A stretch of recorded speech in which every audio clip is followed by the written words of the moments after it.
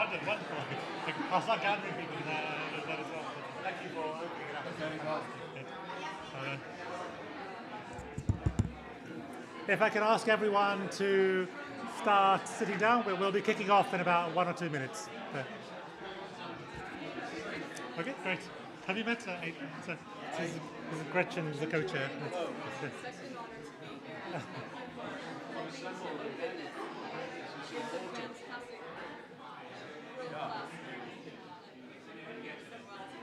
That's been wonderful, yes, and a real pleasure. Yes, it's amazing, isn't it? I still have this shock of seeing people who didn't realise it was the first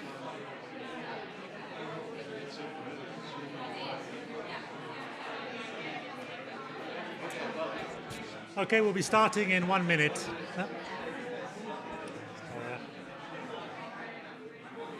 think everyone's pretty settled. So you had it all day or just this morning? It's 2 days. 2 days, yes, wow. So it'll be, it's an interesting, I don't know how much you saw the programme, but only a third are academic, so there's different sectors of business. Looks like a great program. We've got the Council for Science and Technology, which is the Prime Minister's upstairs, and we're kicking off in 5 minutes, and I have to do this at yes, okay. I'll get everyone going then. Okay, everyone, let's welcome and let's get going.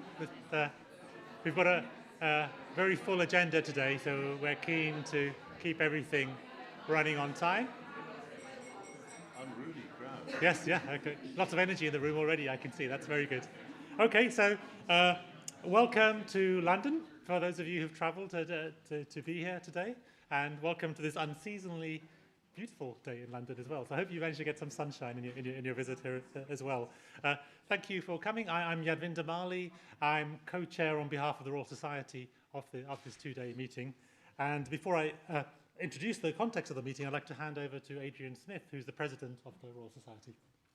Okay, well, thank you for giving me 1 minute. It's always a it's always a great pleasure to introduce these meetings, because this is really the lifeblood of what we're all about, right? It's not the speeches, it's the actual work. So can I add my thanks to Yadvinder's, to everybody for coming today to engage in this important area of discussion, how we value biodiversity and how to use valuations in decision making. As many of you will know, and Yadvinder know all too well, we tried that on in the G7 and we still have to keep at it, right? Well, the S7. So reversing biodiversity loss is one of the Society's top international policy priorities.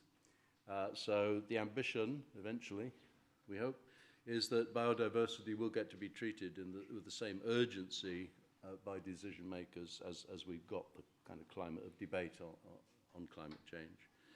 So we've engaged extensively, nationally and internationally, back over last year, the context of G7, as I said, when that was hosted by the UK, and we released the joint statement with the other science academies of the G7. And just to remind you, what we tried to call upon people to put on the agenda is to develop and draw on new approaches to recognizing and accounting for the true value of biodiversity.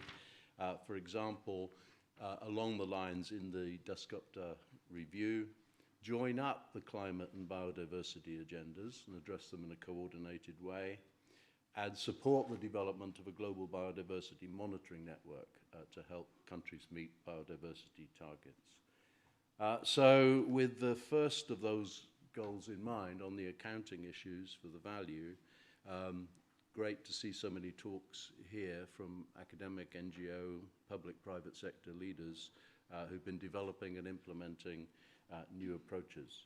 I mean, this is hard, let's not kid ourselves, but it's clear that an awful lot more can be done with existing data and measurement systems, and you'll have a number of case studies, I think, demonstrating that. So I hope the outcome of the meeting, Yadvinder, will be that we can use this to raise awareness of what's possible at the moment and what we need to do going forward. And basically, I think, from my point of view, being here is to say this is really important on the Royal Society agenda, and insofar as we can help push from behind or pull from the front we will do so. So thanks to the forum. I've just met Gretchen, but many others are involved here. I wish you well, including working with our partners in the National Academy of Sciences, with whom we had a couple of days meetings earlier in the week here. So thanks again for everybody for coming, and just to say we are 100% behind all this and very, very interested in the outcome. That's it. That's my 1 minute.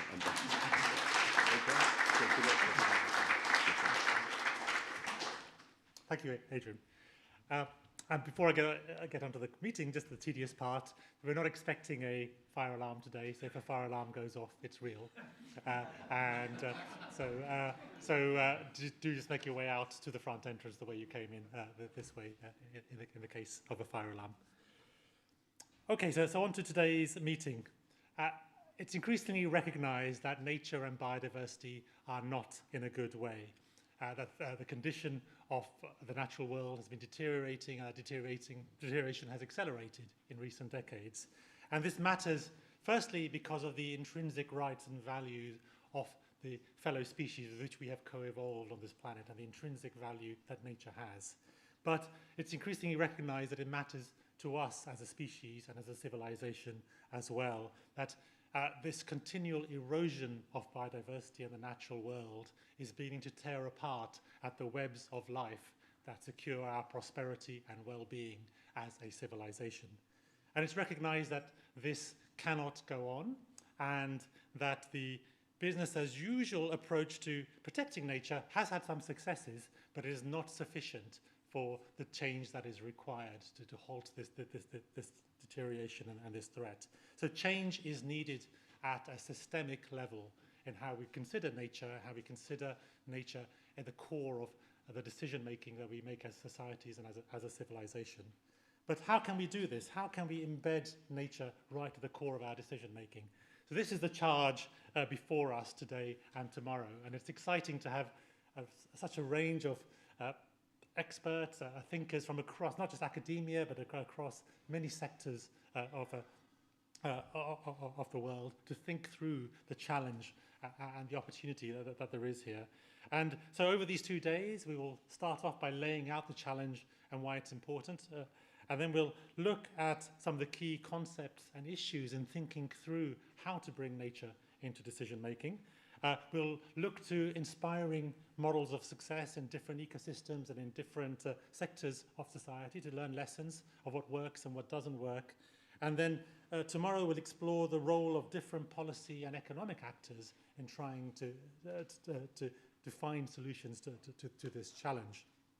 And this meeting, there's an amazing array of speakers here, but this meeting isn't just about the speakers on the podium and the questions and answers there. You've all been invited here because you bring unique value and expertise and perspectives to the meeting. So we fully encourage you to participate fully in all the discussions, both at the meeting and in any follow-up events. And we really want you to play an active role throughout this. And with that in mind, we've got a generous allowance of discussion time, sometimes after individual speakers, sometimes after a few speakers together. And those discussion times shouldn't just be used to interrogate the speakers on particular questions that come to mind from their talks, but feel free to just raise wider issues that come to you as points of discussion. Everything is live streamed and recorded, so be aware of that when you raise that. But we really want to open the discussions and get a wide range of opinions there that'll feed through. In terms of outputs, our first hope is that this itself is a seminal event that really generates new ideas, shares ideas across sectors, and comes up with interesting developments and ways of pushing forward this agenda, both on the podium and in all the discussions that will be occurring in the coffee breaks, the lunch breaks, in the evening, etc. In terms of specific concrete outputs, we hope to get a synthesis paper out of the key findings, and any of you who want to contribute to that are more than welcome to contribute to that, and a summary report that highlights the key outcomes. We've reached an agreement with a scientific journal the philosophical transactions of the Royal Society to produce a thematic issue of papers that will emerge from the discussions of this meeting. And those papers don't need to be the talks that are presented here. There can be any ideas you have that are relevant to this topic, whether as a participant or as a speaker. And they can, for those of you not normally thinking of publishing in the academic space, there's a whole range of formats as well. It could be an opinion piece, a one-page opinion piece, or a perspective from a different sector. It doesn't have to be a traditional academic paper to be in this. So I'd encourage you to think of ideas that you'd like to see shared in that space, and feel free to approach me or Gretchen or any of the other organisers if you have ideas that you'd like to share. And what we hope to do over the next week or so is collate those ideas and come up with a more concrete structure for a thematic issue that we can develop over the next 6 months. And we also welcome more ideas. If any of you have further ideas for how we can move forward from here, either in future events or other formats, feel free to approach us and give us your thoughts and ideas. So with that, I'll hand over to the chair of our first session and over to Eric Lambert. Thank you. Thank you, Yadvinder. So it's my pleasure to introduce the first speaker, who's co-chair with Yadvinder of the forum here, Professor Gretchen Daly. Gretchen is professor at the Department of Biology in Stanford University. She's the founder and scientific director of the Natural Capital Project. Gretchen is known for endless energy and enthusiasm and a great ability to motivate people around these issues. So, Gretchen, the floor is yours.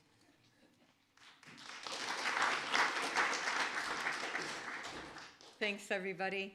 Thank you, Eric.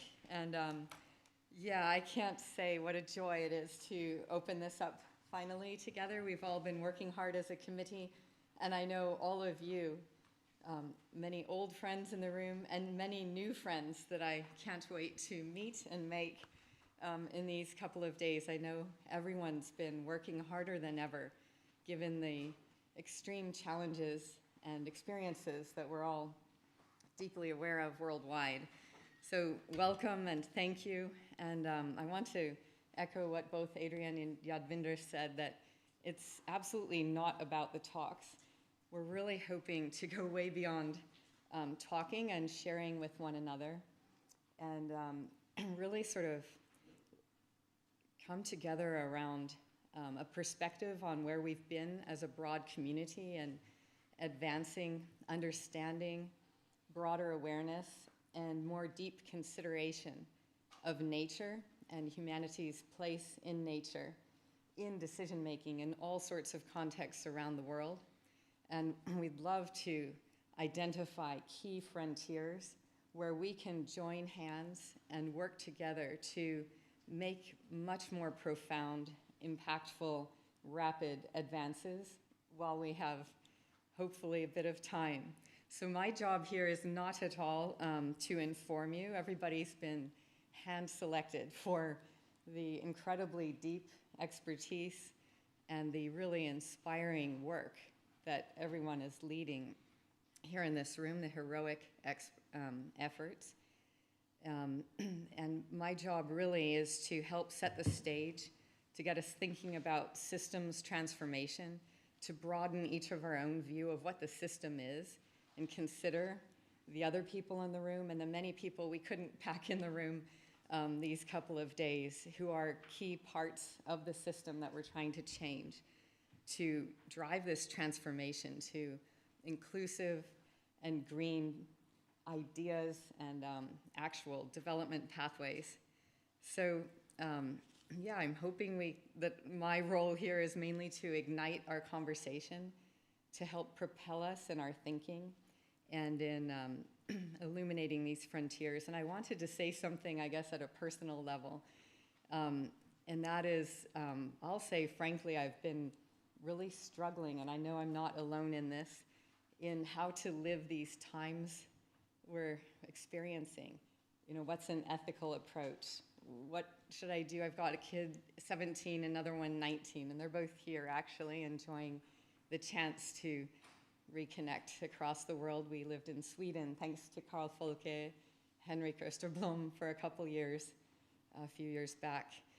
We're obviously in a time of extreme danger, and we all sense that. You know, what do we convey to young people?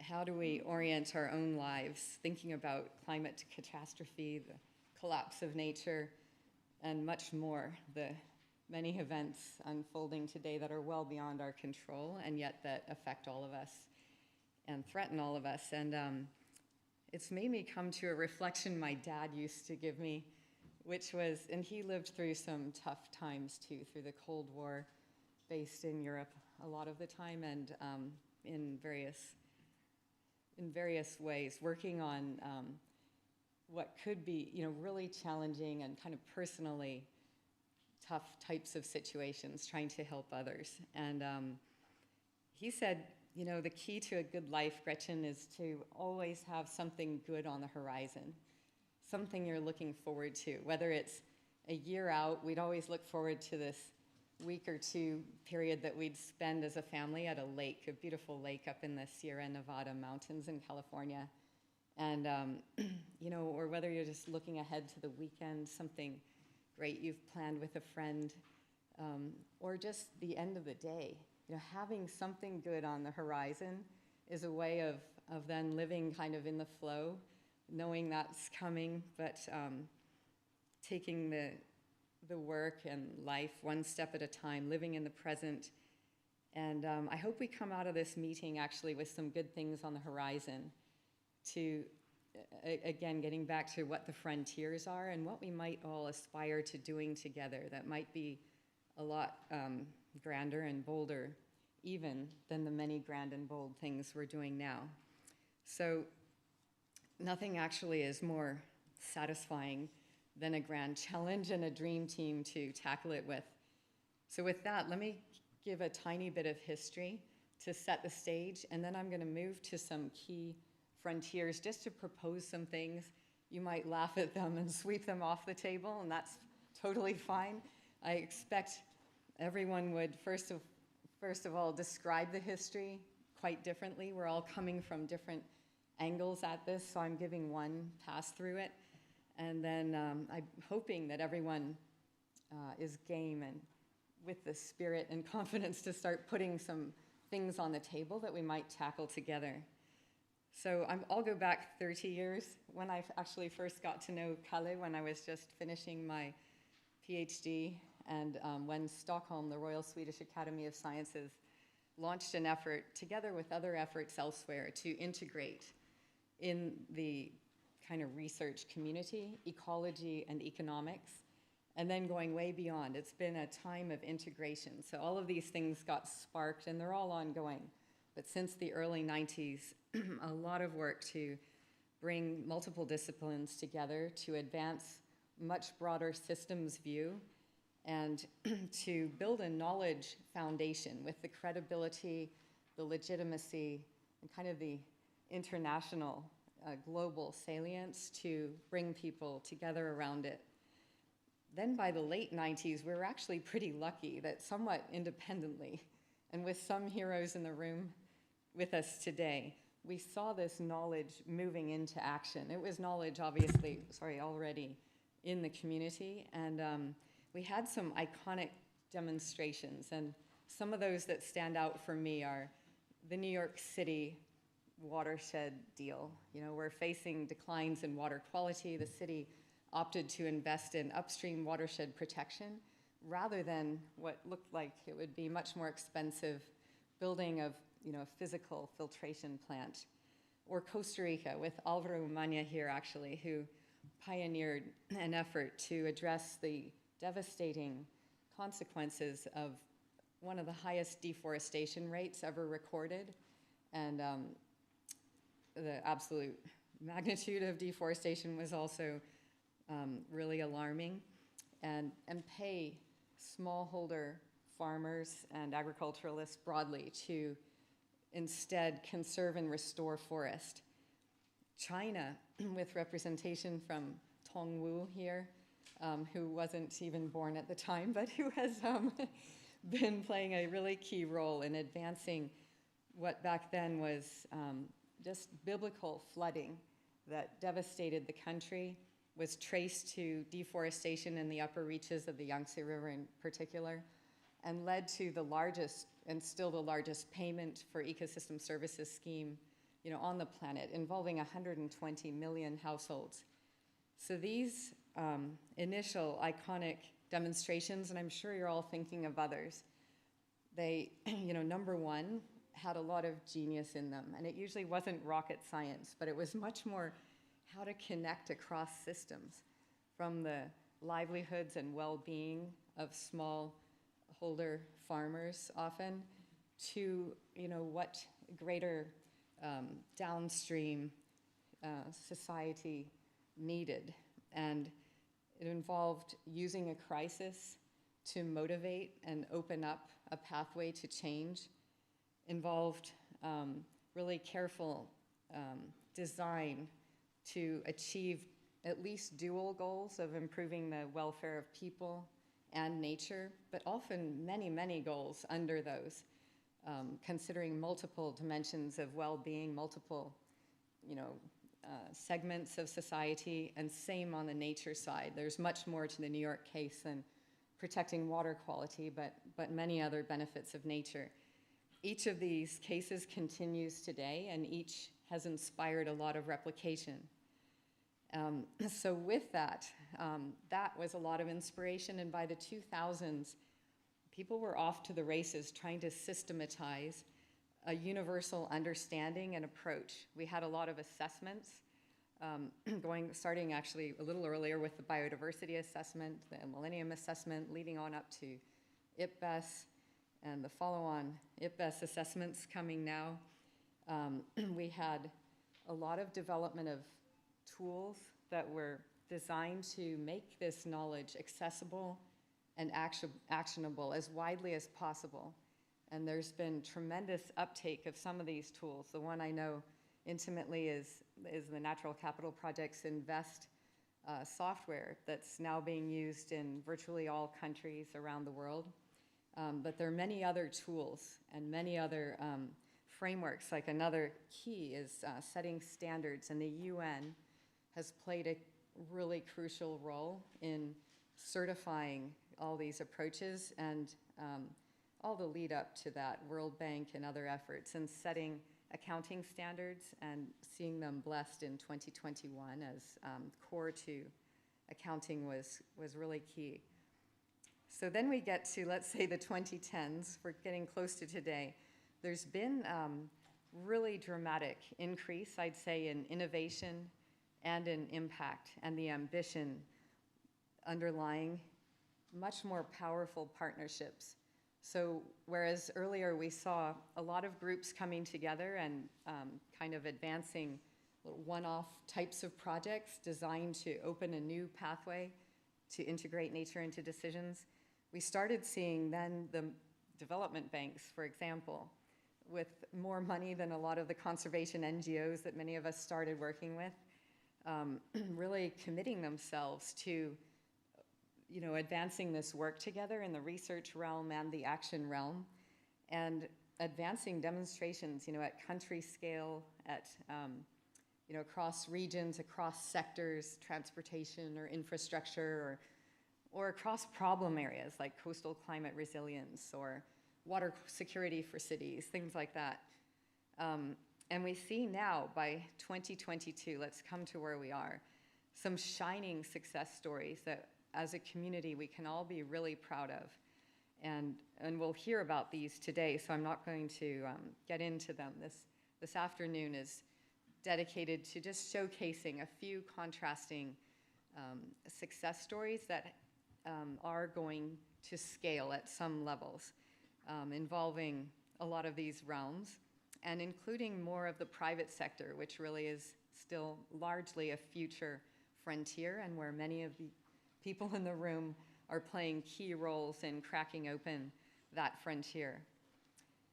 So now what I'd like to turn to is this question of what can we do to scale? How can we drive this systems change to a much more transformative level we obviously face daunting barriers. There's no question about that, especially in the time frame we feel we might have to work with. One blessing, I suppose, is that these crises do open opportunity, and everyone in this community has felt an enormous surge in demand for understanding. Many in the private sector saying things like, okay, well, we finally now get climate change, and we're starting to integrate that in a serious way into everything we do. Now we really want to get biodiversity. It's so much more complicated even than the climate system, and how do we integrate biodiversity into our thinking? So what I'm going to lay out now, just a few things that strike me as key gaps that this group together could wrestle with and maybe promote. First, to me, is addressing this demand. It's just to build capacity. There's so little capacity and so much desire now to take these approaches. So strategically, there'd be many levels, going to little kids on up into business and policy schools, activating shifts, in mindset, building the capability to support leaders at technical and policy and other levels to drive change. So building capacity to enable country governments, governments at all scales, communities, and the private sector in financial sector, corporate sector to take this up and to start innovating much more rapidly than we are today. A second gap really is, I feel, in a twin area of engagement and trust. That, we build trust by engaging deeply and across gaps where we really don't know the other area. And it takes quite a bit of chutzpah in some ways, to reach across and say, okay, I'm going to bear my ignorance and try to dive in with these others and unlearn a lot of presuppositions I might have had about this other arena, and dive in and try to understand how the problems are seen, the lens through which they're seen in other arenas, and kind of start making connections and knitting together a new kind of systems view where these engagements really center decision makers in the innovation, in the engaged research. An example here where there's a lot of science underway is just in the connections between nature, experience, and healthcare. Healthcare basically does not consider nature experience, and yet we all know we're so deeply embedded in nature, and a lot of the suffering we see experienced today, certainly bared with the pandemic among those trapped in cities, is from a lack of nature experience, a lack of the physical experience and all the mental and synergistic benefits that come from that in cognitive functioning and emotional well-being. So we need to supercharge some arenas for this deep engagement and building of trust. And maybe we would prioritize by high risk, so climate security, water security, food systems, where there's a lot of risk and vulnerability. Maybe we'd prioritize as well by potential for near-term impact and the potential for opening and creating wells of trust that would then emanate into the next frontiers. Third gap I'd like to propose is just between there's also a twin here, it's inspiration, and with that fueling, imagination and ambition. We have so few people know about what we call our shining examples of success. So few people know about the possibility of green and inclusive growth pathways. I feel nervous to say it this way, but it's a bit like the time when societies felt we could never survive economically and compete without slavery at the core of our economic system and thinking.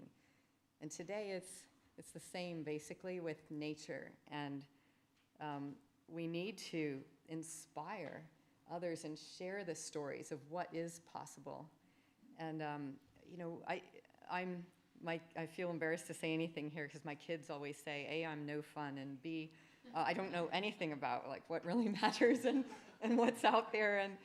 But you know, we need people to know. We need to share these stories and with professional, you know, help and working with the arts, reaching people through the heart, and you know, opening up possibility and getting to the trust and potential for engagement. All these things come together, sparking the imagination, getting young people to see what's possible here and what they can contribute.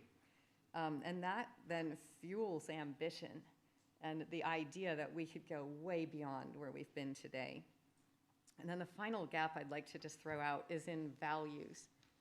I feel, as I'm sure many of you do, that we are so far from an understanding, and particularly in kind of the Western modern dimensions of the world, of humanity's place in the biosphere, our humble role as sort of an arrogant speck in the cosmos, our intimate interdependence with one another and with nature is so little appreciated, and we've emerged into this period of human civilization with ways of viewing things that really are dooming us in a lot of the ways in which we frame our options. We frame what's right and what's possible. And this is another area where there's a lot of things we could do, connecting with more deeper, older, philosophical and religious ways of viewing things with indigenous and other traditional forms of knowledge that were much more deeply and remain connected with nature and center people in the heart of nature, and that bring a wisdom and a type of value system that we need to underpin the ways in which we think about what's possible and what we should promote. And we do have extraordinary leaders with all of that capacity and perspective and legitimacy, credibility, and we could promote those leaders much more than we do as a community. So with those things in mind, all synergistic, building capacity, broadening our engagements to deepen trust, driving inspiration and ambition through much better kind of communication of what all this is about in many different audiences, and really bringing values to the fore and promoting leaders who can go somewhere with them. And so what this takes me to, the last thing, is just one idea I'll put out on the table that's really only come up a few weeks ago through a bunch of luck. And I'll just throw this out, hoping others will follow with just kind of ideas as to what we could team up on and aspire to doing together. Thanks to a Korean colleague, Gi-wook Shin, at Stanford in sociology, we got a connection, the Natural Capital Project, and just a group of us, to Ban Ki-moon, who came to Stanford and who wants, in this phase of his life, to, of course, advance the Sustainable Development Goals, but to do so in a really interesting new way that will involve a lot of sort of social, ecological, technological innovation in hosting forums. So we'll have forums. We've agreed to do this together. They want to bring science and all these demonstrations together with just a feeling of innovation and with leaders to which Ban has incomparable access. So the first forum will be in Seoul in October. The idea is to start having them across Asia and have one per year in Asia. The next we're hoping will be in China. And then alternating with, we'll host some at Stanford, and we could potentially host them in other places. Let's just be thinking about how we could team up effectively in designing and building momentum around something like this. There'll be kind of a senior leader track, and that will draw on these connections of Ban, and then there'll be a youth leadership track. And it was incredible at Stanford. They invited Gi-wook, a bunch of the K-pop stars, and it was unreal. The campus was just completely overtaken by K-pop fans. And the meeting that was held was opened up to many hundreds of people. All the seats were taken within 1 second of opening of registration because of these K-pop fans. And Obama had visited just a couple weeks earlier and had made so many likes and all this on Twitter and stuff. And Bon and these K-pop people, they got 1 billion more likes coming a couple weeks later. So it was incredibly energizing, incredibly, there was a lot of serious discussion about,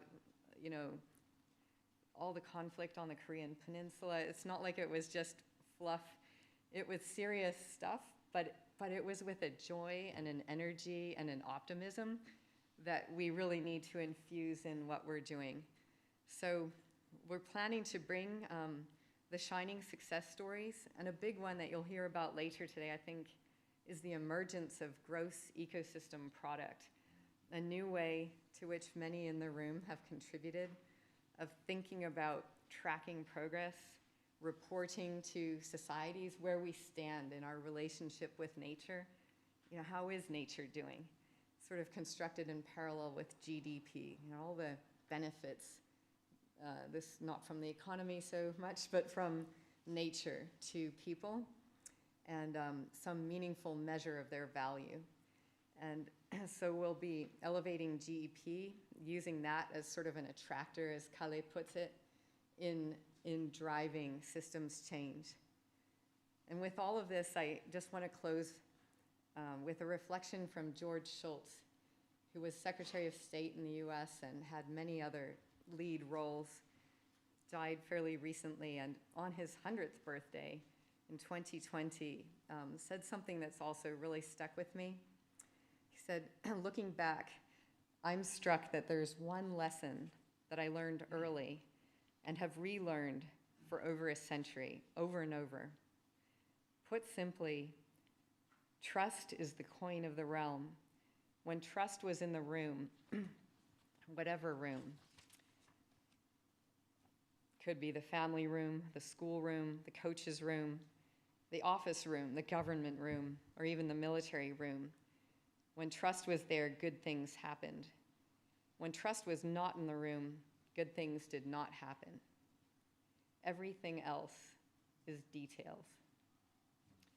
And I feel we're extremely blessed to be here together in this beautiful room with trust to reach across our tables to all the people representing very different realms of knowledge and action, and to think together about what we can do with energy and spirit and bringing youth along in the mix. So thanks for letting me take this little bit of time, and I want to turn it over to the real heroes who are going to present some incredible work to get our minds going. Thank you.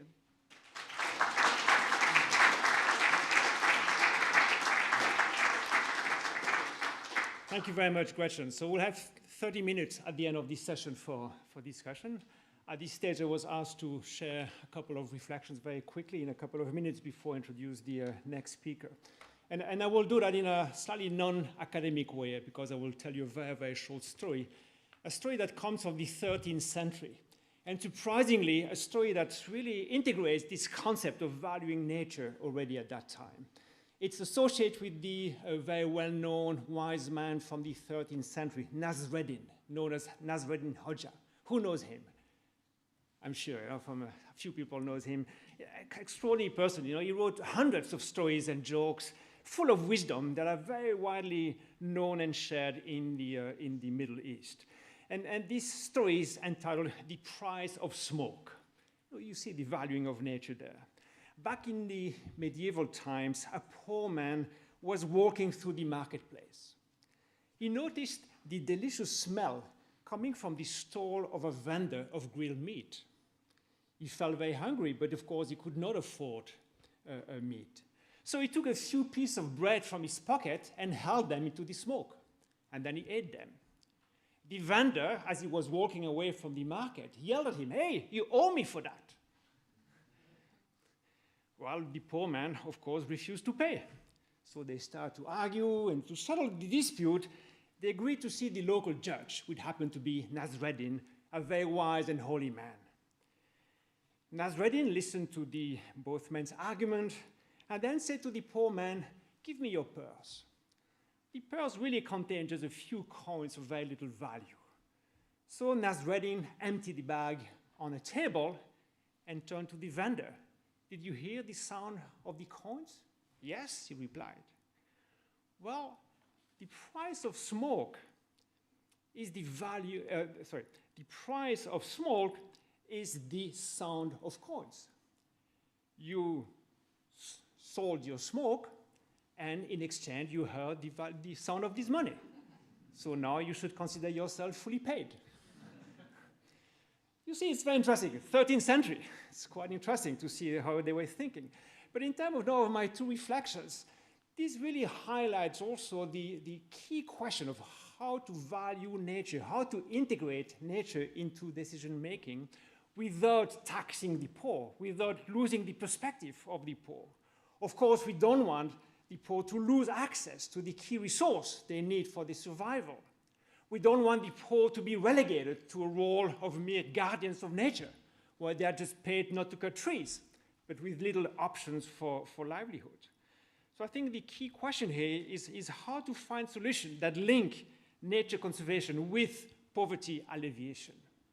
And of course, that does require a high level of context-specific interventions.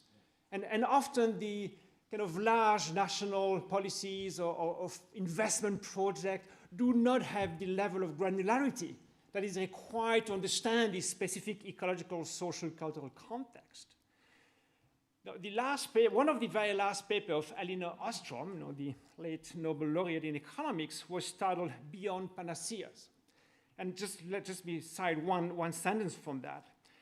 She wrote, "Practitioners and scholars who fall into panacea traps falsely assume that all problems of resource governance can be represented by a small set of simple models, because they falsely perceive that the preference and perceptions of most resource users are the same. And of course, they are not."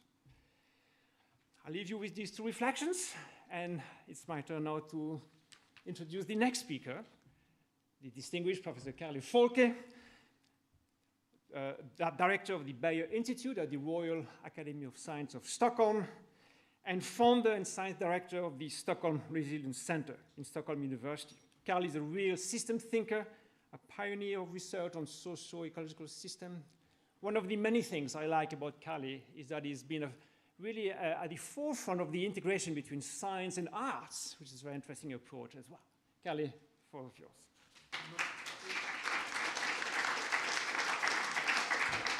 Okay. See if I get my screen up here. Thank you.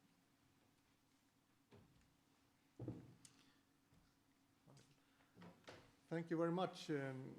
Fantastic to be here and see a lot of old friends and also some new ones and people who are really devoted to the beautiful things that Gretchen talked about. That was an amazing speech, Gretchen, and I think that it's sort of frightening times but also exciting times, because it seems like we are in a new type of complete change of values and culture at very broad levels, actually. Like, I guess it must have been the same during the Renaissance or Enlightenment period, that we're shifting out from something that we have been doing for some time now, not so long actually, but into something new, which is yet to be defined.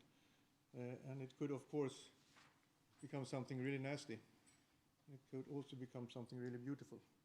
And I guess that's what we're aiming for, the really beautiful part of it, to transform into something where we can live up to 8 to 9 billion people in peaceful ways with dignity under the sun in this thin biosphere. So what I was asked to talk about a little bit today is sort of the broad picture and one way of looking at it. And I'm actually starting out with a really nice group. Actually, they're going to have a big concert, I think, in 2 weeks or something in Cardiff, I think it was, called Stereophonic. And this is from 2009. And I think it was a nice metaphor to many of the reactions we had in the world at that time. But they came out with a new album actually this year, which really sort of reflects the urgency, I think, that we're in right now. You know from all the IPCC reports, the sort of conservative consensus-based science, that nowadays it's quite urgent. I don't want to dwell too much on the climate challenges, but we all know about the dire situation with the climate dimension. But what's really interesting now is that the rest of the planet is being brought heavily into the climate discussions. It's been very frustrating, I think, that the climate discussion has been living its own life, but now it's really moving into bringing in diversity in species. Although you may question these type of things, 30 to 50% as a panacea approach, I think, but at least it's getting there. And we all of course know the role that the biosphere just plays in the climate system. We looked at the amount of CO2 that has been taken up by the biosphere or the ecosystems since 1850. And we also know that without that, we would already have been far beyond the 1.5 degrees today. So that's one entry point for how to think about biodiversity in the living system. And we already see what's happening today at 1.2 points, of course, 1.2 degrees warming. So I go rather fast around for these climate ones now, because I think most of you know about them, but I just want to sum up some of these things. And I think these graphs are really interesting. This is the last 11,000 years on Earth on the top one, and what it seems like is that it wasn't warmer than about 1 degree during that period. And actually new results came earlier this spring that from ice core data that claimed that it was not more than 0.5 actually. But imagine that in the last 11,000 years, when we have agriculture and civilizations, it was never really, of course there were peaks, but in general not more than 1 degree.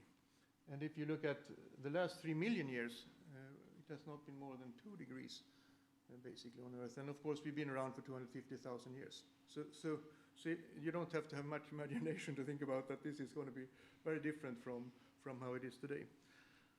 So one of the reasons why we did the planetary boundaries, Eric was part of that when we started, it was really to think about what are key features of Earth that can keep us in the Holocene-like 11,000 years conditions, basically.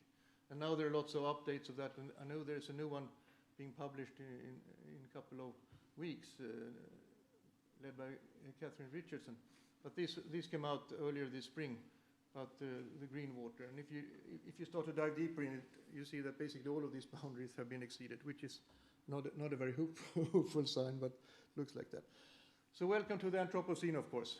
That's the new epoch, and we're operating at an enormous magnitude as a species, at an enormous speed, connectivity, and spread, as we all know. But the key point I want to make here is that we are intertwined with the planet. So when I talk about the biosphere, I don't talk about biodiversity and species. I talk about us as well at the same time, not as being something outside it. In the biosphere, of course, there are new types of shocks. We are all aware of those. They're happening right now, unfolding in different ways. And there's an enormous amount of literature and work happening on that dimension. So this is really the fast changes, I think, that we're seeing now. We also know that there are critical elements in the Earth system that keeps it in a suitable way for us. This is work that Tim Lenton and Schellenhuber started earlier on. What we don't often think about is what we do in relation to those. And a few colleagues of mine at the center, they started to trace for the forests, especially the Amazon and the other forests, to trace it all the way back to the investors, and found what they call sleeping financial giants. Basically, key investors that are shaping those systems. So that's just another illustration of how what we do in places like London and other places when we're making decisions is directly related to the broader dynamics of these systems that keep our planet in a good shape. Such an obvious thing for this group, but it's important to highlight that. And this work was done in together with the PRI, Principal Responsible Investments, and there was a special one focusing on the Amazon. So that's another dimension of this intertwined, interacting people and planet point, which is just starting to be unraveled because the financial system has not been strongly connected to the biosphere in this type of work before. Another critical dimension is, of course, the evolution of Earth, which is a slow variable. So I talked about the faster now. Now we come to the really slow ones. The whole evolution, that's basically shaped by us in all dimensions now. So we're creating the playing fields and for all habitats, basically of all species on Earth today, actually, in one way or the other. And it becomes really clear when we look into food production and timber production and things like that. So that's a piece we did 2019 on what we call the global production ecosystem. And it really showed that we have really been extremely, and this was all the way up to the global scales, we've been extremely efficient in doing what we want to do, producing certain things we want to have, at the expense, of course, of simplifying landscapes and seascape tremendously. And also creating vulnerability in that production system now when we're moving into the phase I just described with the shocks and other things like that.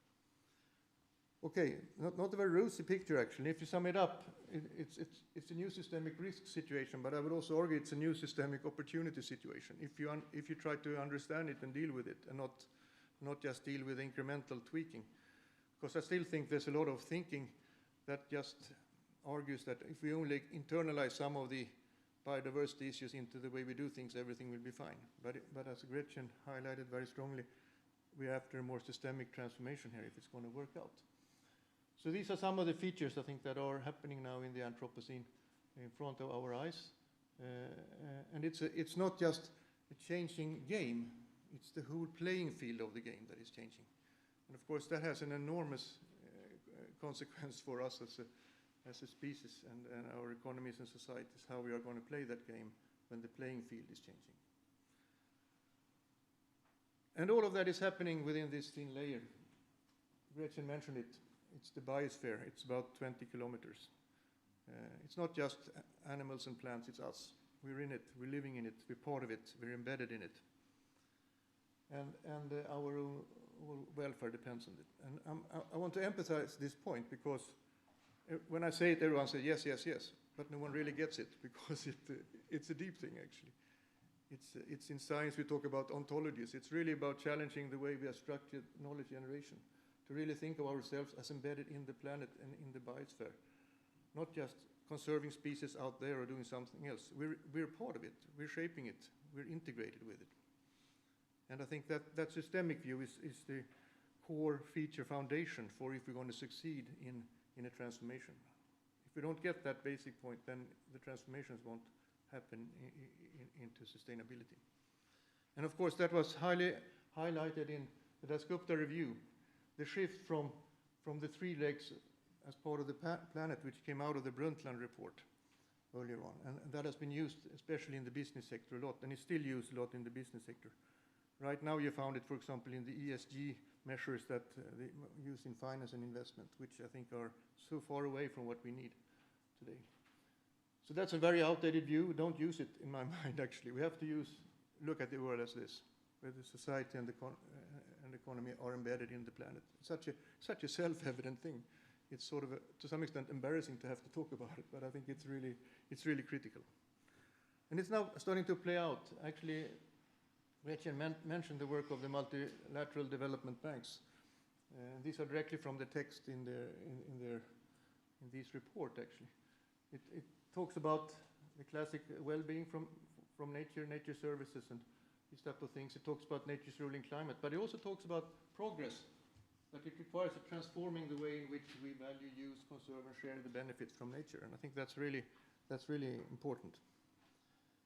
And IPBS, of course, have done fantastic work in really illustrating these type of changes that we have had in our relation to all the other living creatures on Earth, and really emphasize the need for transformative change. So what I want to say is transformative systemic change for a new direction. It's what Gretchen talked about, the new opportunities, the new vision, something beautiful out there that we can strive for. And you really, I think, with Sandra here in the lead and Steve, you really sort of emphasized many of those pathways that were needed for that. So it's a really important piece for those of you who haven't looked into it. It's becoming visible also now in the investment groups, and this is from central banks actually that has a network for greening the financial system. Quite amazing statements. If someone would have said to me that this would 10 years ago that we would get these statements from central banks, that would be impossible. But it's happening right now. I think we're in this space now of redefining and finding new ways forward. So that's a document that came out in March. Really nice. Have a look at it if you haven't seen it. And in that document, they also were very clear about what I just talked about, the systemic risks that we are confronted with now. It's a new insight of that the whole biodiversity, the environmental challenges, is not just something ethical or something that the society demands. It's becoming about survival now, actually. It's really core for the future.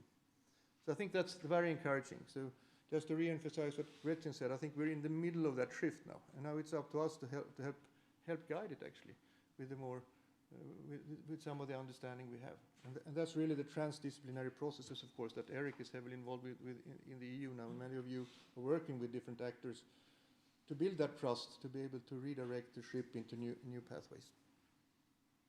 What we have been doing a bit in Stockholm is to figure out, are there any nice, or perhaps not so nice, but at least leverage points where change could happen fast. So we started to look at sectors to see whether are there concentration here of actors that if you change them, could it create cascading effects through the whole sector. And I don't know if you see this very well, but it's all the sectors for agriculture and forestry and fisheries, aquaculture, and the level of concentration. The level of concentration is in the circles. And if you look at, for example, palm oil, you see that 90% of that market is only 5 companies, basically.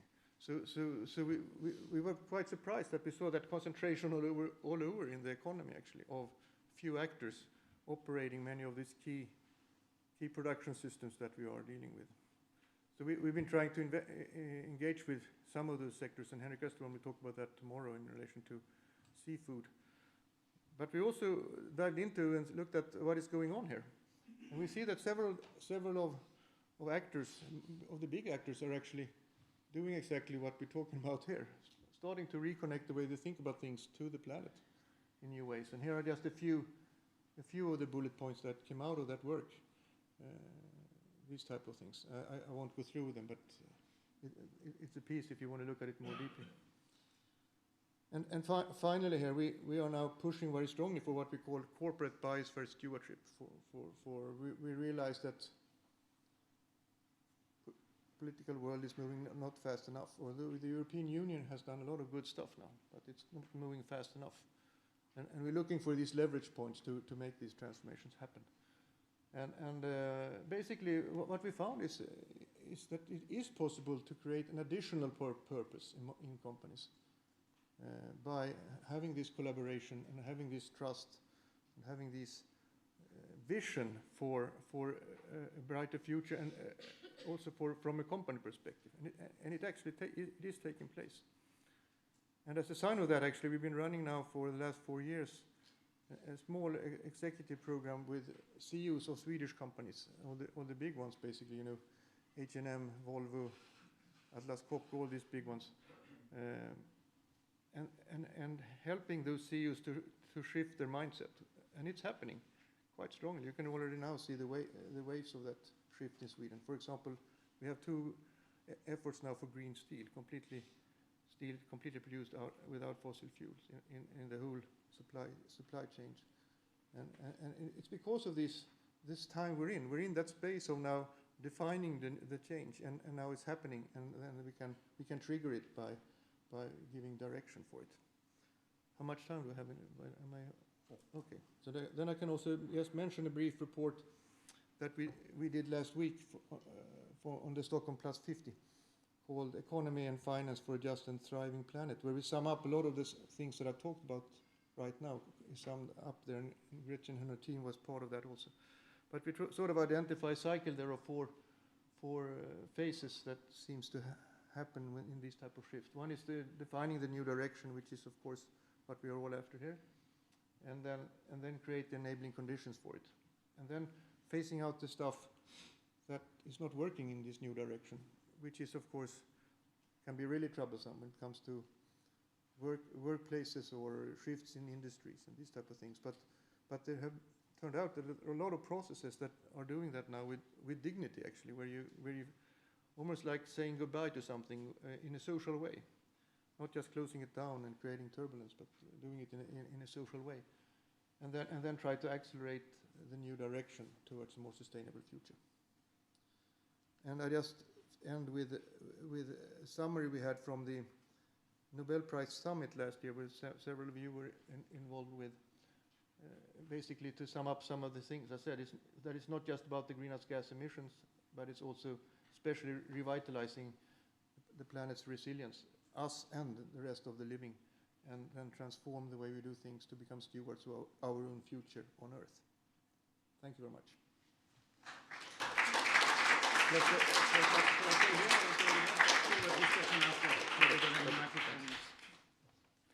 Okay, great, thank you. We're slightly ahead of time, which means we have even more time for discussion at the end of this session. And now it's my pleasure to introduce the next speaker, Dr. Alvaro Humana Quesada.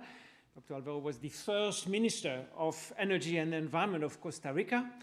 His academic training spans engineering, physics, economics, so quite a wide range. And Dr. Humana has worked for all major UN organizations, UNESCO, UNDP, World Bank, IMF, etc. He's now senior research fellow at CATI, this international research center in tropical agriculture and forestry. Dr. Humana.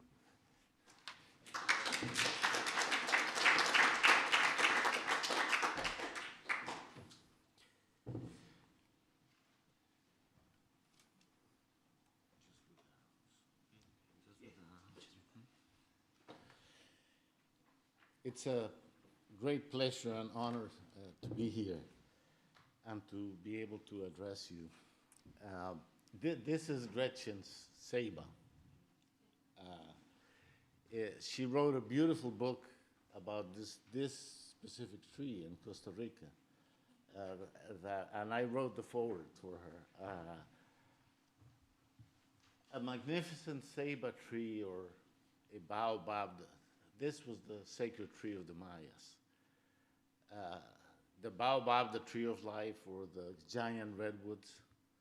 You know, we have the problem that they have no value when they're alive. A magnificent tuna or a swordfish has no value. Value is acquired only when they're dead. And that's a tragedy. I have to tell you a little bit about my personal history, because to me this is not just intellectual. I was a young physicist, and I first heard the word externality. And I, you know, being a physicist, thought this is very strange, you know, how can something that everything depends on, that the economy depends on, be called an externality? And of course, I quickly learned that I was going to have to speak the language of economists, because they were not going to learn to speak my language. And this has been partly the story of my life. Because I do work on the border of natural sciences and economics. And I do have a lot to say about the teaching of economics, and because economists learn a lot about math, but they don't actually take physical science. And this is a huge, huge problem that we have. Okay, so I undertook the study of economics, and there weren't many economists that worked in this field. But I found people like Paul Ehrlich and Herman Daly and Georgescu Rogan, and then I saw that there was really a tradition there of a different view, a metabolic view of economics, where environmental services and resources and energy played a role. Then, as minister, I had the opportunity, I had studied water chemistry as my PhD, but when I got to Costa Rica, the issue was deforestation and the forest, and I learned a lot of hard lessons. You know, if you're losing forest, people may say, well, we have to start reforestation. No, if you're losing forest, what the first thing you have to do is protect the forest you have left. So these were lessons that I learned.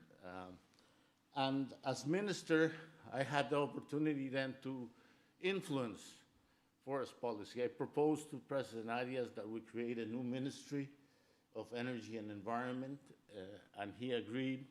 And of course, forest incentives was the key to that. I participated, and I have participated for decades in the climate negotiations. I was ambassador at COP1 with Angela Merkel, where we really had high hopes that the Climate Change Convention was going to move. And I came back to, at that time it was President Figueres, and told him, we have to put a carbon tax, because this is where the world is going and we want to lead. And of course, boy, were we wrong. but I think it was an experience that is worthwhile. I was also at COP15, where Costa Rica made the carbon neutrality pledge for 2021, and now has become widespread, but for 2050 and beyond. And of course, my big frustration with the climate negotiations is that the only way we've been able to square the circle is by putting the targets very far away. And you know, I flew in United Airlines that says 100% climate neutral by 2050. Well, I would take 5% next year, any day. And this is the problem that we have, that all these commitments are very far into the future. I am also working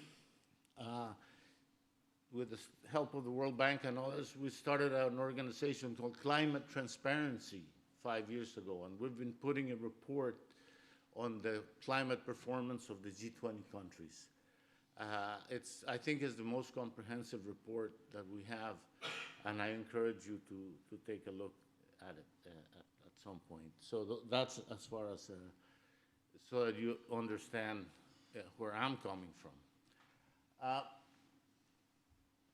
Nature's contributions to welfare is largely unknown and highly undervalued, and of course that's why we have abuse and destruction. In most countries, nature has no legal standing, no rights, but that is changing. Rivers are starting to be given legal standing, and Ecuador reformed their constitution and gave legal standing to Pachamama. And just last week, maybe as a symbolic gesture, the president of Colombia was given 5 days house arrest for not protecting a national park. So, you know, nature's rights are coming, but very slowly, and it's something that we have to deal with. And unfortunately, it's part of the reason why nature has no value. Because if we don't have legal rights, it's very hard to enforce. I want to just read you one quote, because 50 years ago, a number of thinkers like Buckminster Fuller and Ken Boulding, that I'm quoting here, many of you have read probably the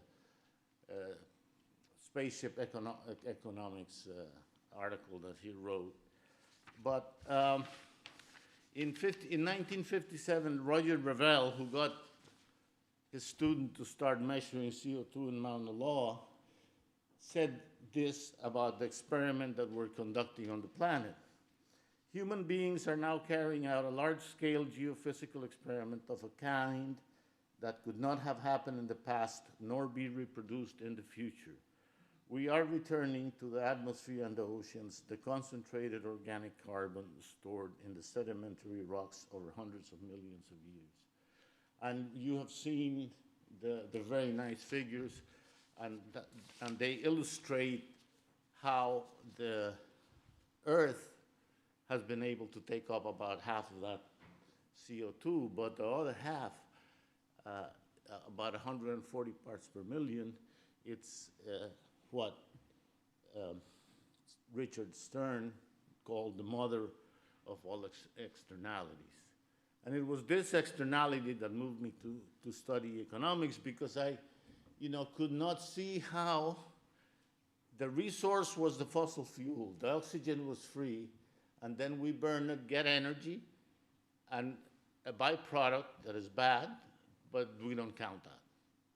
And we've burned almost half the fossil fuels without counting that. So that is a huge debt that we have. And in a thought experiment, depending what price of carbon you put, it's more than the world's GDP in 2022, and it can be several times more depending on what price of carbon you decide to use. So the problem that we have is that the economy is now the economy of a full world, facing biophysical constraints. It has become globalized but not planetized, in the sense that the ecosystem services remain largely outside the economic system. Not in the mind of many good economists, but in the practice of economics, as it is practiced in the world today. And of course, the biggest problem is the global common resources. They represent the largest the challenge for us and for economists, because many economists do not like to deal with equity issues. They say, well, the distribution of income, well, that's given from outside, but in climate, we have two new sources of inequality. And also our definition of resources has changed. We used to think that the oil was the resource. Now we understand the atmosphere's capacity to absorb these greenhouse gases is a more binding constraint than all the fossil fuels that we have. So we have this, huge externality, and the two equity issues that it introduced. Those who contributed the least to the problem pay the highest costs. And we are seeing that today with the small islands. And, not only the small islands, because climate change has turned out to increase the frequency and severity of events, hydrometeorological events. And I mean, we're seeing now rains of 3 inches an hour. Things that were unheard of before now are starting to happen with greater frequency. And then the massive ecological debt that we are leaving to future generations. I think those are two really important sources of anguish for me and for people who work on these issues. We're still chasing GDP. And the biggest problem in the world today is that the IMF and the World Bank cut GDP estimates by half because of the pandemic, supply chain, the war in Ukraine, et cetera. But we're still chasing a very flawed and inconsistent indicator with critical omissions, like household labor and ecosystem services. And indicator that does not distinguish production from asset liquidation. So you can grow by exploiting your forest, exploiting your mines, and the GDP goes up tremendously, and you're headed for a crash. It measures only activity, not direction. It's like the flapping of the wings of a little bee, how fast it flaps, but it doesn't tell you if the bee is headed for a window for a big crash. And this is another concern that I have, and that I think most economists would agree, is that markets by themselves are unable to provide long-term direction in critical areas like energy, land use, water, because GDP does not distinguish between a Hummer and a windmill. You can devote your biogeological capital for a transition to sustainability, or you can burn it in big wasteful vehicles. And for GDP, it makes no difference. So we really need this long-term sense of direction that science can provide. And that's why we need the integration of economics and science in a much more meaningful way. The UN has tried to solve part of this problem by creating the satellite accounts that you can link to GDP. We have done that in Costa Rica for carbon and water. And it's a very good effort. The World Bank has helped a lot. The problem that I find is that the end point for many is to have the water and satellite accounts. But they have not taken the further step to say, okay, how do we link this to policy, and how do we change economic policy and integrate it with this? That's a challenge that we have. And in 2021, the gross ecosystem product indicator was accepted, and we're going to hear our friend Tong from China of all the good work that they have done on that issue. I want to tell you about a little bit about forests in tropical developing countries, because they play such a key role, not only in carbon, but in biodiversity conservation. And they're an important source of emissions, and also have shown great potential to sequester carbon from the atmosphere if we do it right. But the forests are disappearing because of pressures from monocultures, soy, palm oil, cattle ranching, etc., are prevalent in the world today. And traditionally, the subsistence farmers have seen forests as their enemy, because what they value is the land, and what you can get title on is the land. Even today, you can go to a bank and get a loan on the land, on a tractor, on a cow, but not on a tree. The standing tree has no value. And that's very important to try to understand.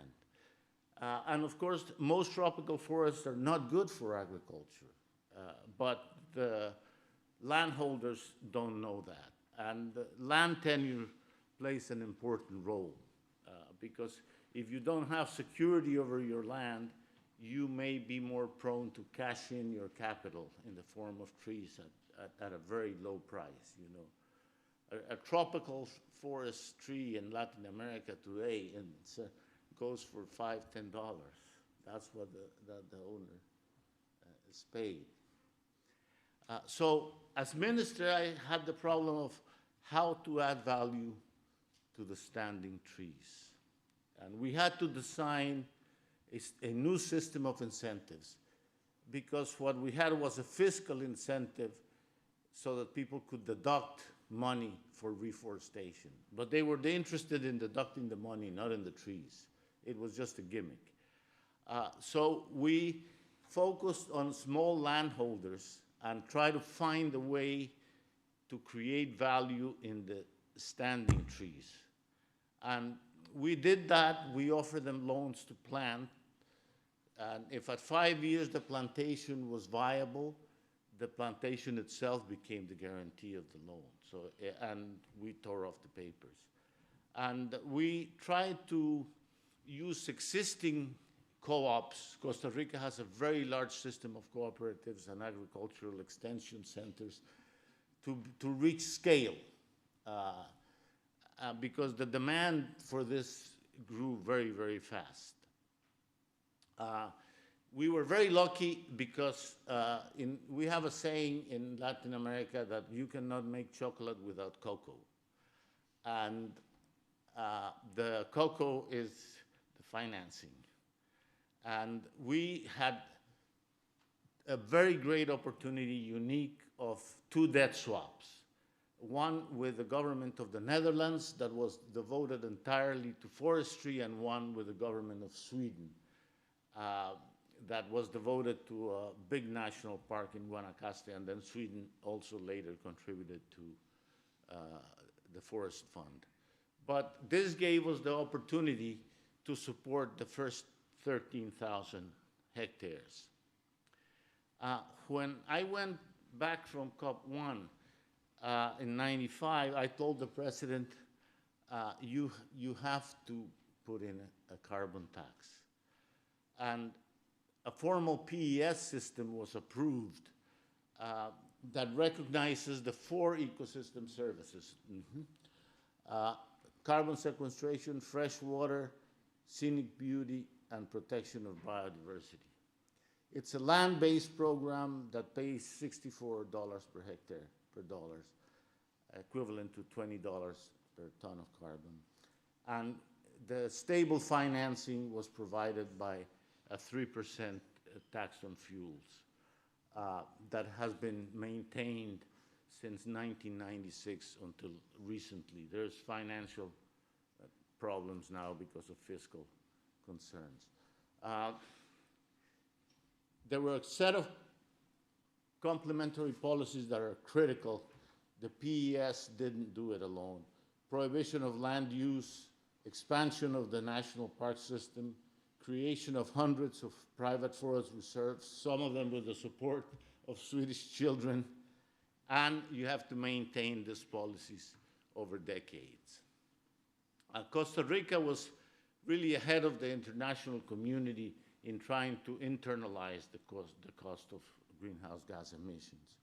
And between 2005 and 2015, we sequestered nearly 100 million tons of carbon. These credits cannot be claimed because they were ahead of the international agreements. But they produced a reversal of deforestation, and our forest cover has gone back from 30 to 55% today. Lessons learned very quickly. Forest carbon is critical in biodiversity conservation and the fight against climate change. Planning should include ecosystem level and last use potential. The property rights are critical. We have to find a mechanism to add value to the standing forest, keep this in place for decades, bring the programs to scale through organization and financial resources, and we can discuss this later, the role of the private sector is going to be fundamental. In closing, in October 2021, the Royal Foundation of the United Kingdom awarded the first Earthshot Prize to Costa Rica for a scheme of paying local citizens to restore natural ecosystems that has led to the revival of the forest. My jubilant respects to Her Majesty the Queen, who asked us to plant a tree for her jubilee. Thank you very much.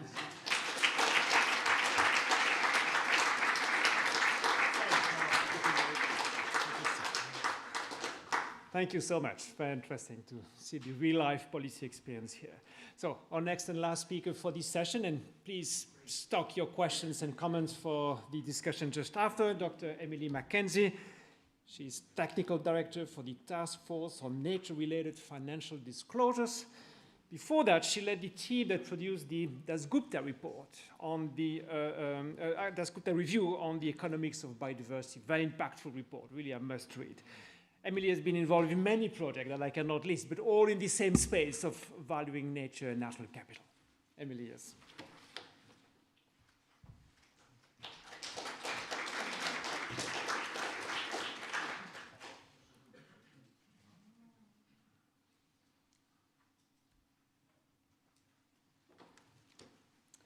Brilliant. Thank you very much, Eric, and thank you to Gretchen for inviting me to be here. I worked with Gretchen in a very formative part of my life for 10 years in the Natural Capital Project. They were really fundamental for me in thinking about valuing nature in decision-making, and that work that Gretchen described, working on the ground with real and in the water with real actors, really informed my thinking, and I suppose made the question Gretchen asked me to reflect on quite poignant, which is, why have we failed still to value nature and decision-making at scale, and what should we do? Because I know we've all been working so hard on this for decades. So what I want to go focus today on is my work since I worked with Gretchen in the Natural Capital Project, which was only, I realised, 4 years ago, but it feels like a lifetime. I've packed in a lot. In which I moved into working within government. I had a year in the Department for Environment where I worked with Ian Bateman for a year trying to sort agricultural subsidies reform, and then 2 years at the Treasury where I had this privilege of working with Professor Dasgupta on the Dasgupta Review. And the reason I wanted to move into working within government was to really understand this science-policy interface. How does policy get developed? How does science on the value of nature really get used in policy or not, and why or why not? How do big ideas get generated within government, and how do they have influence, and how do we scale? So that was 3 years of within government, and I've now started working with the private sector, so with financial institutions and business, with the same motivation to understand why they want to work on valuing nature in their decision making, what the barriers and constraints are, and what they need. So I'll try to make some of those observations as I talk through things. But first I wanted to start with a snake, because whenever I'm in with Gretchen and Mary, I need to show my whole person, and my son, who is 11, Maxwell, loves snakes. In fact, he was a junior zookeeper at London Zoo on Sunday, and he was very frustrated that he didn't get to go to the reptile house. But so snakes are in here as due respect to him, but also a two-headed snake, not only because that fascinated him, but because I guess I have these two heads, and it was something that Gretchen and Calais emphasized too, about with one head I remain part of this community as a interdisciplinary scientist and advocate for valuing nature in decision making, and with another, through this last 4 years, it's being increasingly embedded within decision makers' heads, what makes them tick. And so I'm constantly having a conversation between the two heads of my snake, what's possible and what's needed in decision making, and I would suggest we all, to be more effective and scale, need to do that. So let me dig in. I'm going to have two parts of this talk and hopefully give some flavour of the two heads as I go through it. The first, on Gretchen's question, was how and why have we failed to integrate nature into decision making, and what can we do about it? And I'm going to really anchor that in the key findings of the Dasgupta Review, which I had the privilege of working with Partha on. And then second, how do we lift the barriers to integrating nature into corporate and financial decision making? And to do that, I'm going to really focus on the TNFD. So first of all, the Dasgupta Review framed biodiversity loss as an asset management problem, which is probably bread and butter to many here. So I won't dwell on nature as an asset and all of us as asset managers, but I would just dwell on one of the points, the messaging that came out of the Dasgupta Review, which I think was very resonant, particularly with the finance sector. We had tremendous interest from the finance sector in the review. And that was this idea of portfolio theory and diversification. So this analogy of biodiversity as this essential characteristic of nature that makes ecosystems more productive, more resilient, and more able to adapt to change. And the reason I think that resonated, because financial portfolios, obviously, the more diverse, the more you can reduce risk and uncertainty. So that framing really resonated.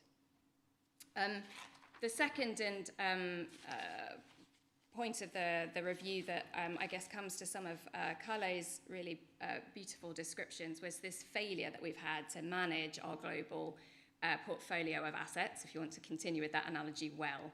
And so here we're seeing these global capital accounts we used from the UNEP Inclusive Wealth Report showing the three classes of capital goods, and that the value of the stock of natural capital per head has declined by nearly 40%, while globally produced capital per head has doubled, and human capital per head has gone up by 13%.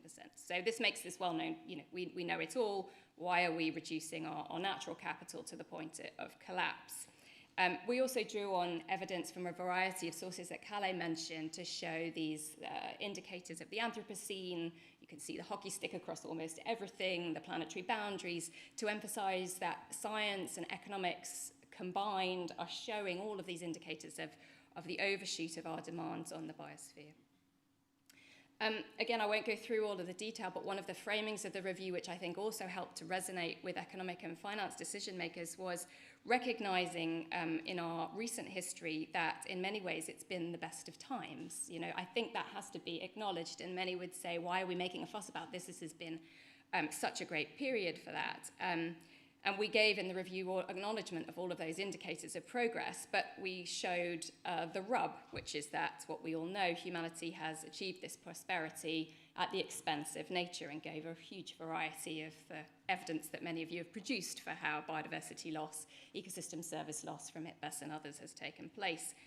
And so I guess what I would emphasize here is that acknowledgement, which again came through previous talks, that we're in a different era now, that the economic models, and this is something Partha always emphasized, the economic models that flow from academia into practice were built in the post-World War II era when our footprint was very small. And they need a complete rethink. And all of this evidence, the hockey stick, the overshoot, is what emphasizes a need for that systemic transformation that Carle called for. One of the key parts of the Dasgupta review was what Partha called the impact inequality, which emphasized this overshoot in our demands, and on the supply side, nature's supply, the need for restoration and conservation, our stock of the biosphere, and the overshoot of our demand, breaking it down into human numbers, our human population, the overall economic activity that all of us are doing with withdrawing resources and polluting, and then the efficiency with which we're doing that, which is where technology and institutions can help. And I emphasize this just to show this starts to break down this question Gretchen asked, what can we do about it? It breaks down the sort of policy areas that can be tackled in a logical way. And it also shines a light on a gentle critique of the SDGs, recognizing that they have been a guiding light for all of this, but they did not acknowledge clearly some of these trade-offs and the need to define truly sustainable development, which Partha in the review highlights is correcting this impact inequality, reducing our demands on the biosphere while investing in its supply. So why are we doing this? Again, I won't dwell on this because it'll be bread and butter to many of you, but I think the way Partha described in the review institutional failure, the characteristics of nature as mobile, silent, and invisible, again, has resonated with many, makes it difficult to comprehensively record our use and our impacts associated with nature, which is why so much of the work on measurement, indicators, and accounting is so critical, but of course it needs to fit within policy and decision making. And in the Dasgupta review, we went further than Nick Stern in saying it was the biggest market failure, but to really emphasize it was an institutional failure, that there are many examples where governments, through major perverse subsidies, are exacerbating rather than solving the problem. And one of my favorite chapters of the review is chapter 6, which is all about institutions and creating effective institutions to generate change. The review defines institutions broadly as the rules and arrangements that govern all our collective undertakings. But importantly, I don't know if you can see on the beehive, civil society and communities are at the base of the beehive, which is emphasizing the importance of these in particular for our sustainable engagement with nature. All institutions need to change, and to be effective, trust is at its core, something emphasized by Gretchen in her talk, as well as clear rules, verification, observation, and effective enforcement of those rules. So this has become kind of like a steering light for me in thinking about anything, whether it's in the private sector or the public sector or in a community engagement. Have we got that trust? Have we got those clear rules? Is somebody going to verify them? Is somebody going to enforce them? You know, those are like my my checklist of whether something will be effective or not. So the starting block for change in the review, the descriptor review, is something Kalle noted, which is that our economies are embedded within nature, not external to it. And as Kalle said, seems self-evident, but actually is completely the antithesis of what most of our core economic models assume. And that is a fundamental thing that needs to change and would drive major policy reform, but it's hard to do. And it flows from this science community all the way through to the policymakers in the Treasury, some of whom are here today, who are driving this change, for example, through the Green Book. So this is really sort of fundamental for me. It may be very resonant for others. But basically what the review is arguing is that viewing the economy as external to the biosphere has encouraged this view that human ingenuity, technology, and so on can mean we can raise global output indefinitely without affecting the biosphere so critically that it shifts us out of the safe space we've been in. And Kalle showed all the evidence for why we think that may no longer be the case. So what the review built out, and in fact very limited coverage of it, the only article, the Economist article, went to the heart of this global model, was to say that if you take seriously ecology at the center of economics, you can see how ecosystems are affected by our economic activity through extraction of resources and pollution that can damage ecosystem and undermine their ability to provide the services we rely on. Once you accept we're embedded in the biosphere, you tweak the model, you start to see how that's no longer the case. So it actually makes us rethink our place in nature and how economies are sustainable or potentially bounded. Much more I could say on that, but let me move, in the interest of time, to what we can do about it. So the review led to a series of options for change that were broadly categorized and anchored in that impact inequality that I showed you. But in a very high level, we need to balance this equality. So we need to ensure our demands on nature don't exceed its supply and increase nature's supply relative to its current level, because we're already seeing these signals of risk that Kalle outlined. We need to change our measures of economic success, as Alvaro mentioned, moving beyond GDP towards inclusive wealth, and we need to transform our institutions and systems. I can't go through all of it in turn. I will focus on finance because of my current role, but I would just say one of the very core messages of it and the conclusion of the review is around education, which was one of the things that was emphasized in previous talks, the importance of shaping thinking, understanding, and capacity. But let me move to finance. So as we know, financial flows devoted to conserving our natural assets are small, dwarfed hugely by financial flows that harm those assets.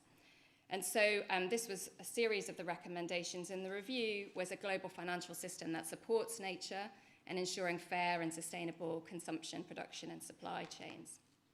So this brings me to my current role, which is with the Task Force for Nature-Related Financial Disclosures, where I've been in the Secretariat supporting since the autumn of last year. This is a grouping of actors, you can see them listed, financial institutions, corporates, and market service providers, 34 of them. You'll see some mentioned that Kalle had on his list, including, for example, BlackRock. So this is a market-led voluntary initiative that at its core is developing and delivering a risk management and disclosure framework so that organizations can report on and act on these evolving risks that are coming increasingly frequently and affecting them. The ultimate goal being to shift those global financial flows. So we work with a range of different partners. Delighted with Kalle and his institutions have become a knowledge partner. We work with knowledge partners around the world, leading scientists, as well as the task force members themselves, and have a forum, now has over 400 institutional supporters that help the task force to do their work. I won't be able to go through it in detail, but just in terms of areas for collaboration and input and what Gretchen emphasized about embedding the work of this group within the work of practical decision-making with influence, we will be developing this framework over the next, I dread to think now, 15 months. So by September of 2023, we'll be publishing the final framework. And we're doing this through a series of beta releases. So the next one will be at the end of this month, in which we'll put out the initial architecture for measuring impacts and dependencies on nature, with subsequent releases covering different content. And the whole idea is to enable feedback and pilot testing, learning by doing, very much like the Natural Capital Project has always had that philosophy. So the task force can learn through a variety of pilot tests where people are putting this into action. So given limitations in time, I won't go through all the content, but just give you a bit of a flavor of what this framework is. So it has 3 core components that came out in the first beta release in March. The first is these fundamental concepts for understanding nature. What is nature? What is biodiversity? What are impacts and dependencies on nature? What are risks and opportunities? And this is kind of like the building blocks for market participants who are new to this topic, but anchored very much in core science. So we've used the UN SIA as the basis for some of this thinking. The second core component is a set of disclosure recommendations. So I don't know if many of you are familiar with this world of disclosure, but the Task Force on Climate-Related Financial Disclosures, set up by Michael Bloomberg and Mark Carney, has set this precedent for climate-related risks. So that now has been on a glide path from going from a voluntary initiative to now mandatory in, I think, over 15 countries.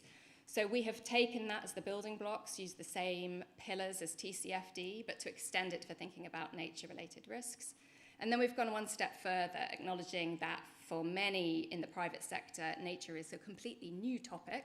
And so they need more help with an internal assessment process, not just a set of disclosure recommendations, but how do I go about doing this step by step? And so drawing on all the existing work that's out there, we're not duplicating other people's, we've done that.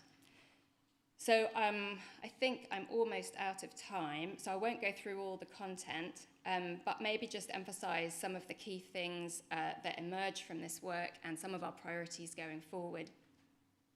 One of the key themes in the work so far has been the importance of location, moving from climate as a global issue to nature, which has to be location specific. So we're really wrestling with location-based data, location-based assessment, transparency across supply chains. We're also wrestling with metrics, so how to create a science-based measurement and target setting approach that is practical for financial institutions. I mean, we have Norges Bank Investment Management. They've invested in more than 9,000 companies across the world. So something that's practicable, put into practice and able to scale, which means we have to think hard about metrics, targets, data. And alongside that, alignment with, in terms of scaling, what's emerging as the global baseline for standard reporting. So the International Sustainability Standards Board is developing that global baseline. So we're developing a framework that should be aligning and merging into that baseline, as well as with the flexibility for more ambitious jurisdictions. The Europeans have developed their sustainability reporting standards that have just gone out for consultation. So the framework needs to be flexible to be able to scale its impact. So I'll just leave it at that. We are doing pilot testing. I know with this group it's a range of scientists, but we're working with private sector with scientific partners to do pilot testing over the next 15 months. So please do come and find me if there are links and you would like to be part of the journey of the task force in tackling this particular area for scaling change. Thank you.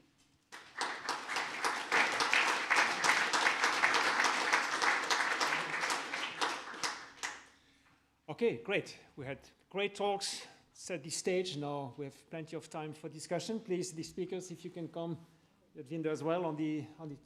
Yeah, of course, yes. All speakers this morning, and now please just share your thoughts, comments, questions.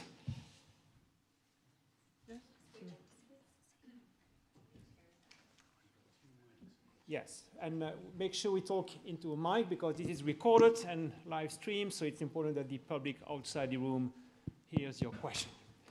I think we've fine. Yes, perfect. Okay, who starts? Yes, in the back of the room. Please go ahead. Oh no, we're just handing out mics. Okay. Okay, we have a first question here in front. And if there's a second hand, you can already raise your hand to reach the second mic. Thank you all very much. I'm Brad Weibel from Science Magazine.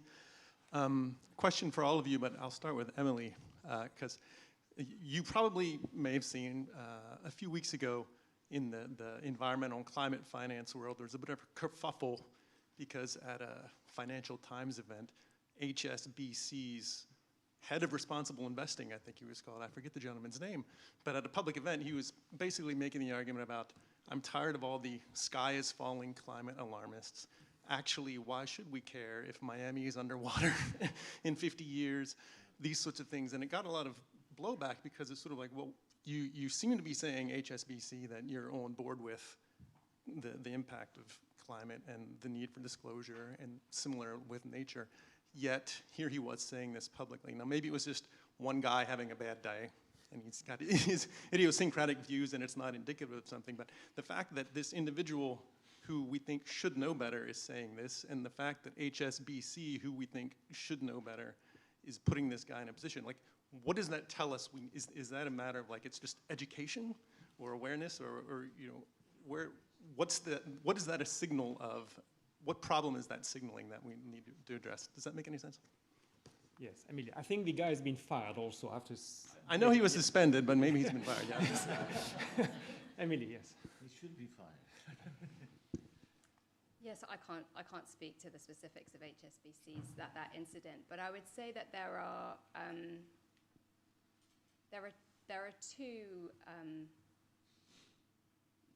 two important things that are emerging in some of the debates at the moment around finance and reporting. One is, which are relevant to this group. One is the level of burden on finance and corporations for doing reporting and how they do it in an efficient way. So there are numerous reporting frameworks that are going out for consultation, and we need alignment within them to enable it to be practicable to do. The second, and within that, there's this need to link between climate and nature. So some of these reporting frameworks are around climate, but not recognizing the links with nature, which ultimately I think is the trajectory we need to go because of the synergies between climate and nature issues. The second broad issue is around, within the finance world, there's this use of the term ESG, environment, social governance, and that has been used as the kind of umbrella term for thinking about these issues. When you dig into the data around ESG and you look at E, ultimately, because one of the co-chairs of the Task Force on Nature-Related Financial Disclosures, David Craig, used to run Refinitiv, which is a major data company. When you drill in to some of this data and reporting, it's often binary. Do you have a biodiversity policy or not?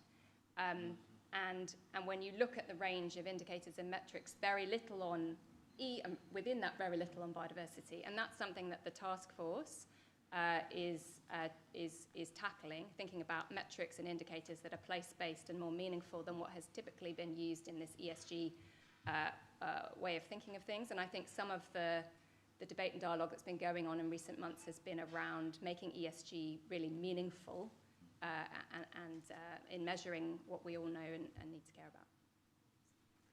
So you are next, but unless Kathy, it's on the same topic? Or?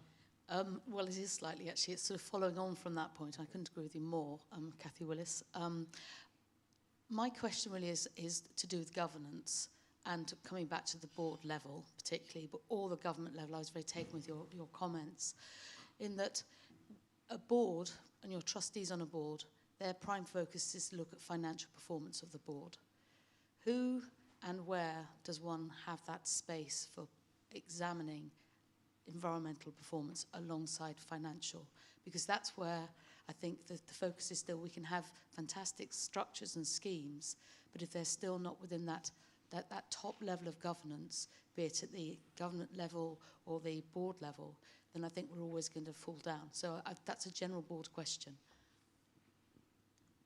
So one of the aspects of the reporting, the disclosure recommendations we are developing would align with TCFDs. I'm forgetting the exact wording, but within that you have the pillar, you have strategy, governance, risk management, and metrics and targets.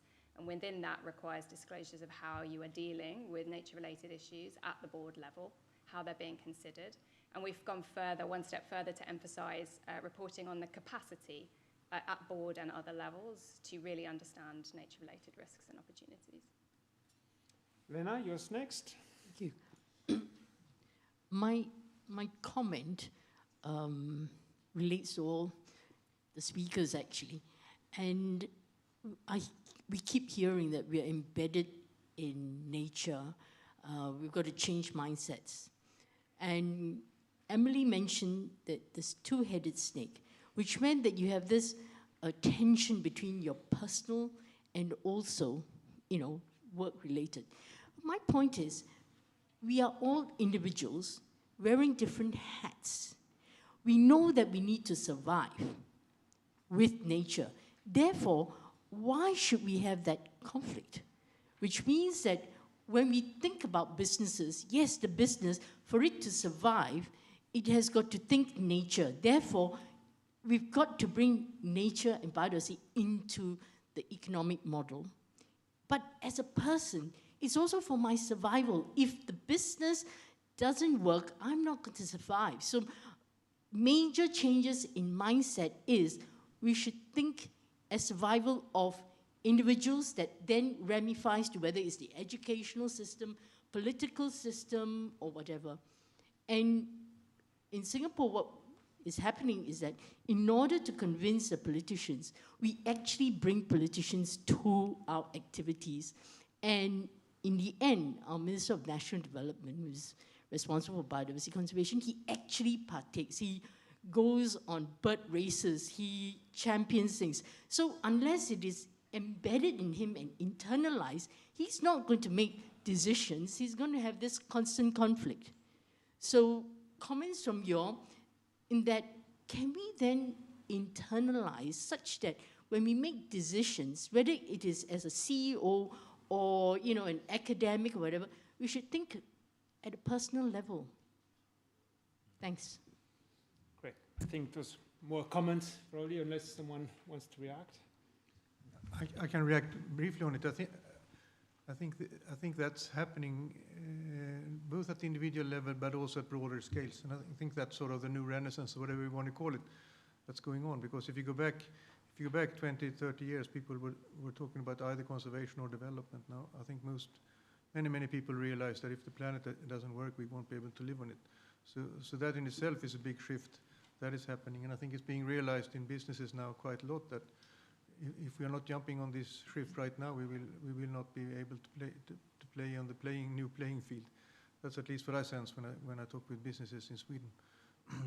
And that's also in the boardrooms. It's a broader sort of consciousness thing, broader systemic change going on, sort of unconsciously, but and tacitly in society. I think, at least in parts of society.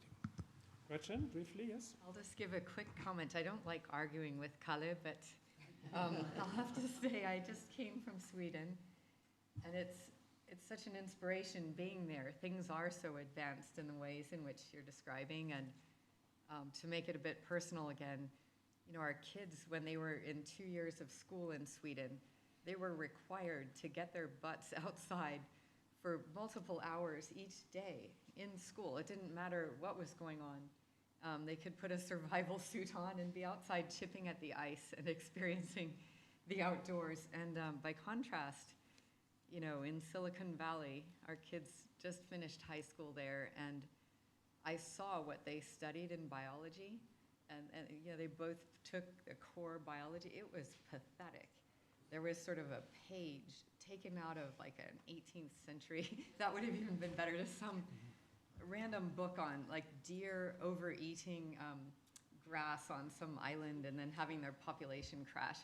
That was it. And then the rest was all on, some aspects of microbiology and cellular biology and things. So I find, and by contrast in Sweden, I shouldn't say these words because we're here in the Royal Society, but they came home talking about sort of the full cycle of life and things, and learning, a ton of learning outside, orienteering, and it's just so different there. And sorry to ramble on, but what it takes me to actually is thinking that one realm of science we ought to push forward urgently is the health connection between human health and nature experience in both physical and the mental dimensions and all of their synergistic interaction and the stuff on microbiome.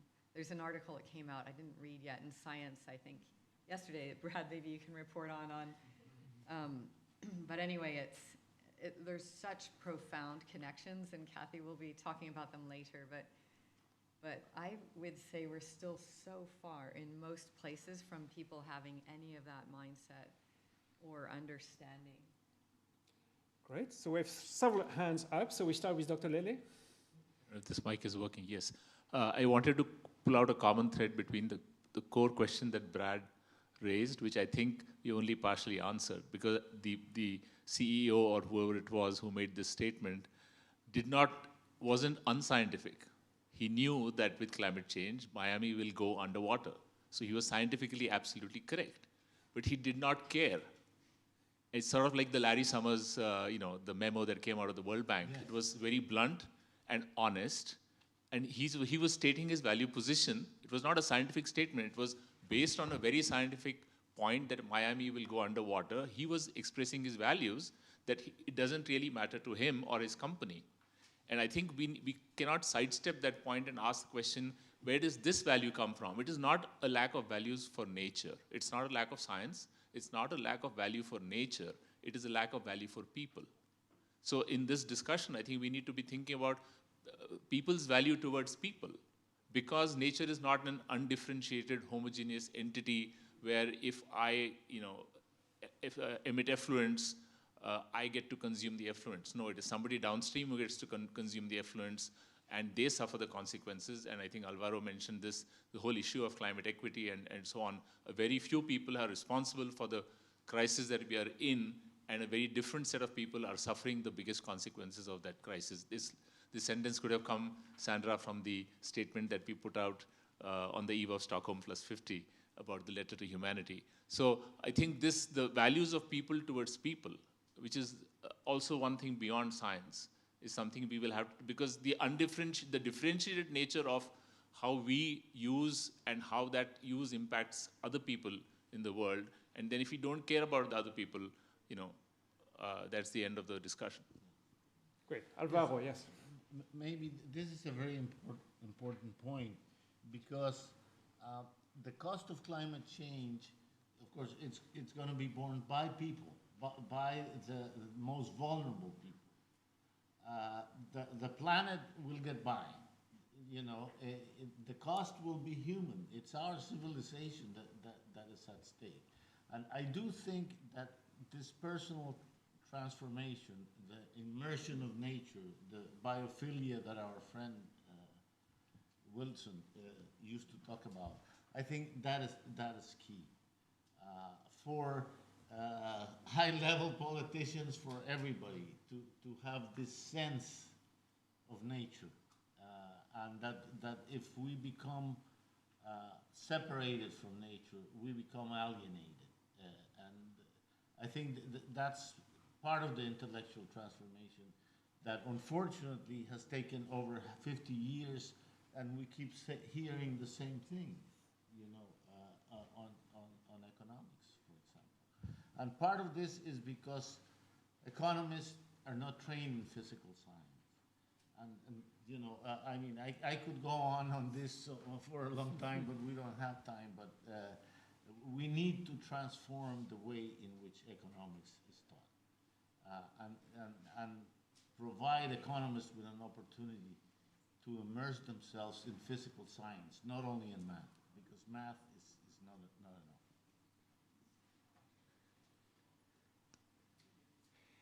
Yes, there in the back, yes. Yeah, hi, Rebecca Shaw from WWF. It's so great to be here, and I'm really interested in hearing the panel's view on this dichotomy in science where we think and talk about big transformational change, but then we go straight to the metrics about how you measure that change without any idea about, without any real imagination about what a transition could look like, how that affects people, the social science involved. So I just love to hear a little bit from the panel about, aside from the metrics, aside from this big transformation we have to make, what is the most exciting thing you're seeing in the way we're thinking about transitions that can help us get through to through to the other side and through to that transformation? Great question. Who's taking that? I can start a little bit perhaps there.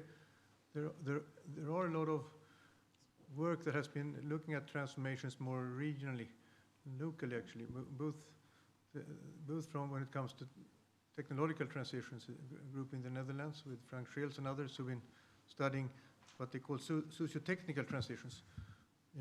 We have been studying what we call social ecological transformations, where you can basically shift a landscape or a region from no action or uncoordinated action to become stewards of the whole landscapes or seascapes. And we've been looking at that from in southern Sweden, the Great Barrier Reef in Australia, and the Southern Ocean fisheries, and many other cases. And it turns out that at the minimum there are 4 necessary features of it. And one is the role of certain individuals or actors or agency that often perceive a crisis of some kind and then start to act on it, and creating a new way of thinking about it, and often some type of direction and vision and program for doing something. And then they start to connect with their social networks and also connect with new networks. And in that connection with the networks, that's where a lot of innovation happens and a lot of new opportunities emerges. And out of that, often a new form of organizational structure develops, which we call bridging organization, that connects local and regional level to higher level of governments and governance, and also to broader global issues. It could be trade issues and others. And that could happen within existing norms and rules, institutions, or often new ones are developing, especially informal ones. And we found that when we did the Millennium Ecosystem Assessment that these were sort of minimum criteria for any success story. Then there's a lot of other stuff in it as well, but at least these 4 dimensions. And what happens often is there is a phase of preparation that can take up to 10 to 15 years. And they try to change the direction, but they can't because they're locked in by other rules and norms or structures.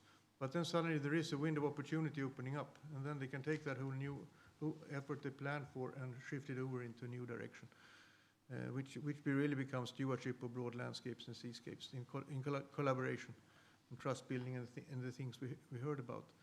And that pattern is coming back in many cases when we look at them in the real world.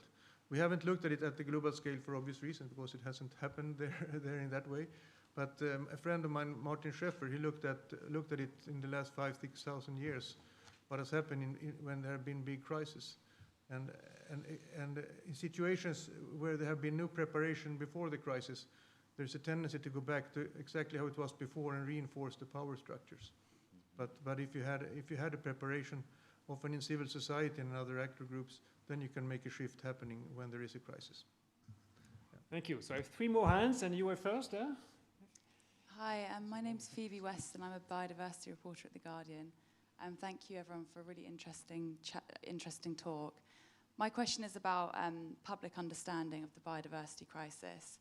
And I think the public clearly sees how pressing the climate crisis is, partly, I think, because it's happening now and we can see it. We can see an increase in extreme weather events, and people understand the urgency of the issue. And we've kind of seen this move towards sort of climate justice, and it seems like we're so far behind with biodiversity. And I think it's very hard for people to understand how human survival depends on this. And I'm wondering, what does that moment look like when people see how pressing it is? Are there any sort of changes that people might notice which would be directly linked to the biodiversity crisis, in which would help communicate to the public the fact that this is a real emergency? And yeah, I'm wondering what that might look like. That's for Gretchen, yes.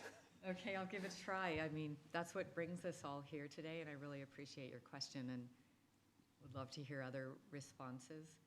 And partly the afternoon session will aim to address both your question and the one Rebecca just brought up, how to see the awakening and then the response. I'd say we could do really well to communicate more and highlight the many cases that actually reveal that connection and awakening. And I'll just touch on a few, since I happen to have been on a roll on kids' experience, youth, and setting mindsets and understanding, and also the health dimension thereof. There's been tremendous work in Finland recently showing that, and everybody's awakened now with the pandemic to immune function and the value of that. In Finland, it's Maria Rosland and others showing that in many daycare centers and schools, playgrounds are now covered in basically old tires that are ground up into this spongy, weird material that kids can fall on rather than falling on the ground, the natural ground surface. And that kids playing in those situations have really changed microbiome. And that affects immune function. And so she's gone in with her team and they've, in a controlled experimental way, added natural features to one set of playgrounds in these schools and daycare centers. And those features include just grass, and it's often, it's not even that natural. It's sometimes forest-like grass, but other times just lawn, that we would say in English. And second are these logs, little pieces of log about this big that they can easily carry and install, in the play areas. And third are these little planter boxes where kids can get their hands into some healthy soil and play around with putting carrots or flowers in there.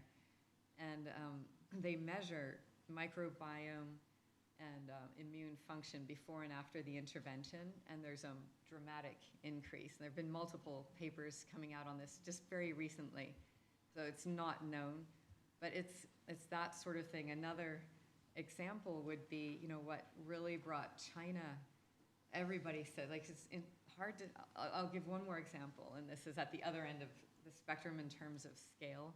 This is the whole country of China, and what brought China into what is now talked about as a vision for advancing an ecological civilization.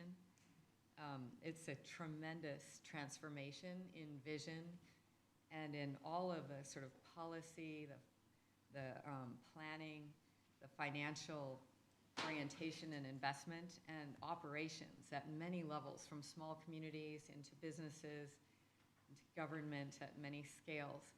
And what brought that was the devastating sort of biblical scale flooding that occurred in 1998. Just wiped out a lot of the regions of the lower Yangtze River, and it originated with heavy deforestation in the upper reaches of that river system, and was a combination of the Chinese Academy of Sciences and also Swiss Re, actually, a reinsurance company that was in there with all of their PhD scientists, making the case that China's always going to experience flooding, this monsoonal system, but the one thing that could be done to minimize the risks and devastation was reforest. And China then launched, the largest effort globally, still 120 million households involved in mostly reforesting and also some development of grassland and other perennial things to secure that. So I think with these climate extremes and the many connections to collapse of nature in how they're experienced and the degree to which they're affecting people, we have another chance to elevate understanding and then showcase successful models for investing in regeneration to help secure people in the way that Sharad is talking about, and Alvaro and others. Great. Well, we just have 5 more minutes and 2 more questions, so maybe very briefly. Very, very briefly. In our largest national park in Guanacaste, Dan Jansen has been working with butterflies and insects for a long time. We have an incredible insect die-off that we can't explain. In the biggest protected area. The same with pollinators, So we have to start highlighting these examples, but that even the scientists don't know why it's happening. but it is happening. You and then Una, yes. Thank you. Kathy Segerson from the University of Connecticut. In thinking about solutions, in my mind, I know that the term externality is something that you don't like, but actually, from my perspective, it's a very useful term because it distinguishes between situations where people are internally motivated to do something and where they need to be externally motivated. And so examples like PES programs or carbon taxes, et cetera, are situations where people do things because there's an external incentive to do that in the sense of a policy that's been put in place. And I guess I'm just wondering, in thinking about solutions, to what extent can we try or should we try to be promoting things that cause people to be internally motivated, and to what extent do we need to rely on external motivations and setting up those kinds of policies that would create the incentives for people to incorporate these considerations into their decisions? Emily, you feel you can take that one from your perspective? Yeah, sure. So one of the really powerful conclusions that I discussed with Partha as we thought about all the different policy mechanisms you can use, right? You have a vast menu of policy mechanisms you can deploy in the face of externalities.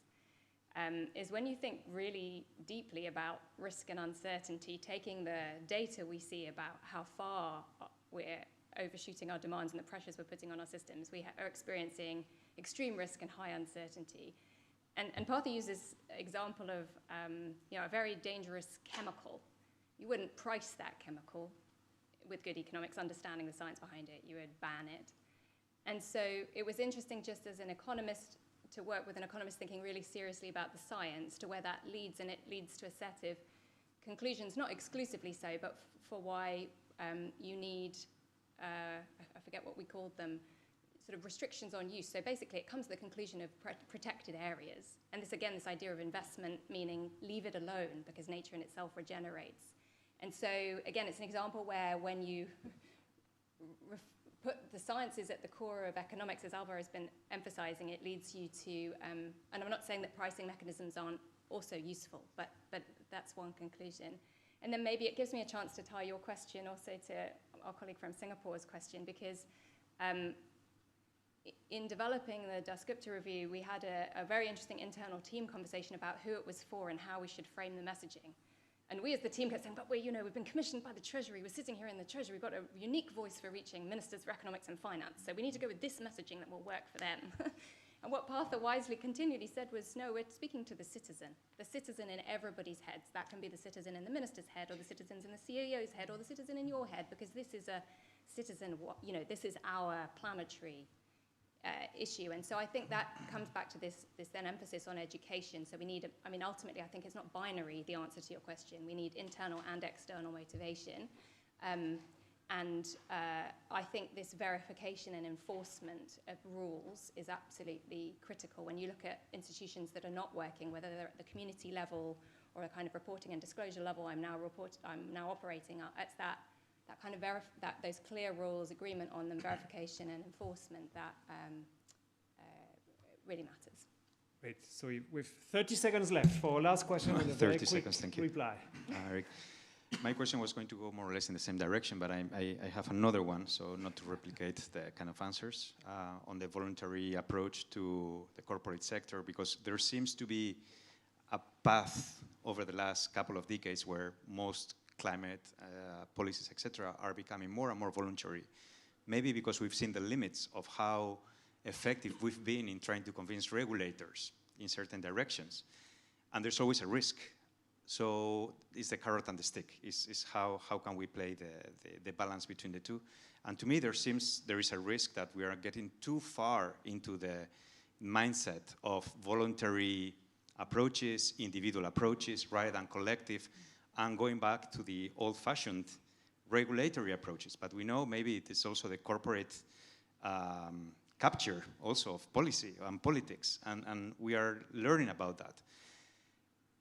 So my question would be, given that we are trying to provide data, capacity building, and so on to the corporate sector, big business, to change their mindset, activities, etc., is there a risk that if they buy into this model, they might have so much information for them to use that 30 to 50% of land that has to be conserved, for example, they will have so much leverage in deciding where, how, and why, and the why is going to be very much connected to their interest. And there are interests of people or institutions who are not democratically elected. Okay, they are powerful actors. No question, yeah? And at the same time, Eric was saying, but the local community should not just be stewards, okay? We should not just pay them to keep the flows of services, etc. So we have to provide some empowerment. And so where is this balance? Like pushing the corporate sector to be active, but by doing that, we are also legitimizing perhaps certain actions that because of their power, these communities or social or civil society at large are not going to be able to counter balance, okay? So where is this a risk that you see? Is it real? And maybe Alvaro, as you've been a regulator, and you know how business and regulation, what are the communication between the two? So let's take that as a great comment and something we'll discuss at coffee break and over the next 2 days. That was more than 30 seconds, sorry. Yes, so that's fine. We still have another day and a half, and so thank you so much for the panel for a great set of talks. Really excellent.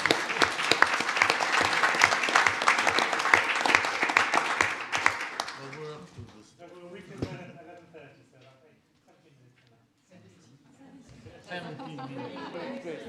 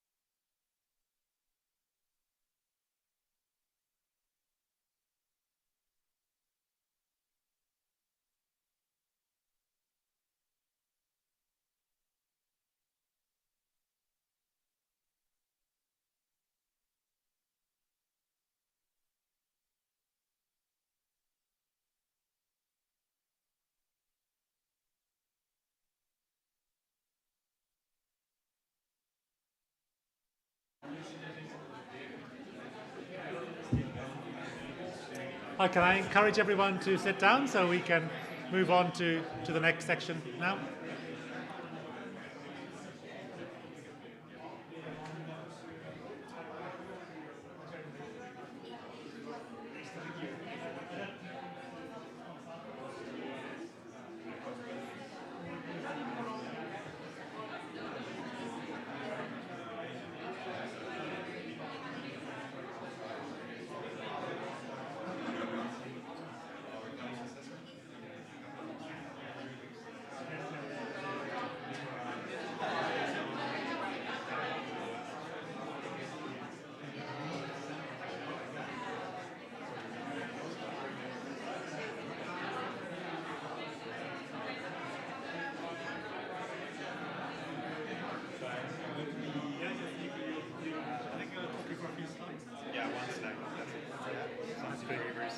Okay, please sit down so we can move on to the next session.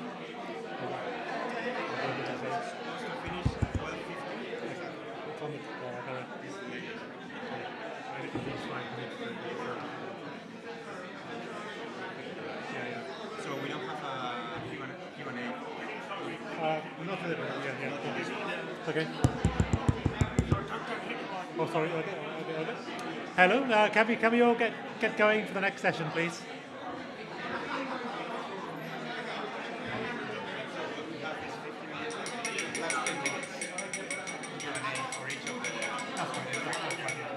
I think in the general questions they can be, they don't have to be just technical talk, they can just be comments and talk. I'd encourage that perhaps. Okay. Great. Thank you. It gives me pleasure to move on to the second session now, after that very stimulating opening discussion. And I'll hand over to Unai. But the format here is after each speaker, there is a 10-minute discussion session. And as I said at the start, we encourage you to just feel free to give comments and reflections on anything that you're coming across. It doesn't have to be a response to that particular speaker. It's part of the format to have these broader discussions. So over to you. Okay, thank you. Again, thanks for the organizers for inviting me and this fantastic group of people here in London. Now we are in the first session about concepts. Okay, so concepts are extremely important. We know how important semantics are, how we use certain concepts. Usually when we have an interdisciplinary group of people or people from different walks of life, we spend maybe most of our energy trying to understand each other because we already think that people think alike. And no, we don't think alike. We use different concepts. We come from very different cultural backgrounds and we have different expectations. So I think the next session is really going to start unpacking some key ideas, concepts, debates around these concepts. And the better we understand the differences or the tensions in between those potential different concepts that we've been using for decades, and there are new concepts that are popping up, the better for the fluidity of our interaction. Yeah. So only one slide and 3 minutes. Before I said 30 seconds and it took me 2 minutes, but I hope this will be like 4 minutes. Values. Yeah, we've already been saying how important nature's values are, how important human-to-human values are. We have to think about a system where we are embedded, not only in the biosphere, but values are also embedded in institutions, in norms and regulations. There's lots of values in those norms and regulations. And those norms and regulations emphasize or promote certain values. So the embeddedness of how we understand nature's values within institutions or norms and rules or social conventions is also critical.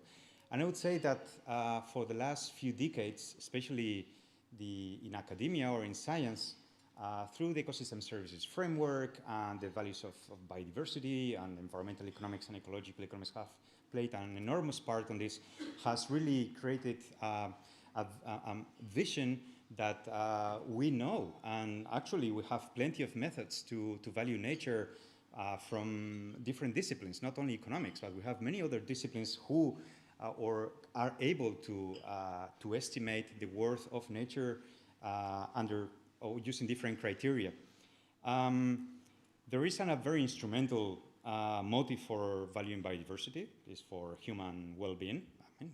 And human is which human and what kinds of the multidimensionality of well-being that I think, Gretchen, you mentioned, like well-being is not just simple to understand. It's very multidimensional, but economics has played an important part, and other social and humanities, social sciences and humanities. This, at least in academia, seems to be having some kind of impact in policy making, or that's what we would like to imagine. Although there's some information also coming from the values assessment of IPBES, who's also questioning how far we've been able through economics and the social sciences to promote certain ideas about the values of nature.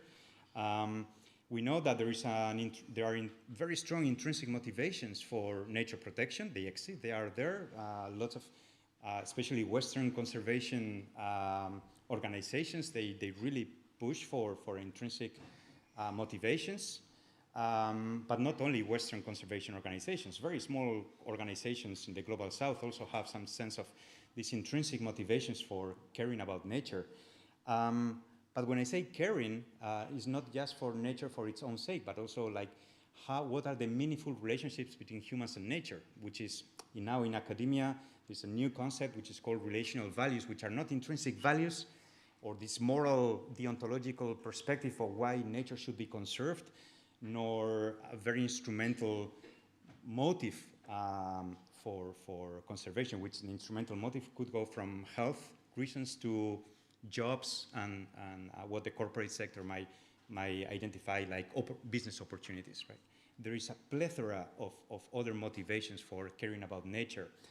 And there are tensions in society, and all of us possibly have a mixture of these motivations when we act in different contexts. So we internally, individually, have to maneuver these different motivations and contradictions and trade-offs, and at the societal level as well.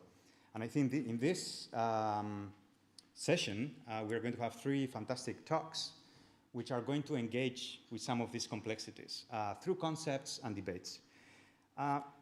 Couple of things that I would just like to put here, just in case also the speakers who are coming next might want to engage. It's a fact that there are multiple worldviews, okay, in our planet, in this complex humanity or society. And when worldviews or interests associated with those worldviews clash, because they clash many times, conflicts arise. But beware, because social scientists will say that conflicts are not necessarily bad. I mean, there is a perception that conflict is always bad. It's like fire is bad. Well, ecologists will tell you, depending. And fire is part of nature. We have to manage it, but it's not inherently bad. Conflicts are not inherently bad. I mean, take me the level of conflict that we are talking, no? There are many types of conflicts. I mean, just manageable conflicts, I would say. But these clashes reflect also instantaneously the diversity of values that exist. Not only the diversity of interests by different actors, by different ways of understanding nature's values. Okay? So let's engage with conflicts. Let's use conflicts, okay, to understand this diversity of values and about nature and human-to-human values. But when there are conflicts, usually there are winners and losers. And who wins and who loses usually is dependent on power relations. So let's engage with power relations unashamedly. I mean, let's talk about power relations in society. It's part of who we are. And therefore, let's talk about justice. Whenever we talk about sustainability, there's an irreducible aspect about social justice or environmental justice. We have to deal with it. For some people, they will think this is very normative, scary. This is not about science. Of course it is. We have plenty of humanities and social scientists who are engaged with these very difficult topics. Let's listen. Let's engage them. Yeah. So my question to the next panel, question or topic also is about coexistence. So we know that we have to coexist, hopefully peacefully, and in a way that we can manage conflicts, daily conflicts. But coexistence is difficult. We know it. It's difficult in a family, it's difficult in a country, when there are different cultures, we know it. So how can we make a society in which different values systems, different worldviews, different interests can coexist with respect? Not coexist that, oh, there is some kind of diversity, let's enhance this diversity of worldviews. No, with respect. Yeah? So that's an issue that I think the different concepts that are going to be brought here are going to have to engage with. No? The idea of coexistence of different knowledge systems, worldviews, values, etc. So I would like to give the floor to Professor Sandra Diaz. Most of you would know her for a lot of work she has done in this field, bridging the ecology and social issues. Yeah? She was one of the co-chairs of the very influential global assessment of IPBES, which was released a couple of years ago.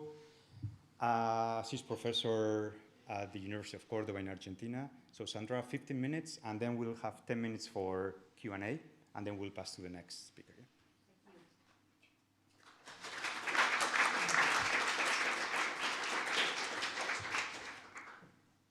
I feel truly honored, truly privileged to be part of this outstanding gathering of people. Probably all of you are well aware that the way we think about the links between society and nature has changed dramatically over the past few decades. Probably the best synthesis was provided by Georgina Mays, who described an evolution from the idea of nature by itself or despite people, dominated by the natural sciences, towards an idea of nature useful to people, dominated by ecology and economics. And then it came the people and nature framework as a result of an increasing number of scholarly disciplines and social sectors conceiving biodiversity as both politically important and also a worthy topic of study. And it's at this last stage when the story of nature's contributions to people and the story of my own personal involvement with it began.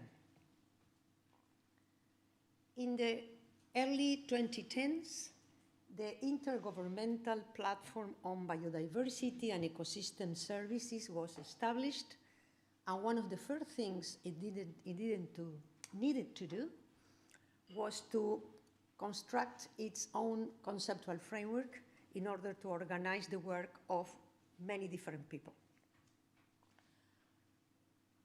I joined IPBES slightly late, and in the very first meeting, I was blessed with the task of leading the construction of the IPBES conceptual framework together with my colleague Sebsebe Demiseu. And I said yes.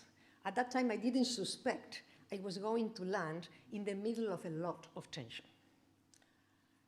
And a good deal of that tension was related with the huge mandate of IPBES. It had to address biodiversity and ecosystems and people, and all of this from the perspective of natural sciences, social sciences and humanities, and also the knowledge systems of indigenous peoples and local practitioners. So up to that point, the participants just simply couldn't agree. They couldn't agree on the categories to use, on the names for those categories, on the questions to ask. Some of us were veterans and fans of the Millennium Ecosystem Assessment. So we tried to apply its conceptual framework, but we were getting nowhere. The disagreement was deeper than just the names of things. It went all the way to the metaphors, to the ways of parsing the world. So we engaged in a fairly lengthy and participatory co-construction process that lasted more than 2 years and involved a number of consultations and workshops. And eventually, we came up with a shared conceptual framework. It's extremely simple. It depicts the links between humans and the rest of the living world by means of only 6 major components linked by 8 arrows. Now, if previous frameworks based mostly on ecology and economics have horrified many social sciences and indigenous peoples, we made progress here because with this, we managed to horrify basically everyone, at least initially. And yet, these categories are meaningful and relevant to all the stakeholders and disciplines involved. And one critical thing is that it is the product of probably the most participatory co-construction process in the whole history of environmental assessments.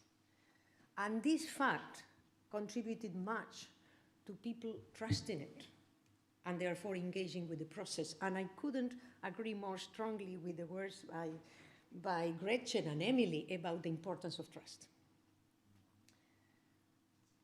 So here is the fully unpacked official IBES conceptual framework.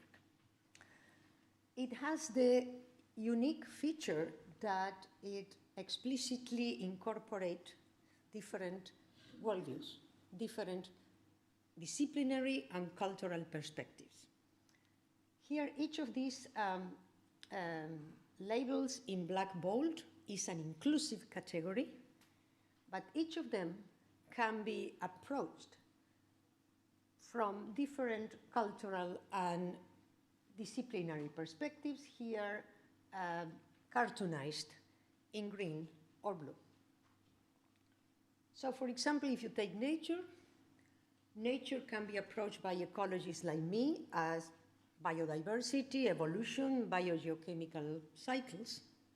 It can be approached as natural capital by the economists, but there are also very many other ways of conceptualizing nature.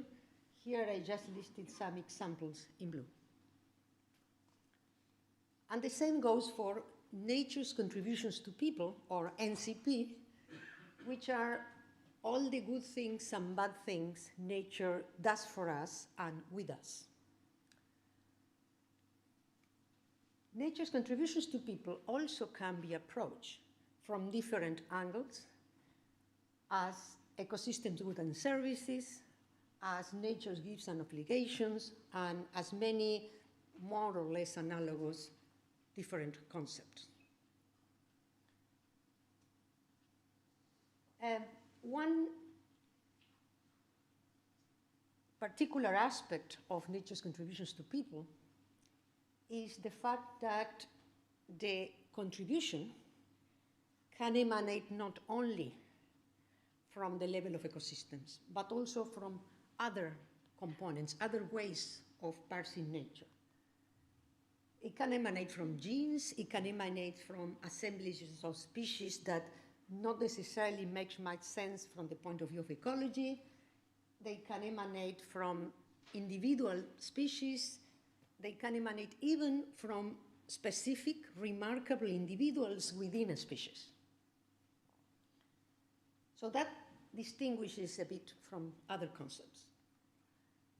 Another salient characteristics of the NCP approach is that not only the boxes are amenable to different cultural and disciplinary approaches, the arrows connecting the boxes too. So, for example, if you look at the arrows converges into nature's contributions to people, they can be conceived as mostly unidirectional and distinct, for example, from the point of view of economics.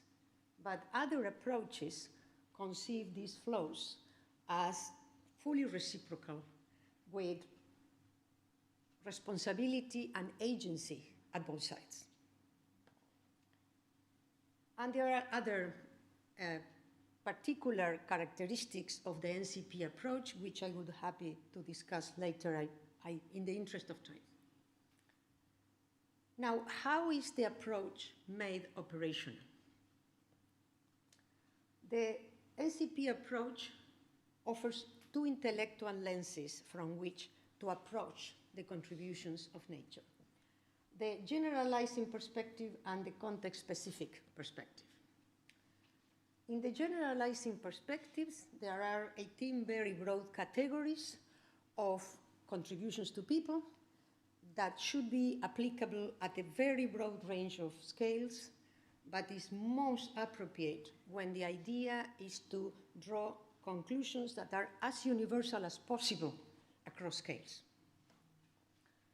So, for example, in the IPBES global assessment, we had the whole planet to report and only 3 years and a small budget.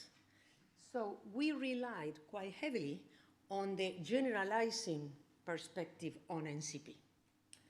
This comes from the chapter led by Kate Brauman and Lucas Garibaldi and Steve Polaski and a bunch of other colleagues, and distills all the trends and status of NCP in the whole planet in just one table. So you can imagine this was quite an impactful, quite an influential product. And yet, not all the situations and not all the actors fit well within this classification. For example, if you think of pollination and pollinators, we know that they can be understood and managed very well using generalizing mainstream methods. But we also know that there are many other understandings of pollinators and pollinations in the world that are also deep and detailed and also have underpinned sustainable management for a long time. And these understandings are not easily shoehorned in the generalizing categories. So, to these understandings, the Nature's Contributions to People approach offers the context-specific, culturally grounded lens or perspective, in which the social actors can identify, define their own categories and their own theory of change according to their own narratives and social contracts. One important thing to clarify is that the generalizing and context-specific lenses are not mutually exclusive. They're just the extremes of a very wide gradient with a lot of hybrids and combinations among them. And there are some successful examples of application of this combined approach at all scales, from local to regional to global. Here I just listed some of my favorite examples. And of course, as a mega example is our IPBES global assessment, which is a combined approach and which is so far the biggest and fattest ever biodiversity assessment and what it means to people. Now, one may wonder now to what degree has the approach has been taken up. It's quite early to say, but I am optimistic. I think it looks promising. And I say it's promising on the basis of two reasons mostly. First, the actors find it applicable and salient to their work. Judging, for example, by the number of papers cropping up in the literature using the approach and coming from a wide range of disciplines and a wide range of regions, and offering considerable, fresh, rich, new evidence to the table. And the other reason I I say is promising is because the actors find it more legitimate. They say they feel more listened and more respected than ever before. And I believe it, not only because they say it, also because I've seen it with my own eyes. As some of you at least know, I'm a plant ecologist, so I didn't have any major problem with any of the pre-existing approaches myself. But I saw the change in people's attitudes during the process. So for me, it was quite a journey.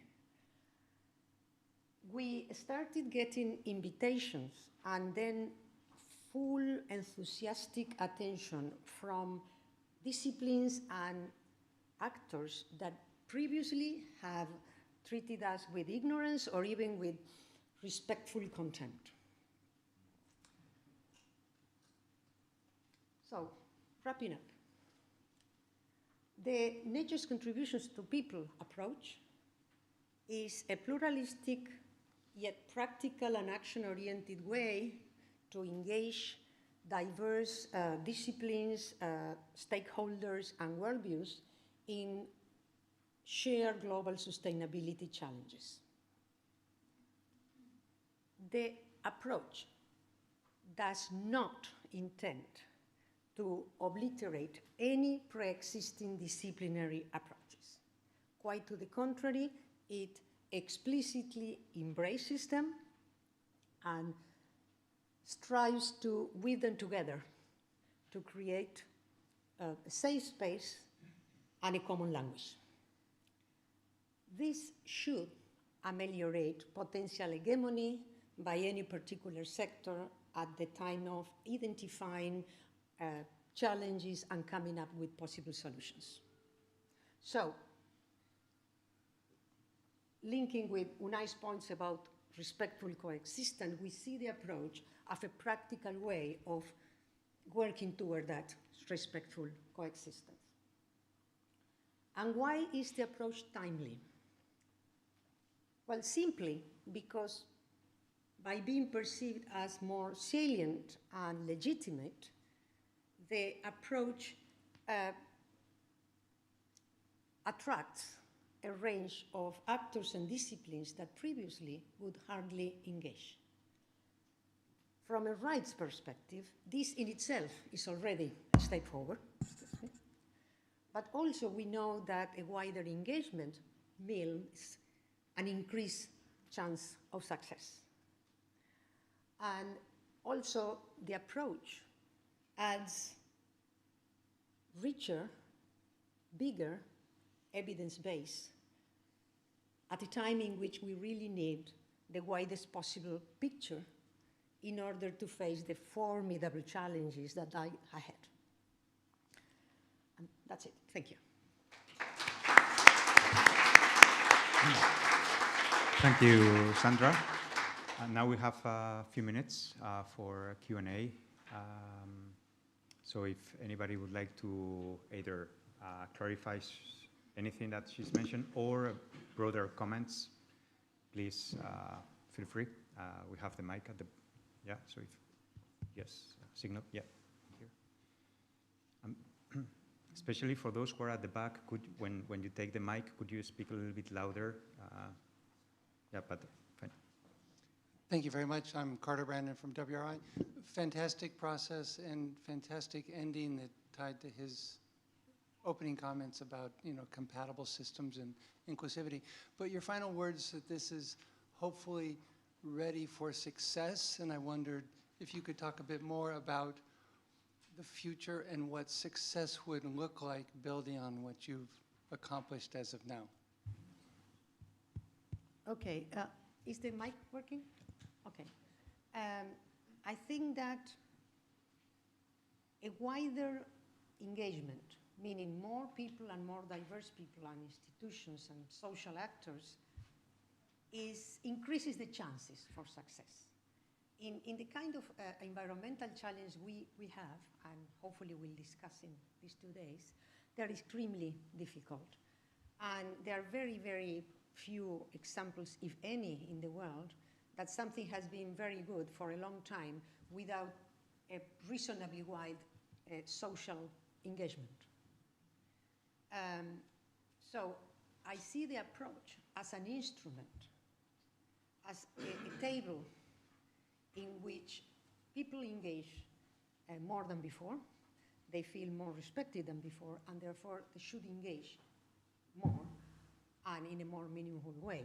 In itself, it's not the success. And how much of the success is going to be, first, how much of the success are we going to have in the next few years, and how much of that would be credited to this approach is extremely early to say, yes. It's about 3 years old. Okay, thank you. I think Eshan and then Brad. My name is Ehsan Masood. I'm an editor at Nature. Professor Diaz, for many of us, IPBES, we sort of see it in shorthand as the equivalent of IPCC for biodiversity, but I understand also that that's not an entirely accurate analogy. Would you be able to say what are some of the similarities and the differences between how IPBES works and how IPCC works? Yeah, thank you. I will try to answer, but colleagues that have been deeply involved in IPCC in the last few years, I think it should fill in. IPBES takes a lot from IPCC. The general structure, the way in which the experts are chosen, the codes of practice, the standards of quality. So it's very, very strongly inspired in mechanics and also in mission by the IPCC. What I think is different, at least from the IPCC I experienced a few years ago, is that the social engagement and the incorporation of new knowledge, new knowledge systems are new to the table. It goes much further than in the IPCC. That's my impression. And that, to me, makes a lot of the difference. Brad? Yep. Can we have a mic, please? Thank you. This is wonderful to hear. I guess I'm not a political scientist, but from what I understand, similar to the process you undertook to consult a large and diverse body of people to sort of figure out what matters, there's likewise the process of deliberative democracy, which is a new way of actually doing real decision making by engaging a broader group of people, rather than just sampling a large group of people and then handing it off to the same elite, narrow-driven decision-making process. So in a perfect world, this sort of process would maybe feed into a deliberative democracy decision-making process.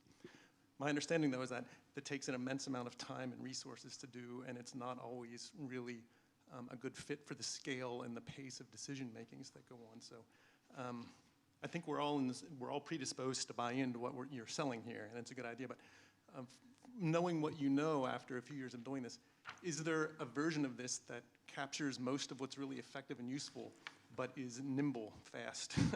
And because one of the first things you said was, what's the future?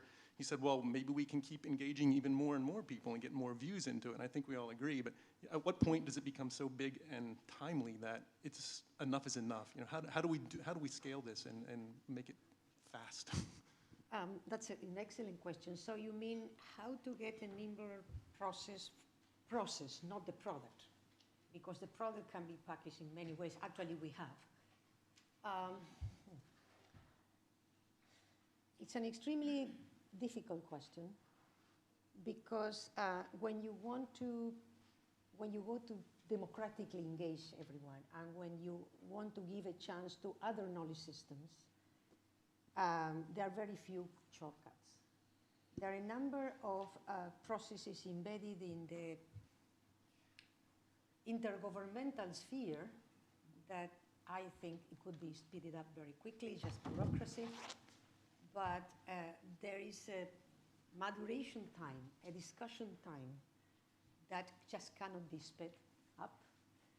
For example, one thing we learned is that with the scientific community, you can do all the workshops, one per month, every month. You can do things really, really fast and get a good product. But if you really want to engage the indigenous organizations, not just one person, truly well-structured indigenous knowledge process, then it can't be rushed. So I'm afraid my answer would be, we just have to take the time. It's a critical time, we cannot get it wrong, we just have to take more time. Thank you. Thank you, Sandra. I'm afraid we just need to move to the next speaker, but please feel free to engage in this with your question. And so the next speaker is Professor Sharat Lele from Bangalore. He's a professor in environmental governance with also a background in ecological economics, deeply embedded in these types of very difficult questions, and moving from the academia to the working on the ground with forest communities all around India. And so, again, 15 minutes, and I'll give you a warning. Thank you, Unai. And I'd like to begin by echoing Sandra's point about it being a privilege to be here. Although at the cost of a carbon footprint by making this trip from India. Something that has been at the back of our minds when we did this letter from science to humanity just a few weeks ago, and released it on the eve of the Stockholm Plus 50 conference. And I had the privilege of working with Sandra and with Carl Foki on that letter. And I think we echoed some of the points that have emerged in this morning's session. And I will draw upon a couple of those points. I think what even Unai highlighted, question of values and questions of how we understand the world and how those are critical to this, the problem that we are identified as the focus of this workshop, which is how do we bring nature into decision making, which means nature is not currently sufficiently in our decision making as a society. And let me just find that presentation, or somebody else has to find it for me.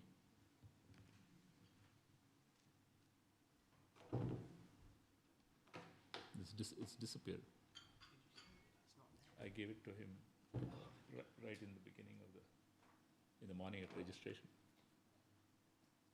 So let me start off. Sometimes they say that you need a PowerPoint only if you don't have the power to make a point. So let me try to work without the PowerPoint. So I think you have already seen the NCP framework that Sandra had put up on the PowerPoint, which is basically trying to draw a linkage between biodiversity and ecosystems on one side and human well-being on the other side. And as she said, it was preceded by several such frameworks, including the Millennium Ecosystem Assessment of 2005, which had a simpler form of that same framework, where you have biodiversity and ecosystem services on the left-hand side, and there's a flow of benefits which produces human well-being on the right-hand side. And it's well documented by IPBES, for example, in the global assessment, that the left-hand side is declining. Biodiversity and ecosystem services are by and large declining, and the biodiversity numbers are really, really scary in terms of the number of species facing extinction, and so on and so forth. And the IPBES global assessment ends by saying this threatens human well-being. And at the same time, if you look at the right-hand side, which is human well-being, and somebody else, I think a previous speaker also made the point, that human well-being numbers, if you look at the last century or more, are actually rising. The Human Development Index, shouldn't be taking GDP, so let's not take GDP. Let's look at the Human Development Index, life expectancy, education, infant mortality. All the numbers are improving in terms of human well-being. And so this is your environmentalist paradox, as Routset Hearn et al. In 2010 wrote a very interesting piece in Bioscience, where they said, we are really struggling with this paradox. How come, if our framework says that biodiversity drives human well-being, biodiversity is declining, and yet human well-being is going up? So what exactly is the explanation for this paradox? And they went through a series of hypotheses, that might explain the paradox in different ways. But I think they actually missed the biggest answer to this paradox, and I'm going to kind of try to propose an answer which asks us to unpack three things or broaden our way of this conceptual framework in three different ways. One is, I think, we need to unpack the term nature. I'm going to just, yes, so this is the framework, as I said, this is the Millennium Ecosystem Assessment Framework, and we know what's happening to biodiversity and ecosystem services on the left-hand side, but also the fact that the Human Development Index is rising on the right-hand side. What the framework is not able to tell us, for instance, is why is there this difference in the Human Development Index between these regions. Clearly, it's not because there is less biodiversity in South America compared to the biodiversity in North America. So there must be something else that's going on. And this is the paradox that Routsev-Hearn et al. Have flagged, which is how is it that human well-being continues to improve as biodiversity and ecosystem services decline. And unless we are able to explain this paradox, there was a previous speaker who also made this point that, or a question from the audience, that it's a bit easier to make the point that climate change is affecting human well-being. It seems to be harder to communicate the idea that a biodiversity decline is affecting human well-being. So I think if we are not able to make that argument, then it limits our effectiveness in bringing nature into decision-making. And I'm going to skip these, the hypotheses that Routsev-Hearn et al. Had gone through and say that we need to do these three things. Clarify the term nature, expand the framework that explains this link between nature and human well-being, and broaden the normative framework of what we mean by human well-being at the same time. So the first point, which is about nature and how we think about nature, we're using that term pretty loosely in our conversations, including the title of this workshop. At the heart, I think everybody in this room is what they really care about is wild or uncultivated and unmanaged ecosystems. That's the nature that we are talking. When the term nature is used, people are thinking about tigers or pandas or tropical rainforest or dolphins.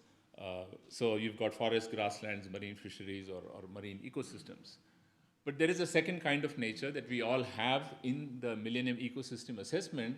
When the definition of ecosystem services was expanded to include provisioning services, we brought in cultivated nature. We brought in agriculture, we brought in horticulture, we brought in plantations, we brought in aquaculture in a sense. But it's a very different kind of nature. But the third, which is missing, is abiotic nature.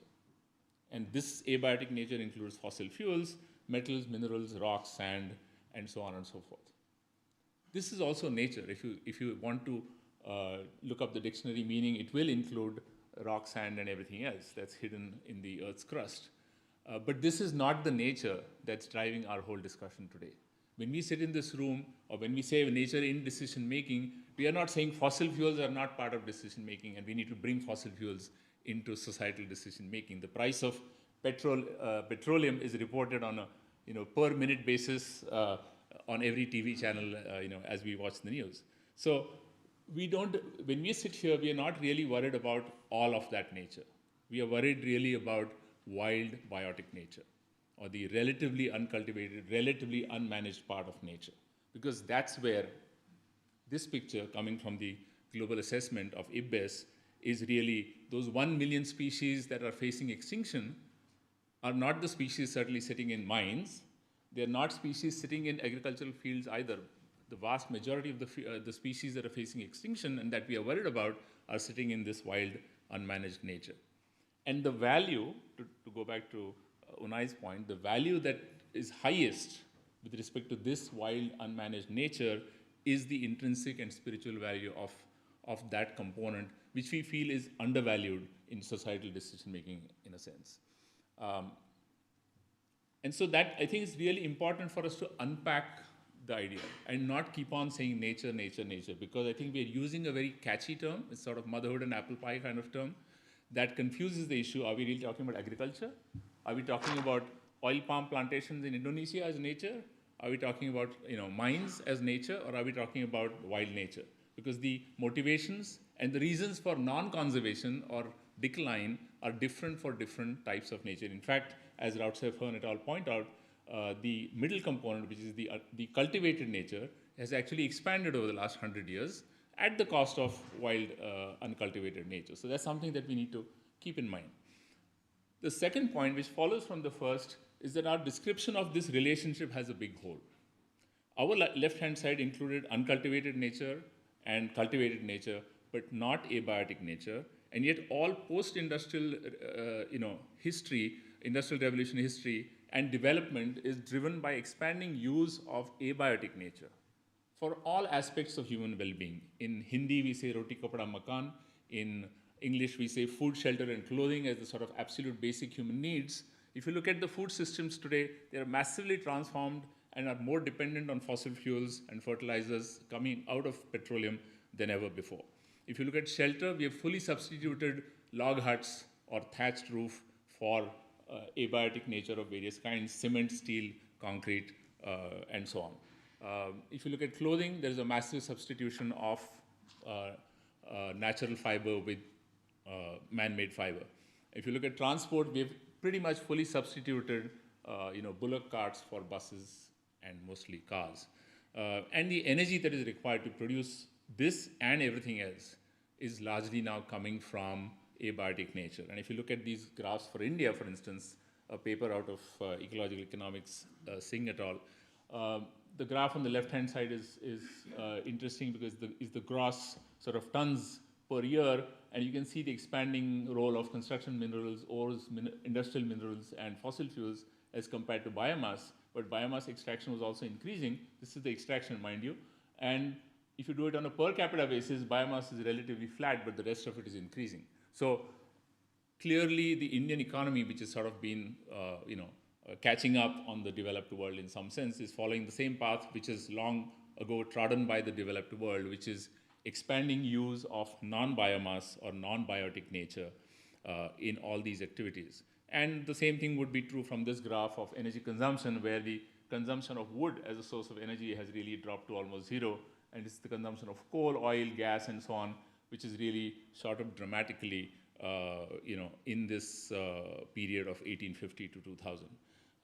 So therefore, if we incorporate this idea that we need to unpack nature and look at this relationship more carefully, a more accurate framework that explains where human well-being is coming from would have a place for biotic nature, would split that into uncultivated and cultivated forms of that nature, and say, yes, that provides provisioning, regulatory, and cultural services, but would also bring in that other part, the missing component in that MEA framework, which is abiotic nature, petroleum, coal, and what have you, as also the bigger arrow signifying that that has a bigger contribution now to human well-being.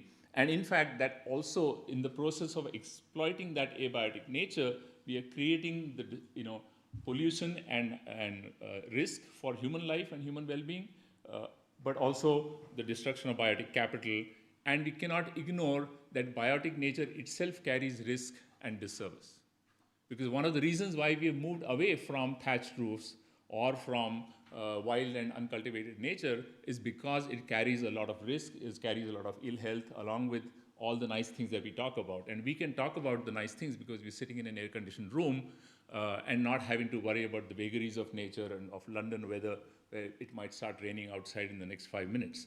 So the third point is that we have been talking about the right-hand side in an aggregated manner, where we talk about even multidimensional well-being. We talk about security, health, and so on and so forth, but we do not talk about equity and justice at that same higher level by opening up that box. And we do not talk about the process of decision-making, because we need to have a value for the process through which we will then reconcile, as Unai said, pluralistic ideas about well-being, pluralistic ideas about equity and justice, and so on and so forth, till we have a value for that process. And this is particularly relevant in the context of what we are talking about in this room today. Because as I said, we are really here because we are concerned about wild nature, and wild nature is no longer evenly distributed across the globe. This is something that we need to recognize. We here want to save wild nature, which is out there and which is here for someone else. And I think unless we recognize that, and therefore the link with equity and justice, saying it's not me saving wild nature in my backyard. I have wiped it out of London, I wiped it out of New York, I wiped it out of Bangalore. And it's only if we recognize, therefore, the need for equity and justice, because it's we here who are asking wild nature to be saved there, whereas that person might actually want to run away from that wild nature or cut it down because that's giving him pestilence and disease and, coronaviruses that existed, many centuries before it became a pandemic. There were local epidemics of those kinds of viruses which are coming in the form of forest-based pathogens. And only then we will recognize that half-earth for nature kind of solutions are shockingly lacking in or narrow in their value system in terms of what they prioritize and what they ignore. And therefore, you would want a more normatively inclusive framework on the right-hand side, which has human well-being, both material and non-material, sustainability, but also equity, justice, and democracy. So this would then look more inclusive, normatively inclusive, and I would suggest sort of socio-ecologically more accurate framework. And I'm going to skip these advantages, which are fairly obvious. I'll just highlight one of them, which is that then it explains climate change. It explains the fact that it's not ecosystem or biodiversity decline which has caused climate change, but in fact biodiversity decline is the recipient of forces that cause climate change, such as the burning of fossil fuels, which come from abiotic nature, and therefore we need to keep that process in mind when we talk about what's happening to biodiversity and climate change and ecosystem services. The implications, and I'll just take 30 seconds to spell these out. First and foremost, we'll therefore have to focus on the reduction of abiotic resource use, which will save wild nature loss and mitigate climate change and other forms of pollution and displacement at the same time. And at the same time, allow for others to use some of the abiotic nature, even if it comes at the cost of wild nature, because their well-being is at stake. Therefore, this reduction in the use of abiotic resource has to be done by us. And I'm saying all of us, including myself, the ones above 10 tons per capita of CO2 emissions per year, not by them who are sitting at 3, 2, 1, or 0.5 tons of CO2 emissions per capita per year. And I think there's a big difference there in terms of who should take this action. And as Alvaro rightly said, who has caused the problem and who's facing the consequences or the impacts of that problem is very different. So the question then becomes, why are we consuming so much abiotic nature? Why is human well-being so much dependent on abiotic nature that we should be not only jeopardizing our own future, but more likely, as the CEO from HSBC said, it's really about somebody else's home getting flooded in Miami, which is really the consequence of climate change and biodiversity loss. And I would say we need to look at these questions of individual materialism, values, but also the structural forces of capitalism and the worldviews that say that technology will solve all the problems that we are facing.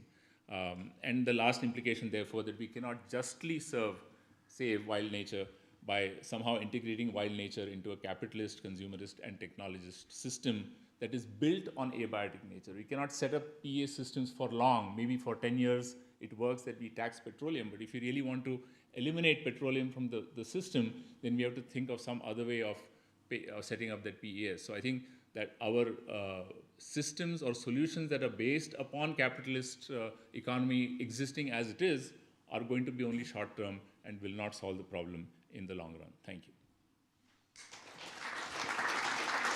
Thank you, Sharad. So now we have also a few minutes for questions. I see one hand here, two. Okay, can we please bring the mic over here?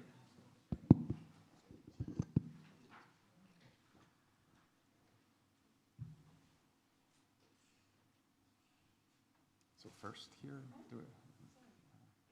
thank you. Thank you. I was just wondering, what would you consider biodiversity in cities? Are they wild or, are they not? Because cities would, they're about 70% of the city would be, built up area, but you have the 30%. But on the other hand, in that 70%, you do find a lot of biodiversity.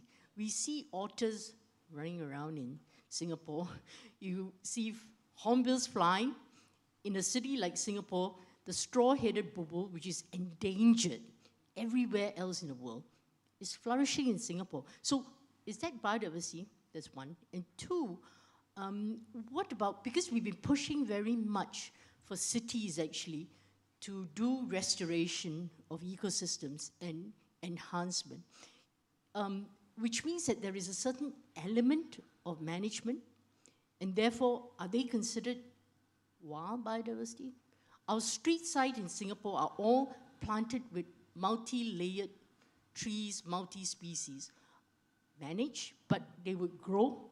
So would you consider them as biodiversity? Thank you. Thank you. Sure. So like all categories, these are not watertight compartments, right? What is wild and what is tame, or what is managed and what is unmanaged. On the gradient of the wild towards managed, I would put cities primarily still towards the managed, because we build roads and then plant trees on the side, and then, of course, nature being what it is, it will colonize and it will harbor some amount of biodiversity. So I will leave the finer details of how wild or how tame that biodiversity is to the taxonomists and the biologists. My point really is that if we want to solve the biodiversity crisis, trying to solve the crisis in the city is still a band-aid solution, and trying to solve the crisis by making the city more biodiversity friendly is only a very small part of the solution. I'm not saying it's not a solution, but it's a small part of the solution, because the city is still built on a fossil economy. The city is built on a fossil economy, and the city's capacity to use its economic surplus partly towards, let us say, setting up green parks is because it has an economic surplus that is still built on the use of fossil fuels, on a modern capitalist and fossil fuel-based economy. So I think unless we address that, we will not see that transformation that we are talking about. We will see pockets of biodiversity increasing in the city, but that's about all we might see. Thank you for that fascinating analysis. I want to pick up a slightly similar point to Lena's on this concept of wild nature, and whether that is implicitly what we mean by nature when we're talking about nature, or if it's desirable. So, for example, when we look at the collapse of biodiversity in the UK, it could be argued a big part of that is the intensification, industrialization of cultivated nature. That maybe it's undesirable. Maybe one part of the problem is there's been too much focus on wild nature and not enough focus on the wider matrix of cultivated nature, where we need to think about biodiversity and nature values. Conservation has traditionally romanticized the protected area rather than the wider matrix. So I wonder whether part of this is to make sure our focus isn't purely on wild nature, but also in the nature in the cities and the rural landscapes where people, even if they're heavily managed, and that's something that we need to make sure enough focus is put to. So I think the way I would respond to that is to say that maybe by talking about biodiversity, we are sort of talking about the instrument that applies in different contexts in different ways. But in terms of values, why we care about something. So in wild nature, we care about something because of its intrinsic value or its spiritual value, its aesthetic value, its religious value, a variety of things. It may or may not also have use value and relational value. In the context of cultivated nature, we care about it primarily for its use value. So if you say an agricultural system is collapsing because it doesn't have a pollination process happening, then pollination is the instrument for the agricultural ecosystem, the ultimate use of which is to produce something for human well-being in a direct material use value sense. So biodiversity may or may not be central to it, but even if it is, it's driving that process of producing something useful in a material sense. So we might actually want to keep biodiversity out of the discussion and just say whatever it is that is required to keep that production process healthy and having low negative externalities, because you might have a process where pollination is happening, but you're still pumping in so much fertilizer that or pesticides in other ways that you are still producing negative externalities, or you're doing mechanized farming. And that is dependent on fossil fuels, so that you have a very big carbon footprint in the agricultural production process. So I think we need, instead of insisting that biodiversity is the measure of all correct ways of using nature, I think we need to look at the entire set of negative impacts that our activities have, and they may be in multiple forms. Okay, thank you, Sharat. So Eshan, and then we have one more last question over there. It should be short, please. And short answers, please, Sarah. I think it was Ehsan first. Oh. Ehsan, please.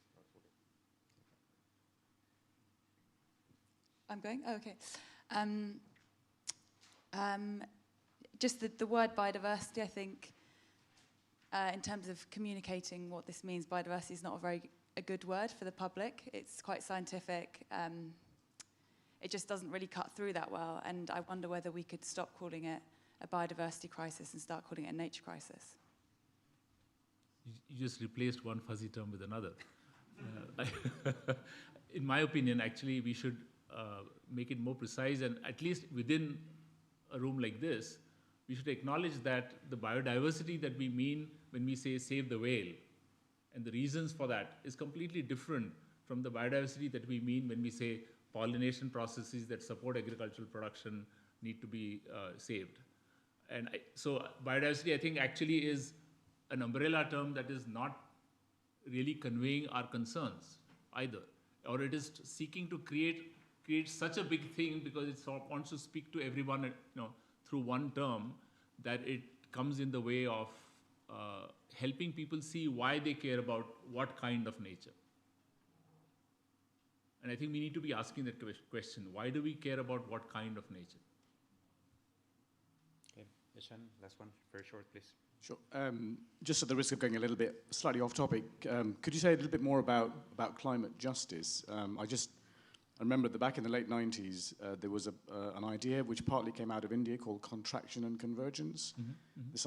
The sort of principle that the high-income nations would contract their CO2 emissions, the low and middle-income countries would increase, and they'd both converge to a safe level. And it got quite a lot of traction, I remember, internationally, and then it sort of fizzled out. Can you tell us a little bit about what happened and why? So I think the reason is fairly obvious, and it goes back to the point that people may not care. It's not about they don't know the science, but that they may not care, because I think the idea was scientifically plausible. It was ethically reasonable that we should contract and converge, but it did not draw support from the international decision-making community, the political community, because many countries did not want to contract, period. And they did not want to tie themselves down to an international commitment. So you saw the sort of, you would say, as Unai pointed out, the move from some form of internationally agreed upon regulation from Kyoto, very weak, very limited, but it was there, with the hope that it would go towards contract and converge, actually dissipating towards the NDC approach of the Paris Agreement of 2015, which says every country will just do whatever it can, and whatever it's, in its generosity it will do for humankind. So I think we have seen that decline in terms of moving away from internationally agreed upon binding sort of targets. And that's a reflection of the recalcitrance of the major powers that we. Okay. Thank you, Sharad. Thank you. Thanks, everyone. Now I would like to introduce Professor Steve Polaski, professor in ecological and environmental economics. He has influenced lots of us in modeling the interactions between ecology and economics. The floor is yours.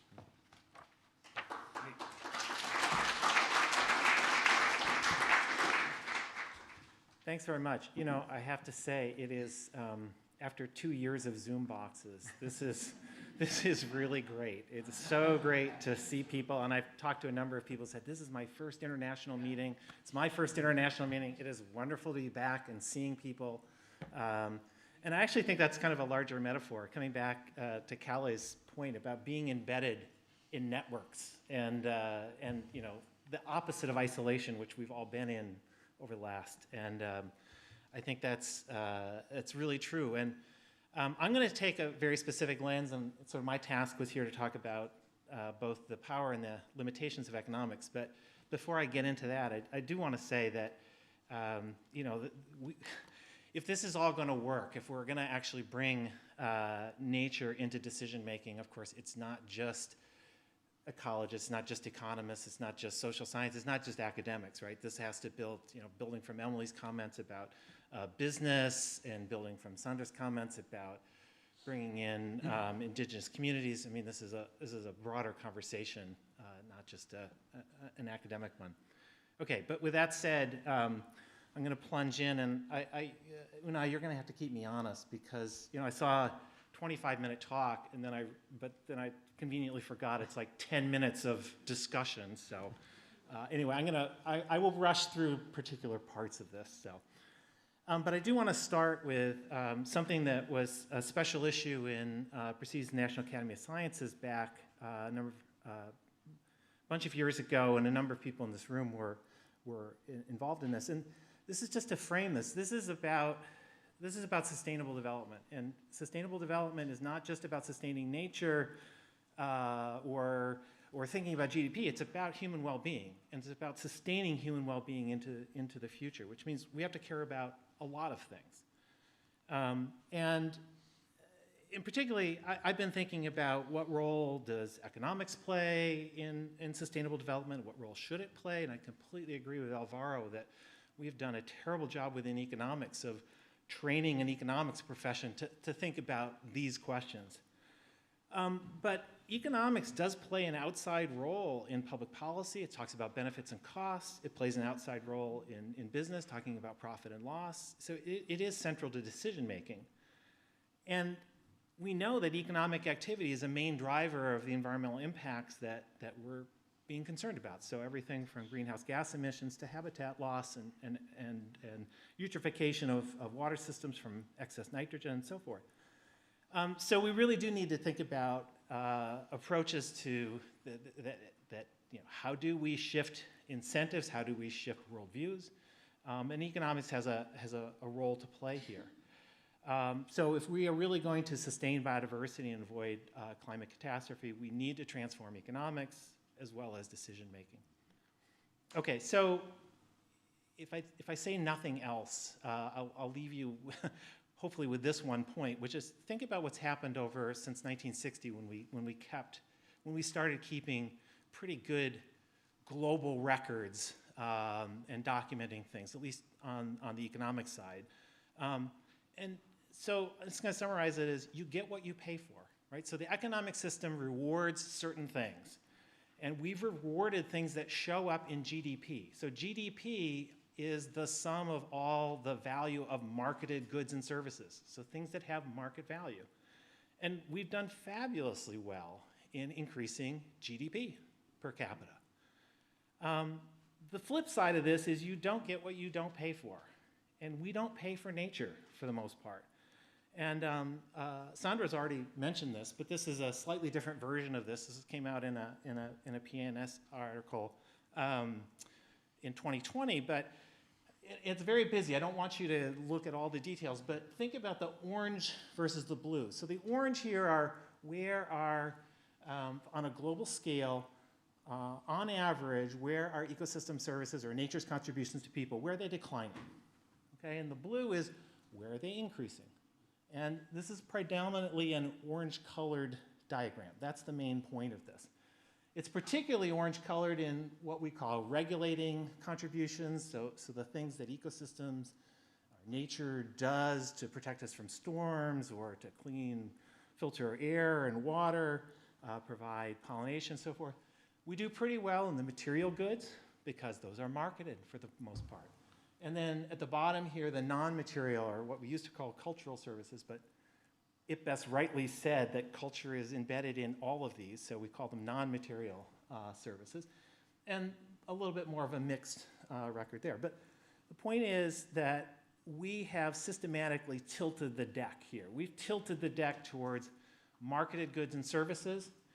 We do well there, and we've tilted the deck against the things which do contribute to human well-being, but which don't show up on balance sheets of companies or, for that matter, for governments that are kind of wedded to GDP. So, a way of thinking about this is what are things which are privately profitable or unprofitable, and what are things that are in society's best interest if we consider kind of all of the ways that things contribute or don't contribute to human well-being. And there's as I would say, a systematic bias here against things that nature does which don't show up on a corporate bottom line or in some of these incentive schemes. So how do we fix this? And fixing this, I mean, I would argue that this is kind of a core problem that we face. And if we can fix it, it doesn't have to be a, win-lose. We can actually improve the long-term, this is really core to answering the Sustainable Development Challenge. Okay, so actually this is something that Kathy and I put together a long time ago, but this is how I put the pieces together, which is we're thinking about decisions at both a policy level or kind of a larger level, and then decisions by individuals on the ground that their decisions affect ecosystems. We could think about it just as ecosystems, but we also here are thinking about, well, if we change that ecosystem, how does that contribute to human well-being? What is it that people care about? These ecosystem services or nature's contributions to people. We could stop there and think about the trade-offs that are involved, or we could think about using some sort of valuation, putting this into benefits and costs. So economists would try to do this as a way of kind of measuring things or weighing things. And then how does this then feed back into decision-making? And that is the ultimate point here. It's not just to do the valuation for valuation's sake, but get this into decision-making. And then, of course, there's a whole bunch of other considerations, equity, power, and so on that factor in here. So how far along are we in thinking about incorporating these values of nature into decision-making? And I'm going to use a kind of a bad movie from 50 years ago to talk about this. So the good, where are we making rapid progress? The bad, in principle, we could be making progress, but aren't making sufficient progress. And then the ugly, which are kind of the truly wicked problems that certainly go well beyond economics or well beyond economics and natural science. Okay, so I'm going to start with the good. We'll start with the positive. I'd say we are making, in fact, rapid progress in our ability to quantify and value multiple ecosystem services at local to global scales. And I'll give you some particular examples.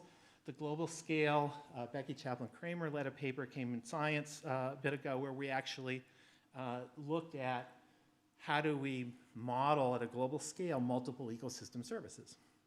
There have been a number of examples at more national scales and even more examples at local scales, and Sandra gave some of those. I'll just mention we're in the UK, so Ian led a paper in Science about bringing ecosystem services into decision-making. Right? What a forward-looking analysis that was. Okay. I'll just mention two very recent ones that I'm working on personally. So this is a project with the World Bank and the Natural Capital Project. I'm looking at basically how do we think about provision of multiple ecosystem services and what are the trade-offs and how can we do better. So here I'll kind of skip ahead through lots of details, but the goal is to provide national scale indicators of efficiency and sustainability, or the sustainable use of the landscapes or natural capital, and then to assess how we're doing on multiple fronts. And we've done this for basically most of the countries in the world.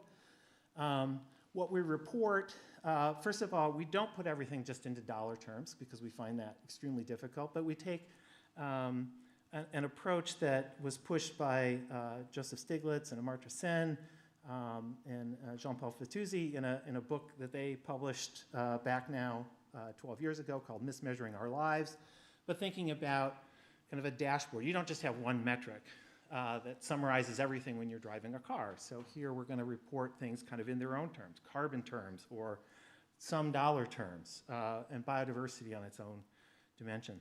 So we care about the kind of monetary or market returns. We care about greenhouse gas emissions and biodiversity. So those are the three things that are kind of core to this analysis. There's a bunch of things that you can do which affect those. So we're talking about sustainable land management. Well, you can have things kind of natural, you can put things into forestry, into grazing, into various forms of agricultural crop production of various intensities. So there's multiple options here. Okay, and then our task as the combination of the integrated modelers are to thinking about how do you translate from what you've done in the landscape to what does that mean for the things you care about, for the biodiversity, for the carbon, for the monetary returns. So we use a bunch of models here. I won't go into the details. And then we report this from an economist's point of view. This is something which is sort of Econ 101, but an efficiency frontier. So what does an efficiency frontier look like? So this is an example from work we did a while ago, now in the state of Oregon in the US. But basically the point I is, where are you currently? Under your current management, how are you doing? The horizontal axis measures the market returns, the value of the market returns. The vertical axis here is biodiversity.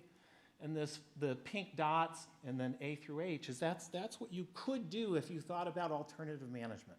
Like, how would you run this landscape differently, caring about both of these things? It's a very general framework. You can use more kinds of, like here we're also including carbon. You can think about water quality and so on. And the point here is that, and one of the things which we found very good in engaging decision makers in dialogue is saying, you're always talking about trade-offs, difficult choices. Well, if you're a point I, there's a lot of room that you can do in getting much further.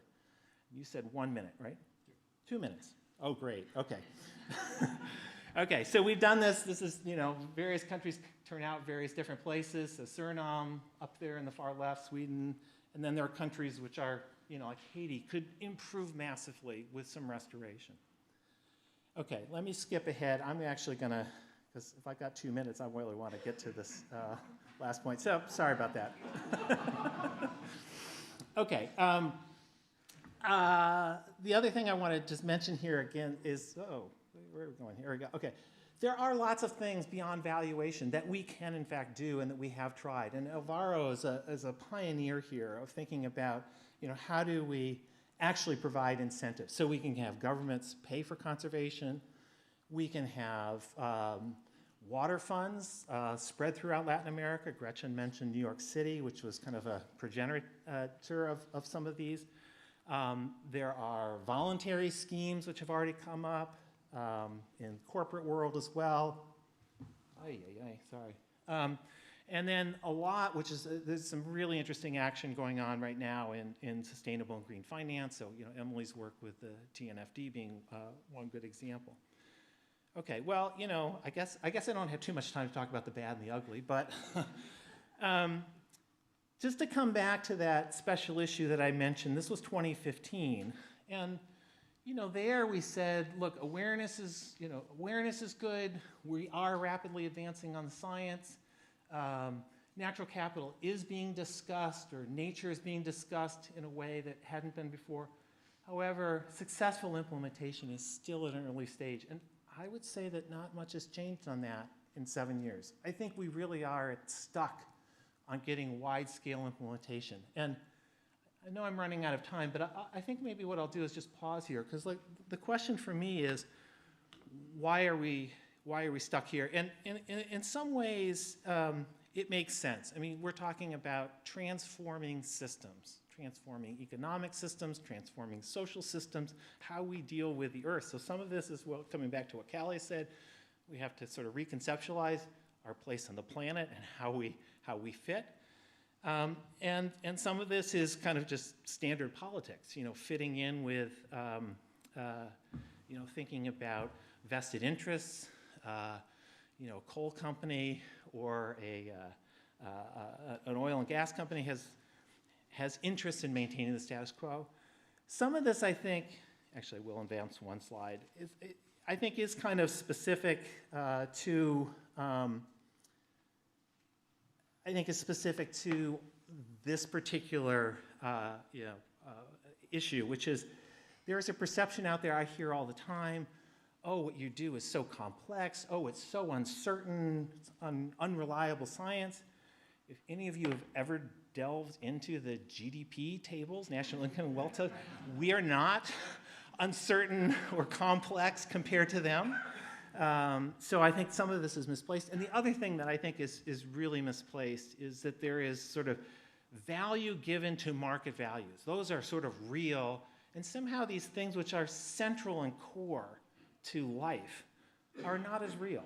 And getting rid of that asymmetry to me would be one thing that is really crucial to making forward progress. Okay, so I'll stop there. Thanks. Thank you, Steve.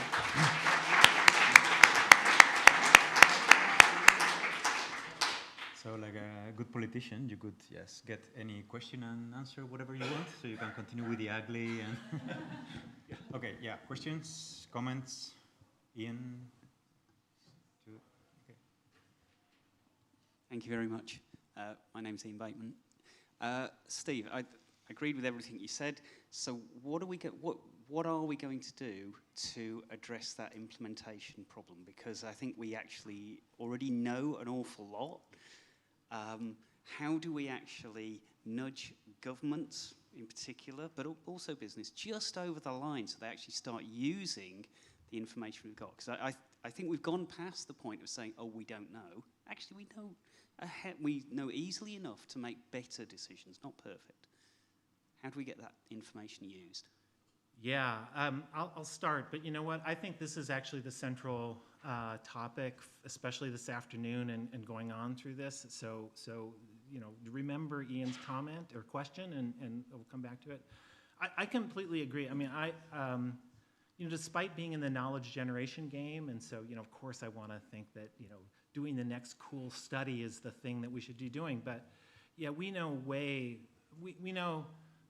The rate limiting step now is not new knowledge. It is actually getting this into practice. So, you know, hats off to Emily and others who are, you know, have made that leap. You know, Emily's smarter than I did because, you know, she went into government and is working for TNFD as opposed to just, I'm still sitting in an academic institution. So I do think that, you know, it is these partnerships.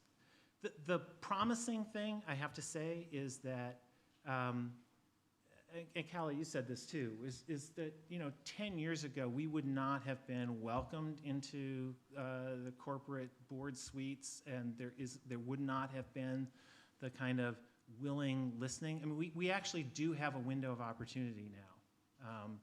So I think it's incumbent upon all of us in this room and others to actually reach out, get outside of our comfort zone, make those, you know, start talking in ways that actually are more responsive to decision makers. But there, I'm sure the collective wisdom in this room has got much more to say about that.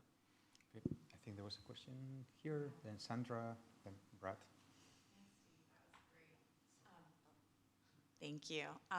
So thank you, Steve. That was a great presentation. And you started your talk with GDP, and you flashed a slide you didn't get to talk to, which was the applications or the implications for GDP. And I was wondering if you could talk about that a little bit, because I do think that's one of those measures that obviously governments use, but businesses use too. And I think really thinking about how we integrate nature into some of those standard metrics that a lot of organizations use for decision making could be helpful. Yeah. So the slide that I just tempted you with, but didn't talk about at all. So we actually did a project, again, joint with the World Bank, called the Economic Case for Nature. Okay, so the positive side of that paper, and I'll give you the negative, the good, the bad on that paper as well. The good is that, yeah, we are talking exactly in the kind of framework that lots of decision makers are comfortable with and already know about. And what we're saying is you leave out, you know, when you leave out nature, when you leave out natural capital, to put into those frames, you're leaving out even the things that you care about measured in GDP, right? So you can clearly make that case, and to do that, you know, you link the general equilibrium models out of economics with the ecosystem service models, and you know, it's not that hard then to make that case. The bad, though, out of that is we know GDP, as Alvaro said, it's a flawed measure. It leaves out all of the non-market things. So, you know, as kind of one step, maybe it's the gateway drug to get people thinking about nature, but it's not the complete picture, right? You're still leaving out all of the things that are not measured in GDP. So, you know, Dong Wu's talk later about GEP or gross ecosystem product. I think we do have to make the step of getting people to broaden what they what metrics they think about and what constitutes success. Thanks, Steve. Sandra? Yeah, you didn't have time to talk about the ugly. I wonder if you can summarize some of it. This is great. Yeah, thank you. Yeah, actually, the ugly is economics is only one part of this, or the way we frame economics and finance is one slice of this. And so the part here I was going to talk about was, we need to worry about these other worldviews, for example. Some of us in the U.S. have been reading a very nice book called Braiding Sweetwater by Native American, who's also science, so kind of bridges the worlds, but saying, there is this view of reciprocity. We don't speak about nature, like in English, you oftentimes talk about nature as an it. It's an other, right? As opposed to thinking about it as family, where there's this sort of reciprocity and responsibility that, you wouldn't speak, as she says, you wouldn't speak of your grandmother as it, right? So, thinking about nature as family that we are part of as opposed to something separate. So, that's kind of a larger, that's not within economics, that's a larger worldview that has to come about. And then, the views about power, the views about equity, whose values count, both within this generation, but also across generations. I mean, one of the core things about sustainability is we worry about future generations, not just our own. So that's kind of where I was going with that. Thank you for allowing me to talk about it.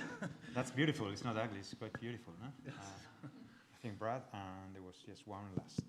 Maybe, yeah, if it's quick, because I guess people are also hungry. Yes, sir. Thank you. This is fascinating and great, and clearly there's a lot of great ecological economics work being done in NGOs and certain parts of industry, and a lot of more disciplinary econ journals. But to the extent that we have some, and in some natural science, multidisciplinary journals like PNAS, Science, Nature, but there's also some of the big sort of very multidisciplinary econ journals, like the QJE and the. I was going to say, what are those? Well, not multidisciplinary, but I mean spanning not just ecology or not just ag. And I read those, and I see every now and then you'll see a good paper that seems like this sorts of economics, like, oh, here's the implementation of the Clean Water Act and how did it impact home values 50 years later, those sorts of things. But as important as this is, those journals don't seem to be chock full of ecological economics papers every month. Maybe that's just my reading. And what does that reflect about, academic economics in terms of what they value and where they are? Is it just a matter of training and awareness, or is it the incentives structure is not there? Why is the QJE not filled with 10 ecological economics papers every month? Yeah, this is a little personal too. No, I think it's a great question, and in fact, a few years ago, a number of people kind of dealt in, and Partha Dasgupta basically said, he actually got up in a meeting, this was in Stockholm, Kalle, and he basically said, friends, face it, we failed. And what he meant was we failed in this challenge. We have failed to change the economics profession. What counts in the economics profession is not this. What counts in the economics profession is being very technically proficient at something that other economists say is what we need to think about. And so a number of us in this room, the environmental and ecological economists in this room have basically decided that the solution to that is to publish in Science and Nature and PNAS and not worry about QJE. But that leaves. You don't make tenure. That's not a problem now. So yes, but you're right. I mean, but Alvaro's comment is a good one because I look at my graduate students who are going out in the market now and what they have to do in order to make it in an economics department, and then what I would like them to be doing to actually take on problems in reality, and it's very different. I don't know how to solve that problem because it's kind of within the profession. But you put your finger on it. It's a very, and Alvaro talked about it too, it's a very real problem from my perspective. Great point.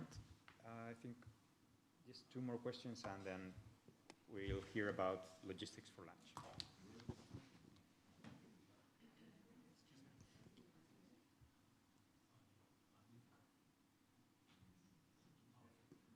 Thank you. Fiona Stewart from the World Bank, and we'll talk about good and the bad and the ugly tomorrow. Two questions very quickly, 2 points. One, I think, about the modelling. I think almost we have to go from thinking about this from an unknown unknown to a known unknown. And to some extent, I think the change in actually just doing this modelling at all is important. I think maybe we get too hung up on what the actual number is sometimes. But to your ugly, how much is, I agree, it's from, we have a lot of knowledge, it's now implementing, but how much of new data, whether it's satellite data, whether it's new sources of data, how much is that important, do you think, to challenging the ugly part and to building trust? Back to the HSBC, a lot of it is think of it's greenwashing, etc., because we don't necessarily think that the data's up to date, that the quality is good enough. How much is new sources of data part of solving the ugly? You know, I guess I don't think it's cool. I don't think it's that central, because I think we've actually got already, like the satellite. I mean, we make extensive use of remote sensing. We can't do what we do without that. And you know, within the science community, there's always pushback of like, oh, you're just using remote sensing. You got to actually go out and have the stream gauge in order to really know. And our work is we're also saying if you change something, so it's kind of a hypothetical, what will be the consequences? And people always want to know how much have you actually gone and measured, blah, blah, blah. So there is some element of that, of actually trusting the models and trusting that you've got it right and that your numbers are right. But I think actually it comes back more to a point that Sandra raised, which is, and others, which is, it can't be a black box science operation out there that they don't, that the people who care about this don't see. It's not, oh, it's been handed off to some experts. You have to make this my view is you have to make this transparent enough so that people are invested, but you also have to work with them from the beginning so that you're addressing questions that are felt to be important, that the values that people care about are being the ones that are being studied. And to me, that's kind of, that embedding and that trust creation is much more central to cracking this implementation problem than new science, new data, new models. Can we have the last one? I think it was 30 seconds question, 30 seconds answer. So that's 1 minute. I think there was somebody who wanted to ask. I think that was me. You'll be delighted. I think the previous two questions have covered my point. I'll leave it. Perfect. Well, first, thanks very much for the 3 great talks. Thank you very, very much. That was great. Thank you. I just mentioned a few things about what's happening over lunch. The lunch is outside. You're welcome to either walk and mingle with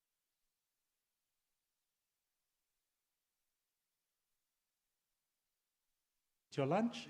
There'll also there's coffee, and then at 1:30, while you're eating or drinking coffee, Tom Evans will be giving a talk here on his perspectives on forest conservation and science.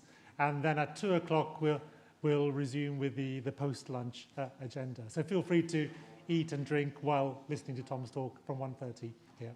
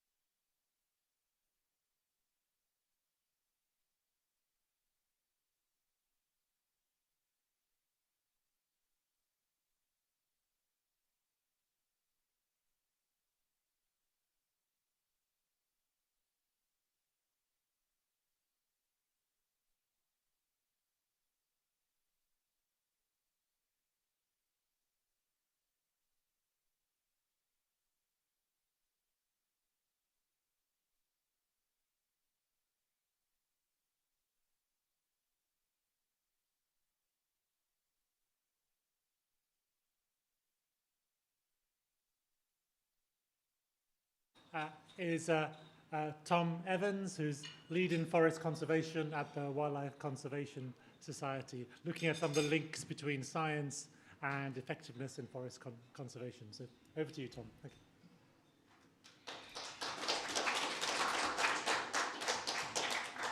Thank you, Yudvinda. Good afternoon. And thanks for the opportunity to speak to such a distinguished group. I hope you've all had a good lunch, and then at least this session is halfway to being successful. I think all of us here share a common endeavour. We want to see the systems of modern society fully reflect the values of nature. And I'm already getting a sense from this morning's sessions that we also share a common sense of frustration, which could perhaps be summed up as, we can see what needs doing, why won't they listen to us? Many of you have spent years investigating some aspect of how nature is of value to humanity and trying to get people to act on those insights. And I imagine between us we've had some successes and not a few failures. If we're going to reverse the terrifying decline of the biosphere, we need to see collectively a lot more wins and fewer losses. So why won't they listen to us? Well, I'll start with why you should listen to me. I did start in my career as a research scientist. I then moved across to become a practitioner, and I've worked for nearly 20 years with the Wildlife Conservation Society, helping our field programs around the world, and also trying to influence some aspects of global policy. In that role, excuse me, I'm an avid daily consumer of science because our team believes that good evidence should be the foundation of good policy and effective practice. So the organisers asked me to give a few personal reflections on some of the evidence that's been made available to practitioners and policymakers in recent years, and when some of that has really enabled change and when it has not quite hit the mark. So the grand project of modern science is truly inspiring. It's one of the greatest things our species has achieved, and yet the individual pieces of science that come across my desk day to day, many of them seem to be less practical, less relevant than perhaps they need to be. So today I'm going to draw on some examples from my field, forest conservation, to highlight 3 approaches that I think might help to get more of the science that that gets done actually get listened to as well. The first of these is solutions. I think we need to invest more of our time in experimenting with positive, practical, scalable solutions. The second is communications. We need to get better at communicating strategically so that decision makers hear us. And the third is around local economics. We need to do more to really understand how the economics of locally led forest conservation can work for forest owners. So first, we need to invest more of our time in experimenting with large scale, with scalable, positive, practical solutions and achieve a better balance with our role as critics. A good example of this is REDD+. This is the famous mechanism under the Paris Climate Agreement, which enables developing countries to be paid for successful forest conservation. The acronym, for those who have been able to avoid it so far, stands for Reduced Emissions from Deforestation, Degradation, plus other relevant activities. And science played a critical role in getting REDD+ included in the Paris Agreement in the first place. But there's been rather less technical progress on the implementation aspects. And a part of that is in the fields of social and political science and economics. My personal sense there is that those disciplines have invested rather more energy in identifying problems with the REDD+ idea than they have in figuring out how to make it work. Now, don't get me wrong, identifying and resolving problems is a critical part of what scientists are supposed to do. For example, social scientists have done a great job of demonstrating the key importance of free, prior and informed consent and the serious harms that can result when that's neglected. Other groups are working very hard to unpick and clarify the negative impacts that can result when RED Plus finance is drawn from offset type approaches in other sectors. And these are important issues that do need to be addressed. But work of this kind on its own is not going to get us where we need to get to. We want to see large economies shifting to deforestation-free development pathways. And safeguards on their own are not going to get us there. We also need engines of change. And RED Plus has the potential to be one of those engines. It could incentivize large-scale behavioral change of the kind we need to see. Incentive structures like that really need to be designed in smart ways for complex situations, and so we need to see scientific trials at scale and credible evidence. And this really should be a major area of applied research. It could influence the way that tens of billions of dollars of climate finance are targeted in the coming years. And yet, large research projects of that kind remain relatively few and far between. I think we need to turn that around. I think the science community needs to move beyond its comfort zone as critics of RED Plus and really embrace a leadership role in testing out and developing models that can work at scale to bring the positive benefits we really need to see. So my second suggestion related to communications. We need to communicate more strategically, communicate more strategically than we typically do at the moment. This is an issue across many environmental concerns. My example starts quite close to home.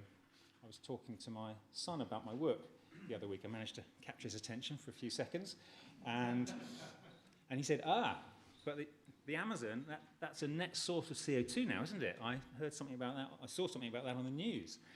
Yeah, it's driving climate change, isn't it? And I just thought, so the Amazon is now a threat to the climate, apparently. How did that become our headline message? I'll dig into the science a little. There's a very large net carbon sink into high-integrity, undegraded forests like the Amazon.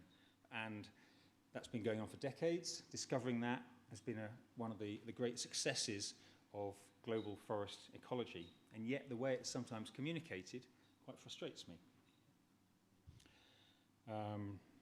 When you add up that sink across all the high-integrity forests remaining in the world, it absorbs something like 30% of all of humanity's emissions each year. 30%. That's an enormous brake on the speed of climate change. So presumably these high-integrity forests are sort of recognized as critical climate infrastructure. They're respected in international treaties. They're protected in national policies. Well, sadly, no, not yet. And of course, there are, as always, many factors that are holding back progress on that. One that the science community does have some control over is the way we communicate the narrative. The news cycle tends to emphasize simplified, often negative, sometimes catastrophic narratives. And so one of the challenges for us is to strike a balance between getting heard at all in that context and getting across a message which is nuanced and precise and can point in some way towards positive action. And the story my son heard is a good example of that. The idea that intact forests have become net sources of carbon dioxide, that really is an own goal for Team Nature, I have to say. We take this large positive sink into the heart of these major forests, and then we subtract the the emissions being caused by human activity and damage around the edges and say the forest as a whole is now a net source of CO2. Surely we can come up with a more effective narrative when we communicate with the public and with decision makers. For example, we could emphasize the contrast between the positive service being provided by the forest and the negative impacts of the emissions happening around the edges. That might be a better message to try and break through the noise with. And I find this is a challenge quite widely with environmental issues, the need to have a central storyline which really which shows people the aspects which most need action. Right? That should then be the center of our sort of communication strategies. So my third example relates to the economics of local community conservation. Scientists could help groups trying to defend and manage their forests to identify sustainable economic pathways for development. Let me set the scene in a place I'm somewhat familiar with in a remote part of Eastern Democratic Republic of Congo. The people in the community of Andikau have been working for a number of years to try to establish formal management rights over their forests. They're very nearly there, and from a human rights perspective, that's going to be a great win. As a conservation strategy, it's probably beneficial, but there are some significant unanswered questions. How is this impoverished community going to choose to manage its forests over the medium and long term? Are they going to intensify use, or are they going to choose more climate-friendly but perhaps less lucrative livelihood options? The science has done a great job in developing a body of evidence over recent years showing that deforestation rates are typically lower in locally managed forests than in the broader landscape. And that, amongst other things, has led to the idea of community forest management having something of a moment on the world stage in policy and finance discussions. Significantly increased levels of finance are going to flow. Some of them will flow to DRC probably. In theory, this could even become one of the dominant forest management regimes in the country. But what then? I see the possibility of some risk that this wonderful flowering of support might be followed by a period of disappointment, possibly even backlash if we raise expectations too high about what can be achieved and don't give enough attention to the practicalities of the economic aspects. It'll be a natural choice in many contexts to consider intensifying use of these locally managed forests. And so there's a real need for scientists to engage in helping in co-developing use models that work both for the local managers and provide global environmental benefits. Those models are going to need to be founded on use of farm and forest products, of course. There's quite likely a role for green market incentives as well. And I suspect in many cases, the critical piece will be some form of payment for environmental services, either domestic or international in nature, of the kind we were hearing about this morning. Whatever it takes for the numbers to add up, scientists need to be involved in collaborations with those communities in developing and trialing those methods and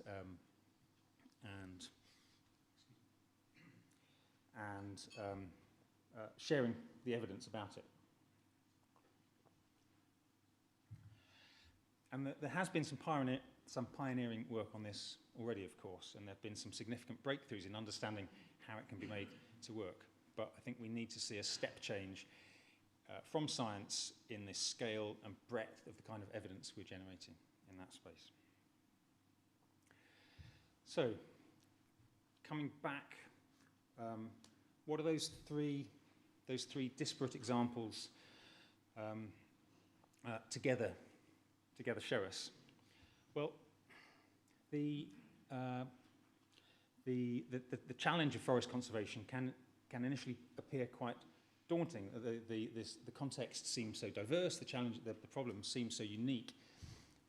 When we look closer, we often find they boil down to a single core challenge, which is trying to get the values and services that a forest can offer to align with the needs and interests of the key stakeholders that are making the decisions. And I think science has a critical role to play in helping with that. Science is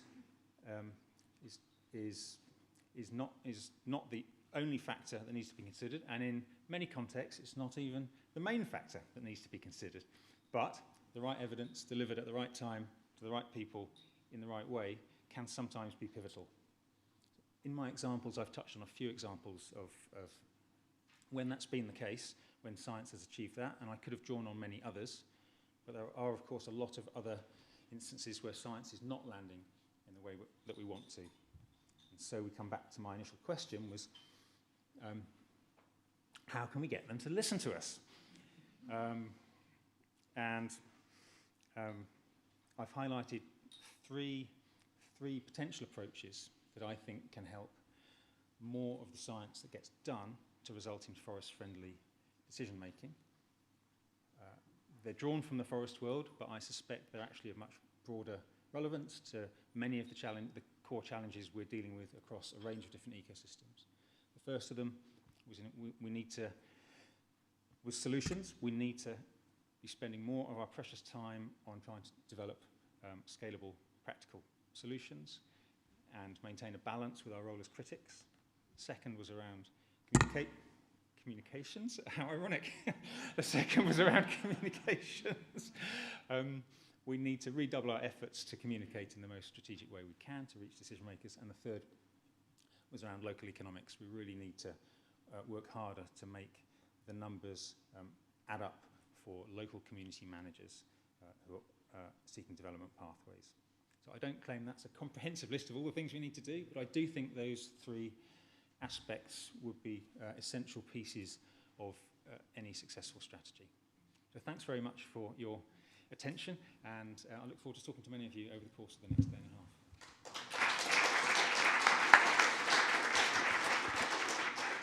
Thank you, Tom. I think we have time for a couple of questions if people would like to ask questions. Alvaro?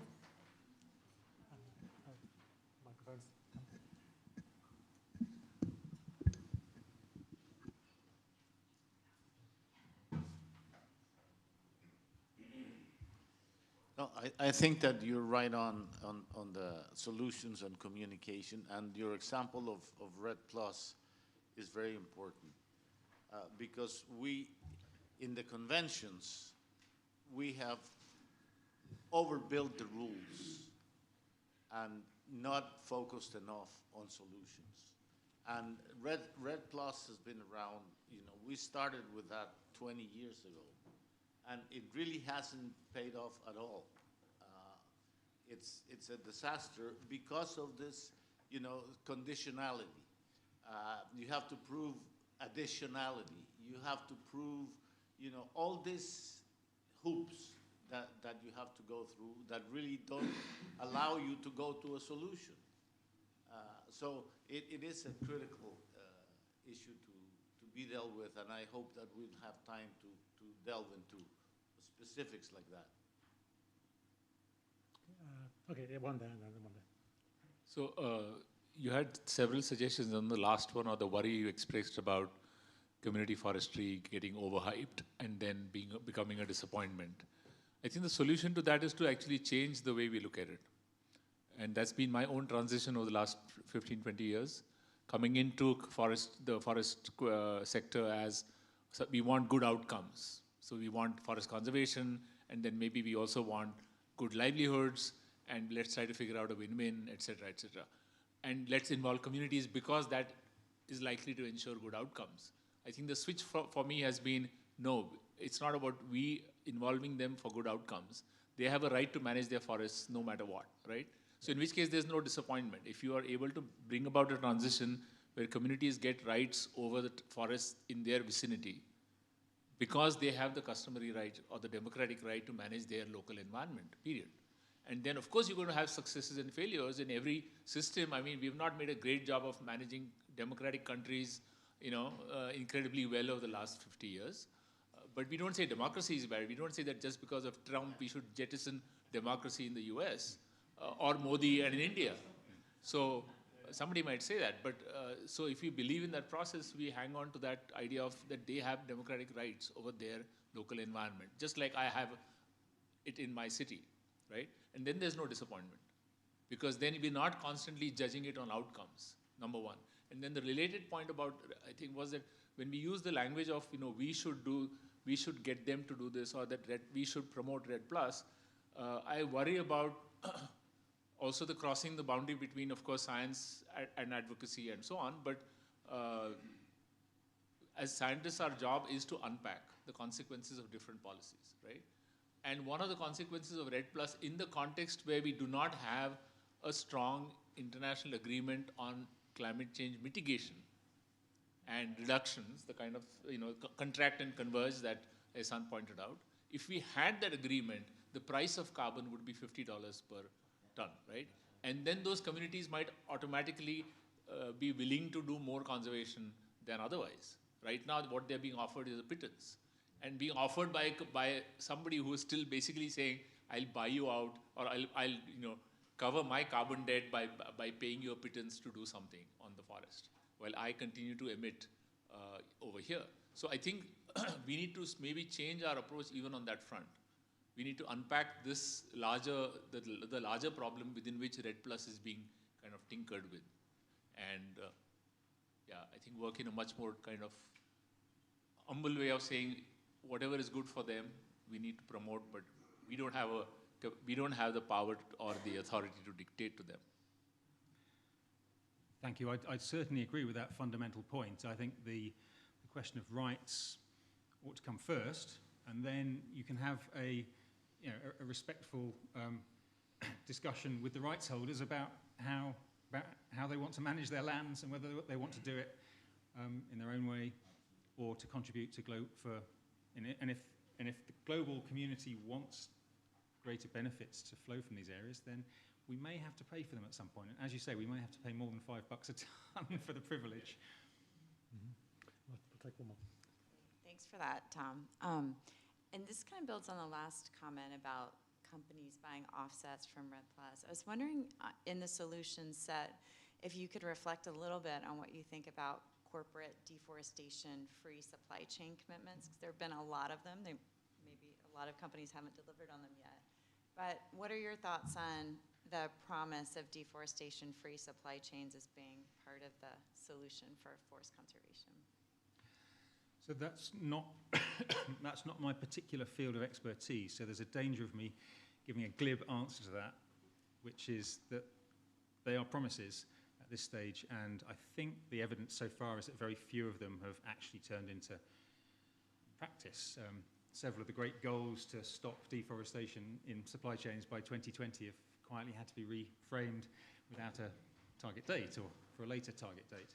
I think it's essential. I think it's a critical part of the responsibility that the richer world, that richer actors in the global economy need to take in this, is to clean up their supply chains, and I guess things like the TFND may be helpful tools to drive that.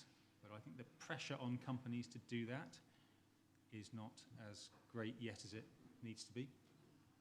And I think their internal pressure to do it doesn't seem to be quite as great as was initially hoped.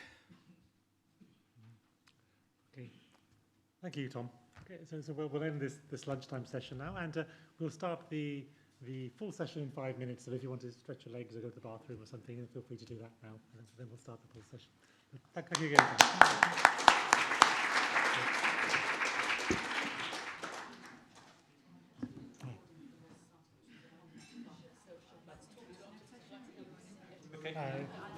Just go ahead. Introduce yourself as well at the start. Let's do that. That would be much more relaxed. Yes. It does seem crazy to network lots of people and have lots of respect.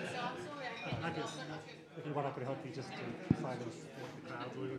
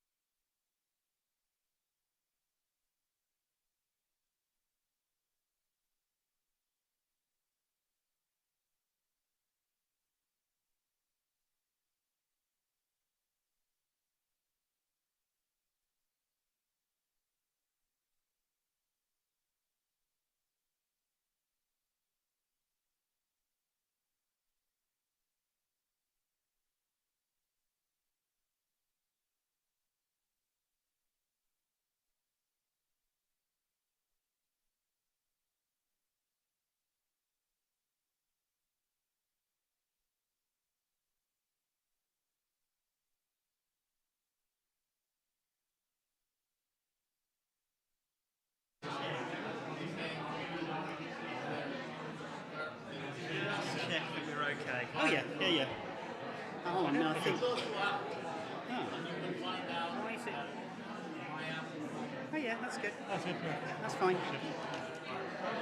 Yeah, I'm ready to go. Encourage people to sit down. Yes. I'm just going to go as fast as I can. Just speed talk. Yeah. It's going to be a speed presentation. If everyone could sit down. Don't say nice things about me, for God's sake. I'll tell people that you ran into me at the breakfast. Yeah, that'd be good. If everyone could please take their seats, and we'll get started with the afternoon session. Hello. Time at the bar. Come on. Can you all sit down, please? Oh, this works. That's a good way to do it. It's annoying and it works. Good afternoon, everyone. I hope you all had a lovely lunch. My name is Ann Christensen. I work on the intersection of climate and conservation at a progressive think tank in Washington, D.C. I'm very privileged to be here today. I'm very excited about the next two presentations on natural capital and then the connections between health and nature. It struck me today that these two topics are really both salient issues for American voters in particular, and that's kind of the lens that I'm coming from. In my world of policy and advocacy, these are understood that values underpin voter identities, and then the voters in turn, in a functional democracy, which we all hope it will become, they determine who the decision makers are that we are all talking about here today. So if I was a better academic, I would have created my own conceptual framework about how voter identities are connected to decision makers, are connected to valuing nature. But instead, I'm going to turn first to Ian Bateman, who is professor of environmental economics at the University of Exeter, member of the Natural Capital Committee, and he is going to speak on his conceptual framework for natural capital analysis and decision making. And both Ian and Kathy Willis, after him, have prepared 25-minute talks, but they have promised me that they will go quickly and leave a few minutes for discussion at the end. So turning over to Ian. Thank you very much. So the environmental economist that I admire most is Steve Pulaski, sitting here with us. And in homage to Steve, I have also brought far too many slides. And like him, we'll attempt to go through them at breakneck speed. So what we're talking about here is a framework for trying to bring nature into decision-making. I wanted to start this with just an image to try and convey that over. And this was the one that I came up with. And, you know, it's a beautiful place. That's obvious. But perhaps the thing that we really notice here is that this is the real world. And it's a real pastiche. There's some woodland, some agriculture, some town. There's rivers running through it, that sort of stuff. But if you look at this picture from a policy perspective, that is not what you see. What you see is urban policy, maybe some woodland policy operated in a completely different department that you never talk to because they're all about trees. There might be some weird people somewhere in an office in DEFRA that talk about uplands. The real people that matter are the ones that talk about agriculture. And somebody else has got something to say about rivers, and then there's somebody who deals with climate and atmospheres. And these are all completely separate entities. And you can see that in the completely separate policies that we have been developing for a really long time. We're very, very good at this sort of single focus decision making, where all that matters is hairs or something like that. And that is a big problem, because that is very different to the real world, which is integrated, it is connected, okay? And that means that, for example, if you want to take decisions about, say, forestry, then within your little department you might be able to do that, but out in the real world it will affect farming, and vice versa, obviously, and it will affect it in many, many ways, okay? And what you can say about this is that at absolute best, decisions which do not reflect the integration of the real world will be inefficient. That's the best that you can hope for. Actually, it might be that your decisions are having quite negative effects on other parts of the environment which you are connected to. And that really matters because the big challenges of this century are integrated. So at the same time that we have carbon dioxide going through the roof, we have biodiversity going through the floor. And as Emily showed earlier, while GDP breaks new grounds all the time, natural capital, I mean, this is incredible. That is more than 20% loss in just over 20 years. So that is terrifying at how fast these changes are happening. Now, how then can we bring integrated science into policy making? And certainly in principle, I think that what's happening here in the UK is very interesting and worth listening to. So 2 documents to pull out here. One, the 25-year environment plan. Just the title, that's pretty impressive. It's a 25-year environment plan. It's not, you know, from now to the next election. So at least there's a move towards the sort of timescales that the environment actually operates on. And we're very lucky today to have in the room Joseph Lowe, who is the chief author and editor of the Green Book, which is not, as the chairman of the Environment Committee once said to me, what's that? Is it some environmental book that you've come up with? I said, no, it's actually the Treasury's guidelines for public spending. Okay, now the fact he actually said that in front of about 20 civil servants who just held their head. What is fantastic and what has happened under Joseph's watch is that the concept of the natural world as a supplier of well-being creating capital has become completely embedded in here. I would urge you to look at this. You will find sections in this book that you would expect to see in an ecology textbook, where it talks about the idea of tipping points and the fact that we might actually erode this natural capital to the point where everything else begins to fall apart. So what is this natural capital approach? This is where I'm going to go really fast. It's an attempt to bring all the different information that we've got into decision making. And to recognise that we've got 2 sources, ultimately, of resources. We've got the earth and energy inputs from the sun, and this generates this diversity of natural capital. That's an important term, capital, a stock of something that can generate well-being for humans. This one's unique, though, because we get it for free from nature. The only thing we have to do is not run it totally into the ground, and it'll carry on giving and generating its natural processes. Just like other capital, it provides services. You think of money in the bank providing interest. We call these ecosystem services just to separate them out. But there are lots of other types of capital. And because nature never put a meal on my plate, we actually need to combine these types of capital and services together to get all of the goods and services that generate well-being. Now, there's a practical problem. That world is limited. We can't have infinite amounts of everything. And unfortunately, these things turn up in a bewildering array of completely non-commensurate units. So we can't easily compare all these things together.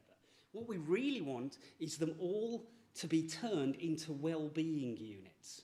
Well, unfortunately, we're not very good at doing that, and economists over time have tried to get the nearest thing to that through valuation. It's not perfect.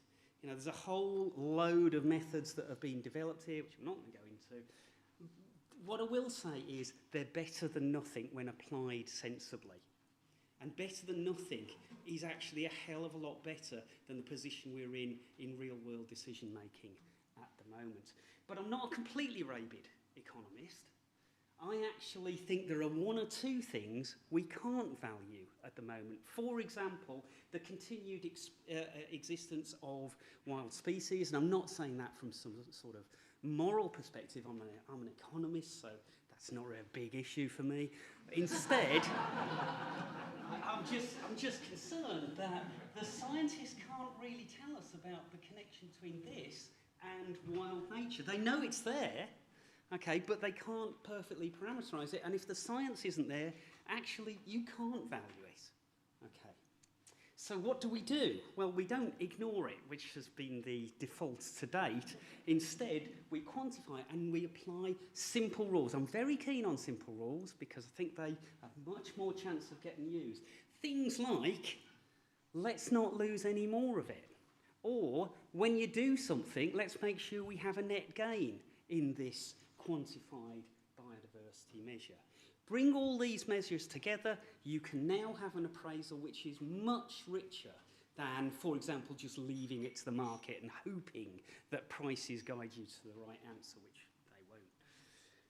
Make your decisions, implement it. This gives you 3 big advantages. The first thing is it allows you to have a non-flaky view into sustainability.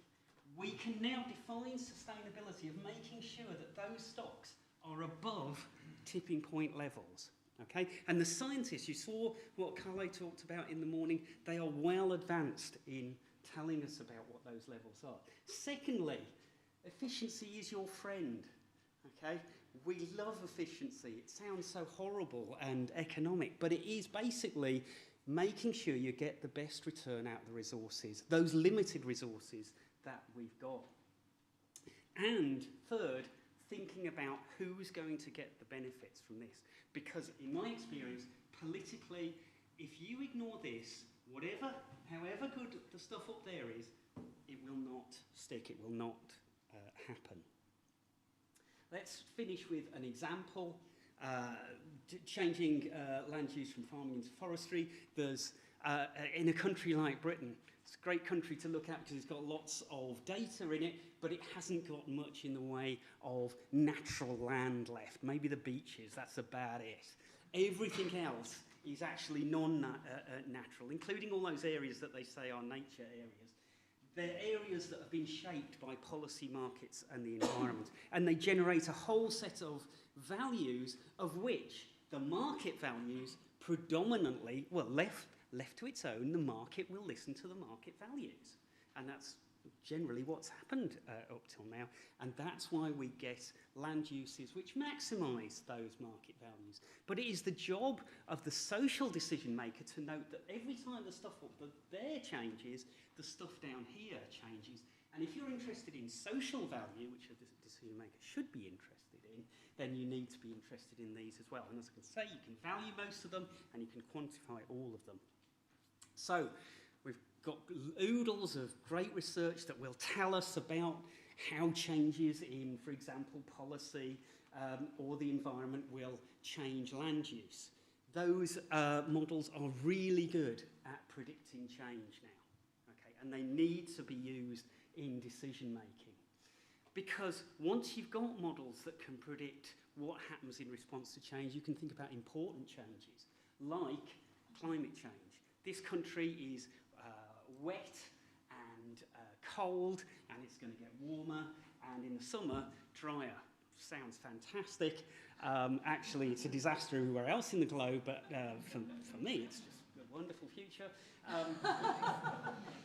It's not just me that thinks that. Plants think that as well in this country. You know, I'm making light of it. It's a disaster globally. But you know, here, what we're going to find is that plants really respond to this, and farmers will be able to move into some much higher profit activities. But we have the models now to say not just what that first round effect will be, but what the subsequent effects are. On receiving environments, you know, you grow a lot more cereals, you're going to be putting a lot more fertiliser on the land, that's going to affect the water systems, that's going to affect the ecological systems, that's going to affect people's well-being, both market and non-market. And again, we can quantify a lot of this. That's not the only thing that's changing in response to the climate change. I've got to show you this because it just terrifies me. What you've got here is growth rates of 2 of the most important trees here. Number 1 commercial species up here, Maine hardwood down here. Now, if you look at those two maps carefully across, you can see a difference. What's happening is that Sitka spruce, important commercial spruce, is being pushed into the sea. Okay? Now, you might think, oh, that's not too different, but that's not even one rotation of trees. This is happening at a speed which naturally would never occur. That's how fast these environments are being pushed around. Okay, you know, it's good for other species, but there are downsides as well. We can then quantify all the carbon and other greenhouse gas consequences that come out of this. I'm not going to go through them, but every single one of these is important. You miss out, I mean, actually there's a lot of analyses that are missing out. Let me see, there's 7 there. They're missing out 6 of them. You know, that's not acceptable. We can do better than this, and we can then actually show the change that occurs when we make different decisions about policy, for example, and we switch land use. And remember, we can understand, quantify, and there's people like Andrew Barnford in the room that lead on this, the consequence of land use change for wild species as well. And we now have models of huge numbers of species which we can see what the consequences of land use change will be, and they're not good for a lot of species. Okay, bringing this all together, that's a lot of stuff that I've just explained to you. How on earth can a non-specialist decision maker or a decision maker who is a specialist in one area ever bring this into their decision making? Well, there are now systems which put that onto your desktop, which tell you what the multiple consequences of, for example, policy change or land use change will actually be. And DEFRA have been fabulous in working to help us do that. No problem, actually. Nearly there. Last virtual slide. Let's look at one example of this. So DEFRA asked us a few years ago, tell us where to plant Britain's new forests. We're going to plant a huge amount of forestry, at least 750,000 hectares of new forests to hit the net zero goals. And we said, yep, very keen to do that, happy to do it, but we're going to answer the question twice. We're first of all going to tell you what will happen if we do what is normally done, which is that we just leave it to the market, by which I mean we take the money and we throw it on the table and we say anybody can apply for that. That sounds lovely, sounds really equitable, okay? It's not anywhere near good value for money for the taxpayer because the environment is very, very varied, okay? And it will not give you a constant return irrespective of where you do things. If you do that, where are you going to plant? Well, you're going to plant according to how much subsidy you're offering, and then for the individual farmer, how much they're going to lose by doing this, which then the main part of that is their loss in agricultural crops. So the people that are going to be doing this are the people with basically the rubbishiest land in the country. That's the place where you're going to see planting. And indeed, if you look historically, that's exactly where you see trees in this country. You're going to be ignoring the non-market benefits. This is where those trees will be expected to be planted.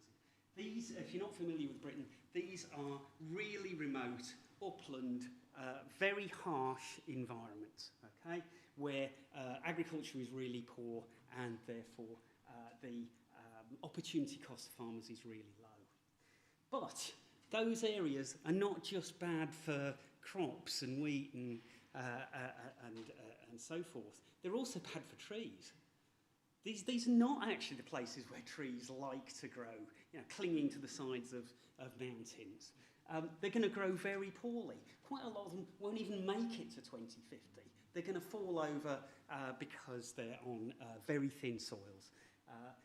Some of these areas, what's more, are relatively high carbon soils. Even if you keep them off pure peat areas, nevertheless, a lot of them will be high carbon. They'll be emitting more carbon than they ever store. They're going to be global warming forests. When you add this in and you use standard valuation to just work out what the carbon benefits and all that sort of stuff are, you'd be better off not spending this money. You know, take it down to the horses and, you know, put it on some nag, because at least that might actually work.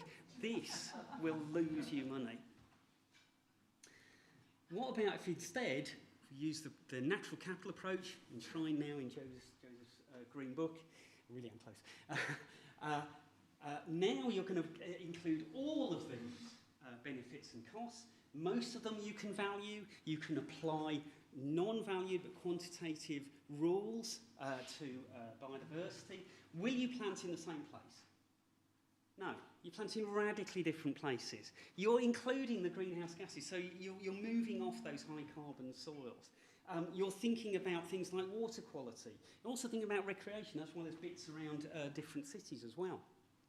And you're making sure that there's actually no net loss here for biodiversity. What about when you add up the values of the things that we can defensively value? You get the result that we all know, that woodland can be a fantastic investment of public money, delivering huge social value. That's that. Thank you.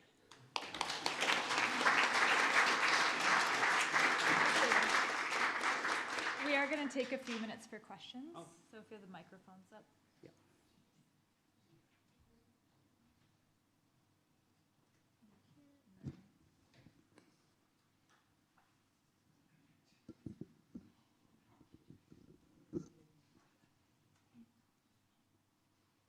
Am I first? Yes. Ian, that was a fantastic talk. And I particularly like your identification of two structural problems. One is the fragmentation of policy making. You know, DEFRA's got 6 ministers, they all want to make their own announcements, and when you're a civil servant, you spend most of your time trying to persuade people to do things over whom you have no control, and that's a real problem. The second is, I love your phrase, from data to decision support, because that describes what your talk was all about. But this is a structural issue as well. I just wanted to ask you the question, what do you think the market is like for that? Because most scientists stop at the point of publication of data. And most policymakers start from a point of view of not even seeing that data. And that market, you know, is there much of a consultancy market? Were you rewarded as an academic much for doing this kind of work? I'm just interested in your views on that kind of market. Yeah, well, one thing that allows me to say, the UK has a fantastic civil service. It gets pasted in the press all the time. I've been very fortunate to be advising DEFRA and Treasury for over a decade now. The people I meet in those departments are absolutely top rate. They have to contend with the people at the top, and I probably shouldn't say any more than that, but you know, we are very fortunate with that. What I see, though, is a decision system which is woefully underfunded compared to the amounts of public money that is being allocated by those systems. I still, after it was 12 years now, I can't believe that we every year mail out about £3,000 million to farmers in this country from public funds. And the amount that we invest in actually making sure it goes to the right places and generates maximum benefits is piffling, absolutely piffling. And no private firm would ever do this. I used to work in the private sector. We spent a lot of time working out our investments and where it would go and what the benefits would be. No private company would spend so little on investigating the benefits from its investments. What's the appetite for it, though? And again, I'd say within the civil service, massive, absolutely massive, hugely underfunded, but huge appetite for this. And you know, we've been very fortunate. We've worked with the environmental land management team here in DEFRA, the land use team. Absolutely fabulous. But there is this big disparity in there. So lots of interest, but at the moment, certainly in terms of public funding, not very much. The private funding is much better, but actually we're not very, we're less interested. We don't want to do it for money anyway. We're academics, we feel public servants in a way, and we've been asked numerous times, do you want to sell this? And we don't. We give it away. Sorry, I think we only have time for one more question. Oh, thank you very much. This sort of piggybacks on that question. I liked when you said, well, then DEFRA came and asked us to study X. And it's like, well, that's kind of the dream. Like, you don't have to worry about your research having policy impact because the policymaker said, if you do this, we will use it. Yeah. More often than not, that's probably not the case. And so, as you said, scientists get paid to publish papers and then hand it off. I think, but sure, there are examples where people are more proactive about engaging policymakers, but you see this in the climate, in the IPC space as well, where it's like, well, maybe we should actually include the policymakers in our stakeholder engagement. And how, and I know that happens, but how much, in your view, or this is really to anyone, is that really part of the culture of research in this community? It's like, well, we're wasting our time unless we talk more to the people at the outset. Like, is this going to be of any value to you? And they'll say, no, actually not. But if you looked at it a slightly different way, it would be immensely valuable. Yeah. Like, do those conversations happen, or is that just not really the norm? We talk about it a lot, actually. And I should say, actually, the paper you published led to that question being asked to us, so thank you. The incentives are all wrong. Actually, I'm going to start off with the incentives being wrong in academia. They really are. So I have a wonderful team of junior people, and one of the most common things that people will come in and they'll talk one-to-one, they almost don't want anybody else to hear, and they're going, I love working on this, it's so impactful, it's great, but I've got to think about my career. You know, this has so much resonance in the real world, but it won't play with my department head. You know, that's a big, big problem. I do think there is hope on that. So, for example, we have this thing called the Research Excellence Framework in the UK, allocates a lot of money to universities. We now have a situation where I would say roughly about 30% of that money is now going to some form of real-world impact. We have academic departments that they've got no capacity for that, because for years they've been playing a game which was just about publication. Didn't matter if it affected the real world or not. It was just like, did you get it in that journal? Okay. Well, no, I didn't, but you know, that half of Britain is full of trees now. I don't care. Did you get it in that journal? No. Now, I actually think journals also should come in for a bit of stick as well. I realise I'm probably cutting my own throat here, but the economics journals are awful. They are not interested in the real world, and that is a real indictment of the discipline. I do think that the big journals, Science, Nature, PNAS, they should be taking the lead in terms of publishing a few papers that maybe aren't truly innovative in having a new twiddle on something that hasn't been done before, and instead actually publish some papers which take stuff that already exists but apply it in the real world and help decision makers make real world change. I think that would be a step forward.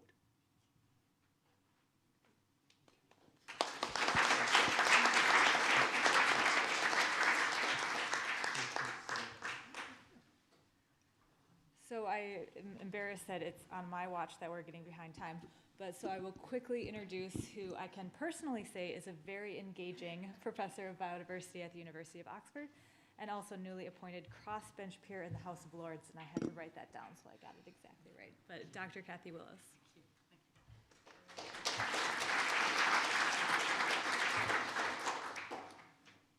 Right, but I can't get the slides. Oh, here we go. Perfect. Something else. So this is, I'm going to change gear completely again, and Ian and I were partners in crime for 5 years on the Natural Capital Committee. And I'll explain from this slide. So mine is a more simplified version of Ian's one, where when we're working on the Natural Capital Committee, very much looking at natural capital assets as a function of their distribution, their quantity, the ecosystem services, and then the benefits obtained, the societal benefits obtained. And we work through all of these, and everyone models all of these, and I think we've got some pretty good ideas about the distribution, the potential of all of these and what we can do. But it's this one at the bottom, mental and physical well-being. And even within the IPBES statements that I've looked at, we very much look at physical or mental health and mental well-being from nature, very much being about the drugs that provide medicinal drugs, traditional drugs. I need some, I have no voice.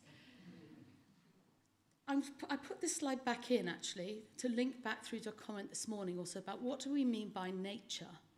Because by 2050, 70% of the world's population will live in cities. So we really do need to think about what we mean by nature, what we're referring to. And so biodiversity in the countryside, in the wild, is sort of real. Those in the cities is more often than not, especially by city plans, it's street furniture. How can we make the street look pretty? But there is an increasing awareness amongst policymakers in particular that nature, and particularly in cities, can be good for our health. And why is that? Well, the first one is that there's a lot of evidence base now to show that trees are very, very good at sucking up pollution, both in the hairs, they pick up the particulate matter, but also they absorb things like the nitrous oxides, and then they break them down into less toxic compounds. So trees are really good in cities for this, number one for health. The next one, won't dwell on it, but again, we know that they're really good at reducing heat stress in cities. And as we've got climate change coming on with increased heat in cities, another good plus.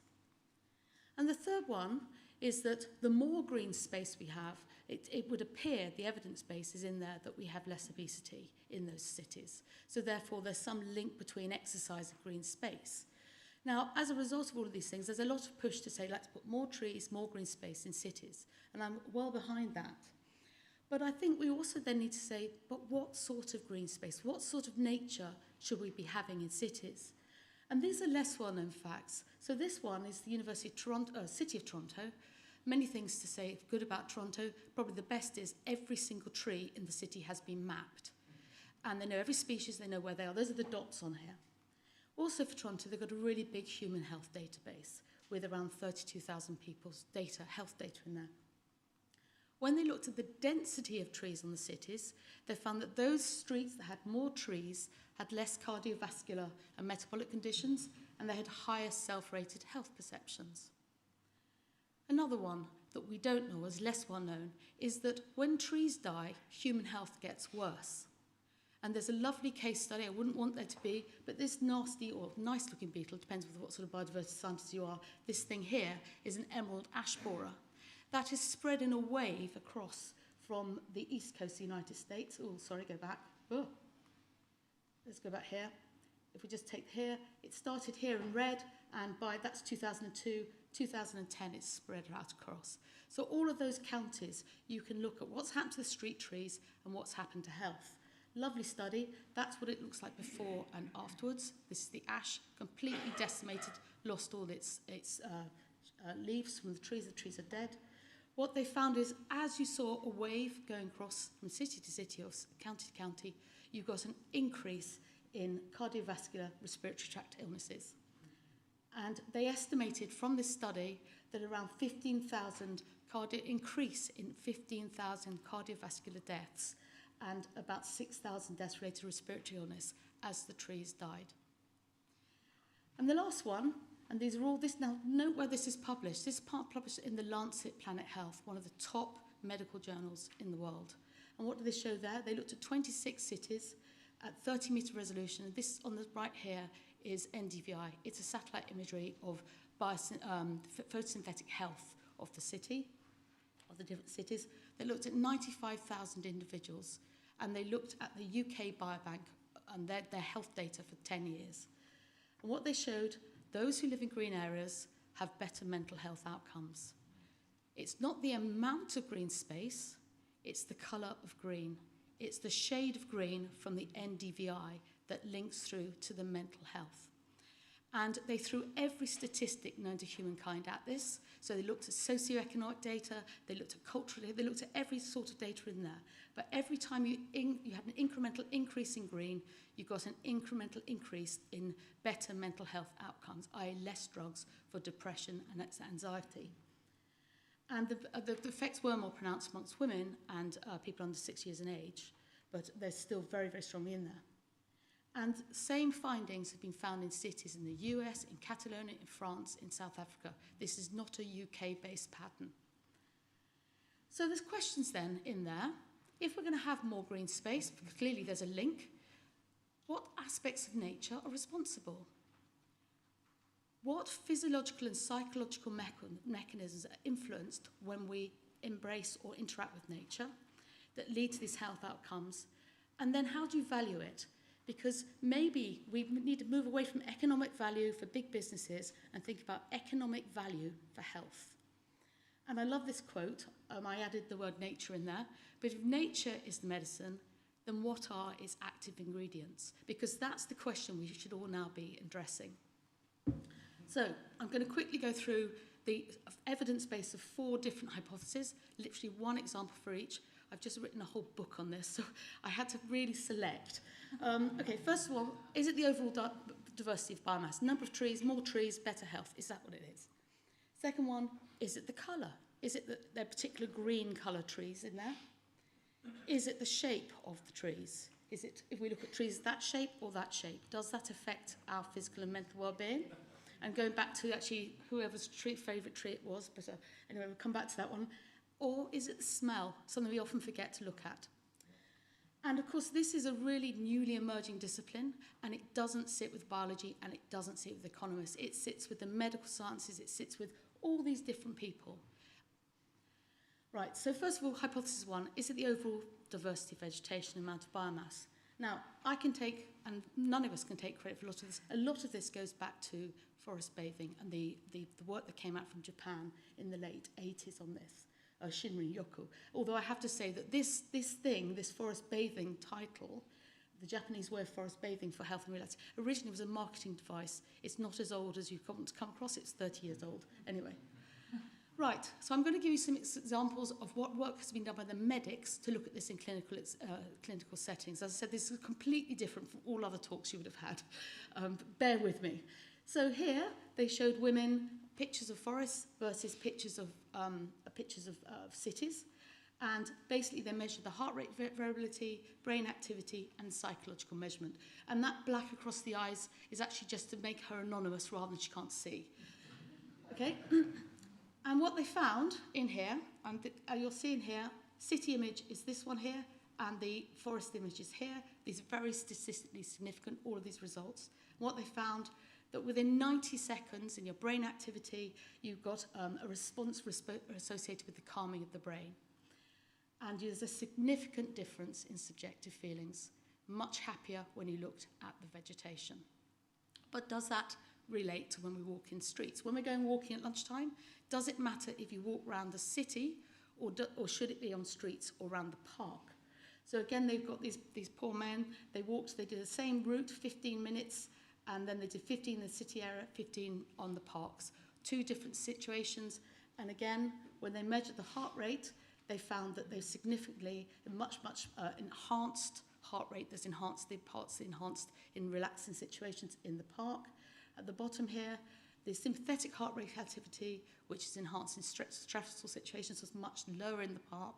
And the third one here, your overall blood pressure was significantly lower in the parks. So even if you take nothing away from this, when you go walking at lunchtime, I'd recommend the park rather than the street. I also actually have another aside, but I'll say it very quickly, is that actually what they found is you have to do 20 minutes, otherwise it doesn't have any the long-term impact. And also, sitting is as good as walking. So for those of you who don't want to run, you can sit. Okay, but all of those lead to this physiologically relaxed state. But what is it about those trees? Is it shape? Is it colour? Is it smell? So this might seem very odd, and when I first looked at it, I thought this is very strange, but the more I've looked at it, the more I agree, and it comes back to the picture of the tree earlier today. When we look at vegetation landscape, actually what our eyes are doing is they are looking at the outline. And they're looking at the outline in particular, they're looking at the fractal dimension of that horizon. And all of nature, everything we know, has got a fractal dimension to it. If you look at the picture of the tree here, you've got the branch. When you look in more detailed, you've got the next pattern in, further in, next pattern. And nature itself, woody plants and trees have a fractal dimension of between 1.2 to about 1.9. So do landscapes. So if you look at that coniferous forest landscape, your fractal dimension of the outline there is 1.5, going up and down quite regular. If you look at that landscape, savanna, that has a fractal dimension of 1.2.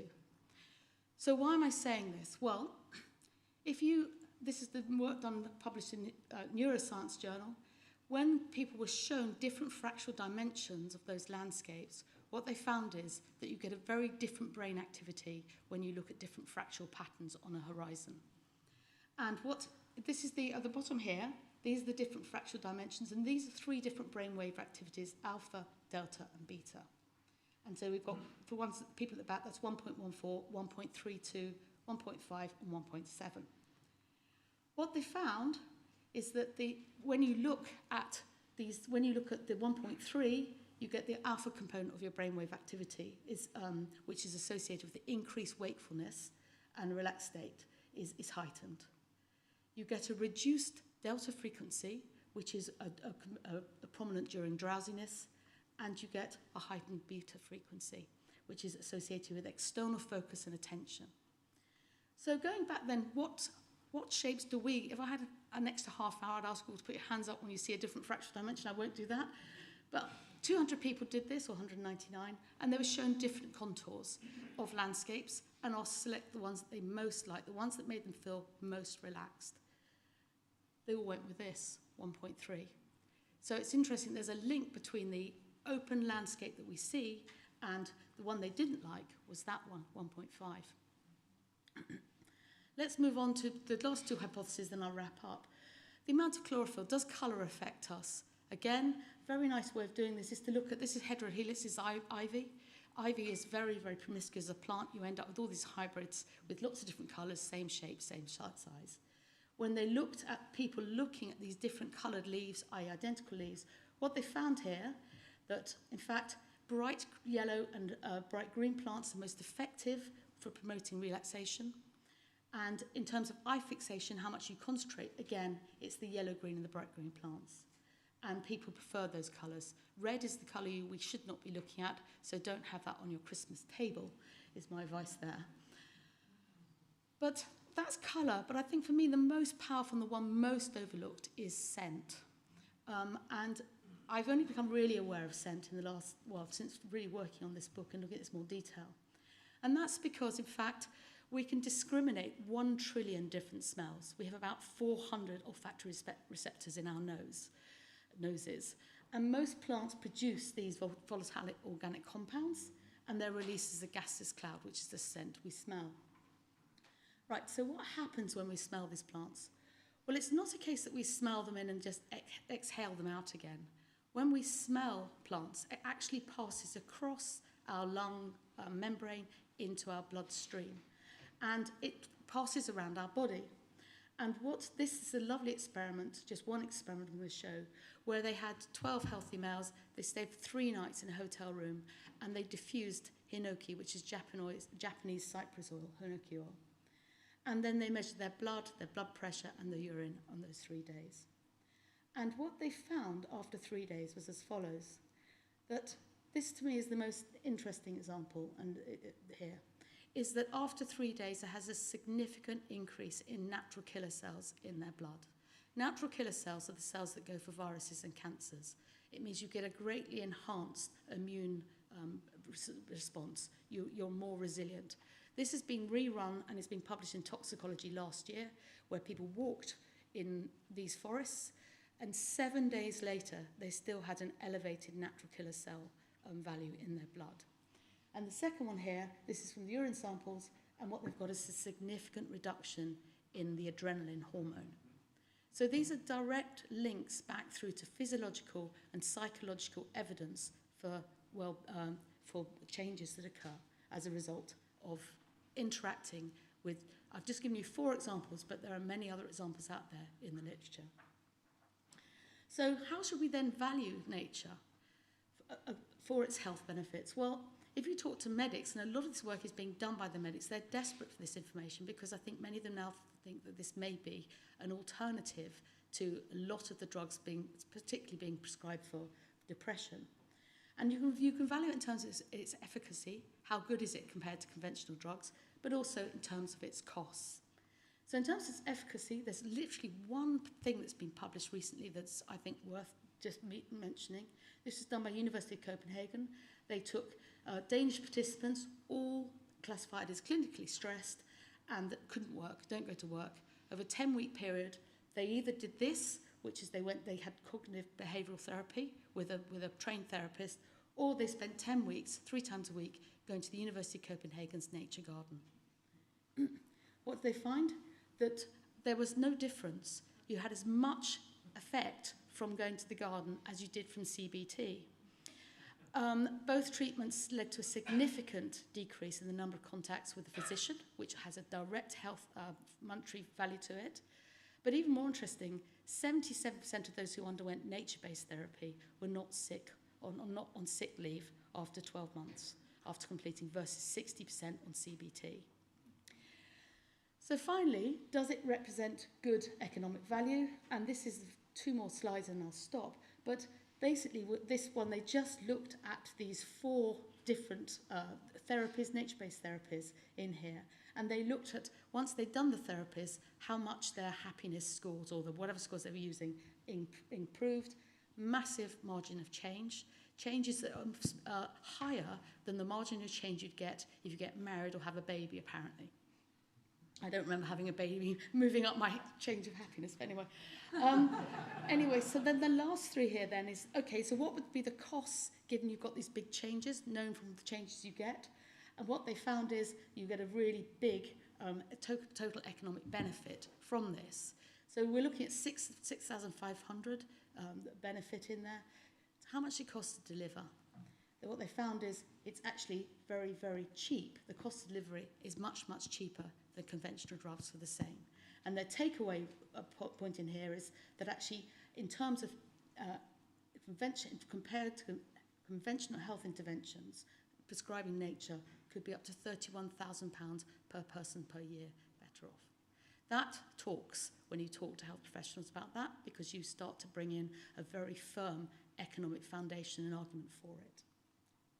So I just want to finish with this man, which is Hippocrates and the Hippocratic Oath there. We've known all of this. We've certainly known this from traditional knowledge. And, you know, nature is the physician of diseases, absolutely. But the point being, we've heard a lot this morning about how the health, we've got an increase in general well-being index. I don't know who's looked at the health data, but the health data shows the opposite trends over the last 30 years. Yes, we're getting better at things that are communicable, but we are not getting better at things like cancers, at things like stress and health-related illnesses. So it would be quite interesting to plot that data, actually, against biodiversity loss.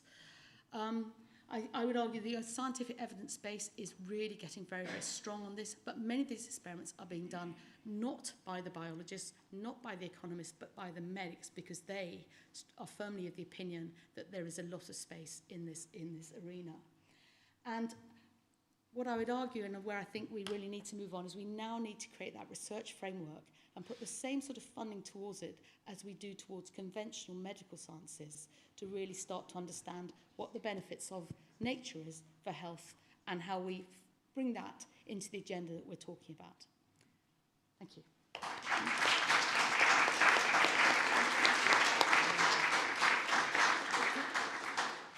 So we have time for questions right here up front.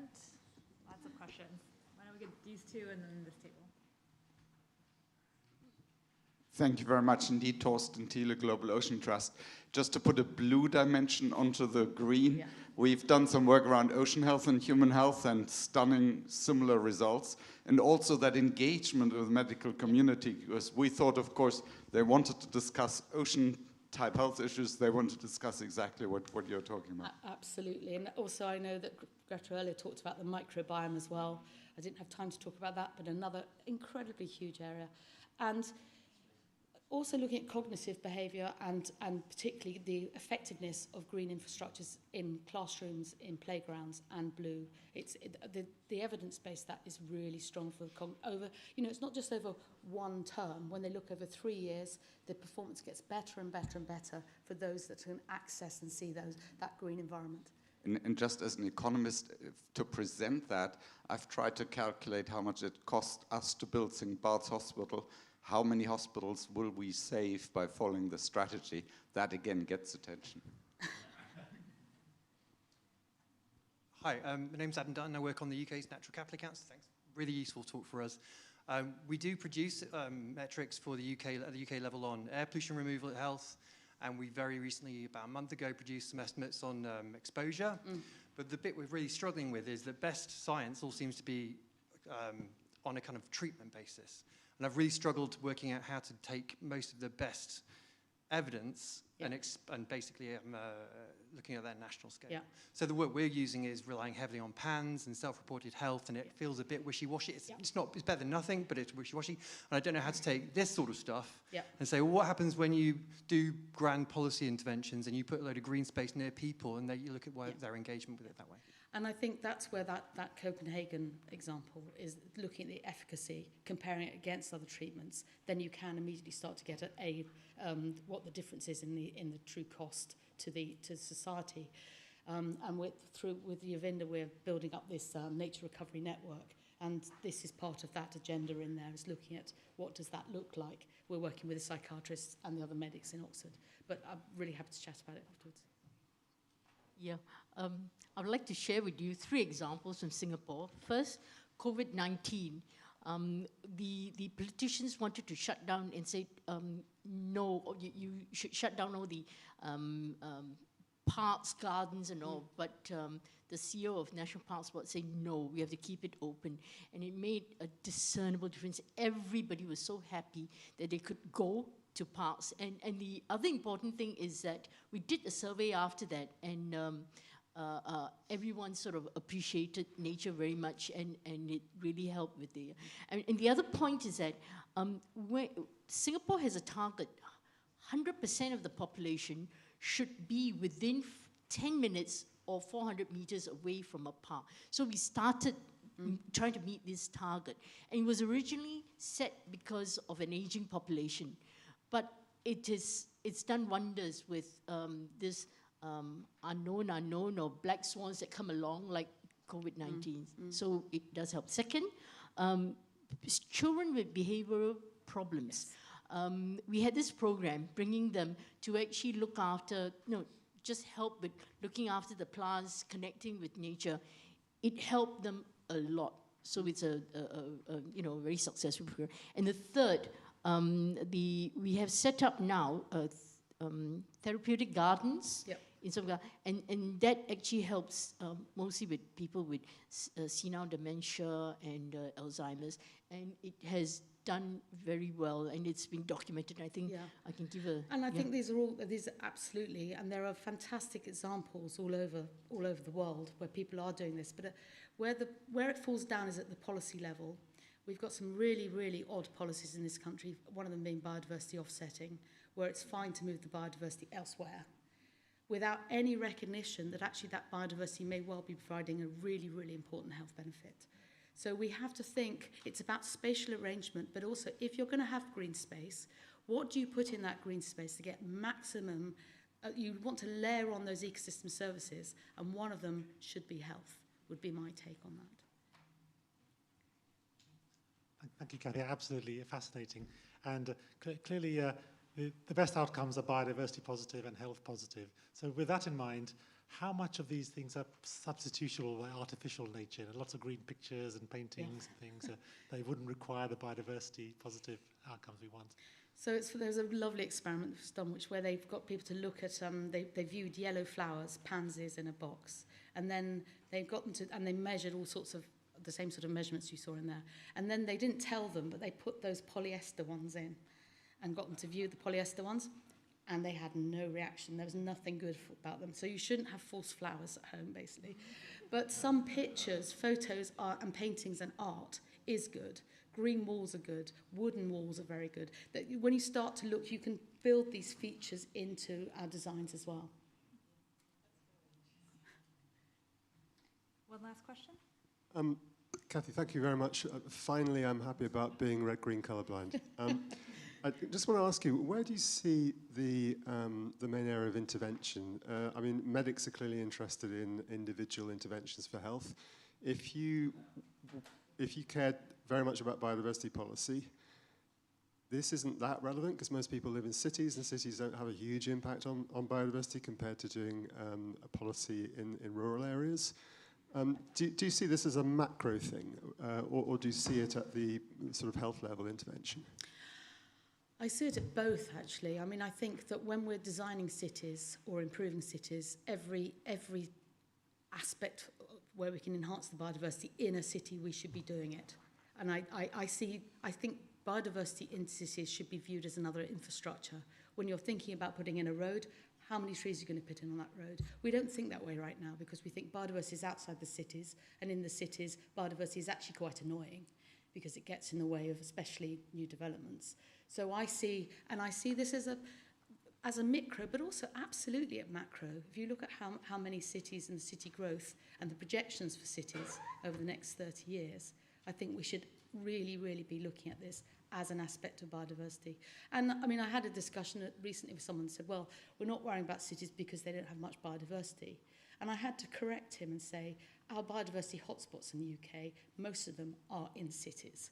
So the idea that biodiversity is out there in the green countryside and the hotspots are nowhere near is our whole mindset needs to turn around on that, I would say.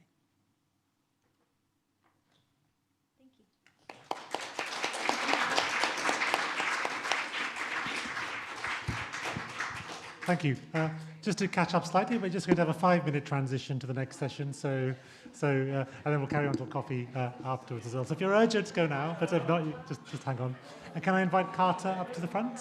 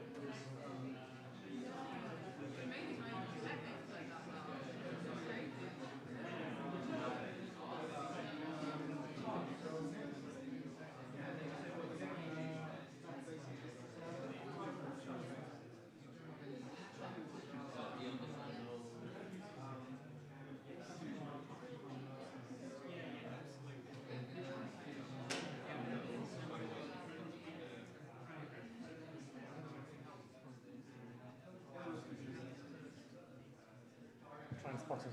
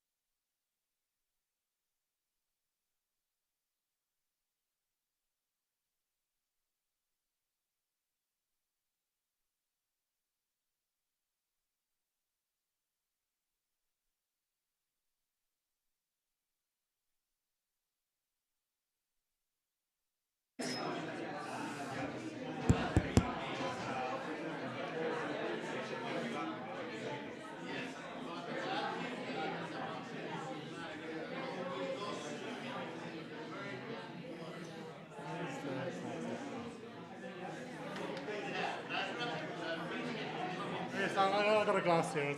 I was waiting for the chair.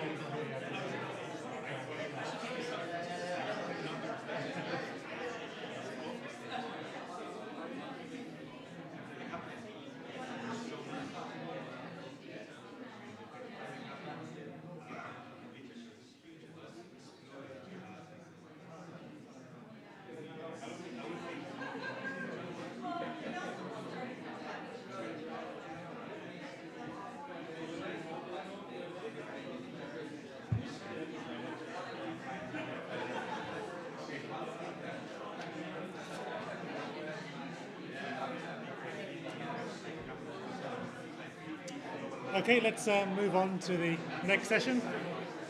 Thank you. Okay, let's move on to the next session. And now from moving on from many of the concepts and framings that we've been discussing until now, we move on to the section of where we look at examples of success and how we can learn from these examples of how to scale up bringing nature into decision making. And I hand over to our chair for the next section, Carter. Thank you. So this session is on 6 examples of success in scaling up.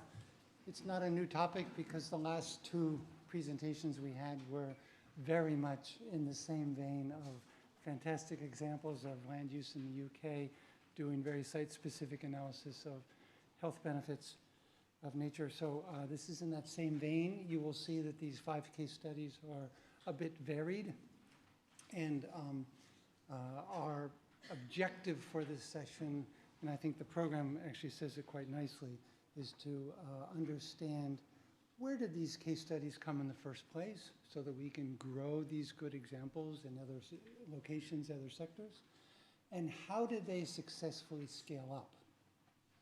I've told all of our 5 panelists that I would also consider adding a third question, which we will address towards the end, which is, after these good lessons and the successful scaling up, what can we extract for new places, new ideas, new counterparts, new governments, new companies, whatever it takes. So going beyond scaling on the basis of these examples to new territories. By the way, I'm from World Resources Institute, and some of you may know that the motto of WRI is count it, change it, scale it. That's what we do. And I think it applies very much to this session. Some people said that WRI never saw data that it didn't like to map. We do a lot of data. We do a lot of data analysis. And I think that's relevant to this. But it's all part of scaling. And scaling, by the way, I think we've seen very well in the course of the day, doesn't mean scaling within disciplines, but it means scaling across disciplines as well. So anyway, Mary's first. I was asked if you have slides. Oh, okay, great. So Mary Ruckelhaus is an old friend from Stanford NatCap. She's the director of NatCap and is a, I don't know, I think of you as an oceanographer or ocean scientist by background. Thank you. Yeah, thanks. Thanks, Carter. Thanks, everyone. Sorry we didn't get our leg stretch outside, but we'll get that later. So yeah, I'm giving this talk on behalf of my good friend and colleague Chantal Clark Samuels, who's from Belize, and I'll tell you a little bit more about her story, but unfortunately she couldn't be here, and I'm really sorry that she's not here to share this first part of the story. But what I'll tell you about now is a story about what's happening now, what's possible given what we know. So as Ian said a little while ago, and we were discussing this morning, we know enough now to do quite a lot. So the story of what's happening now to really take nature and change decisions. It's a story of leadership by people like Chantal and others. It's a leadership and a commitment to building trust, as we talked about a lot this morning, in decision-making processes, and really engaging, as Sandra and others have said, the people who are affected the most and care the most about changes in nature. So that's part of what these stories are. So it's a co-creation process I'll share with you. And finally, it's a story of integrated ways of working that in some ways are new to academic communities, integrated in the sense of disciplines, so it's very interdisciplinary work, and also integrated because all of our researchers work in science policy processes. So it's new in two ways. It's not just one discipline, and it's not just in the walls of academia. So I'm coming, as Carter said, and you heard from Gretchen and Steve this morning, so we're part of the Natural Capital Project, which is a network, and it includes the Stockholm Resilience Center and the Chinese Academy of Sciences, World Wildlife Fund, Rebecca is here, and the Nature Conservancy. And what we've done for the last 15 years is try to field test the idea that if you bring new science about the values of biodiversity in nature, and you develop that new science with and for decision makers in field sites around the world, that you can inform decision making. And you can see policy change and you can see investment change. So we learn a lot about doing these demonstrations and these field tests, and then we're scaling them, which I'll come to at the end. So I'm just going to talk about two of these demonstrations. Tong will talk about some more in a little bit, but it's really been a journey of learning, but really trying in every case to do the new science that will transform decisions. And what does that look like? So I'm going to start with the Belize story that Chantal led, and this is Katie Arkema, a lead scientist at NatCap. And what Chantal is that she was, at the moment when we started, about 8 years ago, she was a staff member at this ministry in Belize called the Coastal Zone Management Authority and Institute, and it's this cross-ministerial authority. That's job was to implement the country's Coastal Zone Act, which said you will do an integrated plan that harmonizes cross-sectoral interests for Belizeans and the economy. She was very passionate, and she's now the CEO. She started out being a leader at sort of the mid-level, and she's now the CEO, but she helped design a science policy engagement process that we were invited into to support and learn together. So what Belize has are these different colored zones, are community action committees. So each of those areas has indigenous groups, it has small businesses, it has civil society, it has local government. So they're very representative areas that each underwent with us. We were in there from the beginning, as people were just talking about before the break, to establish the visions and values for their region. What did they care most about? What were they worried about? Where did they want to see it going? And the common lens in this whole planning process was coastal climate resilience. So they really were worried about sea level rise and storms. But the goal in the act that the government is implementing is this goal here. So it's a balanced and sustainable use for both Belizeans and the global community. So Belizeans are really intuitively aware of the benefits of nature. They understand that coral reefs and mangroves and seagrasses bring them benefits. They bring huge tourism benefits, which is their biggest economic driver.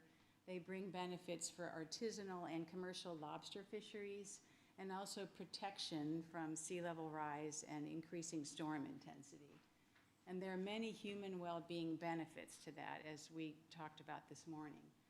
What they didn't know is where and how much. So which of those habitats, how much of them, what attributes of them, that's the hard part, and that's where a lot of the new science that people in this room and that our groups do could bring to the question.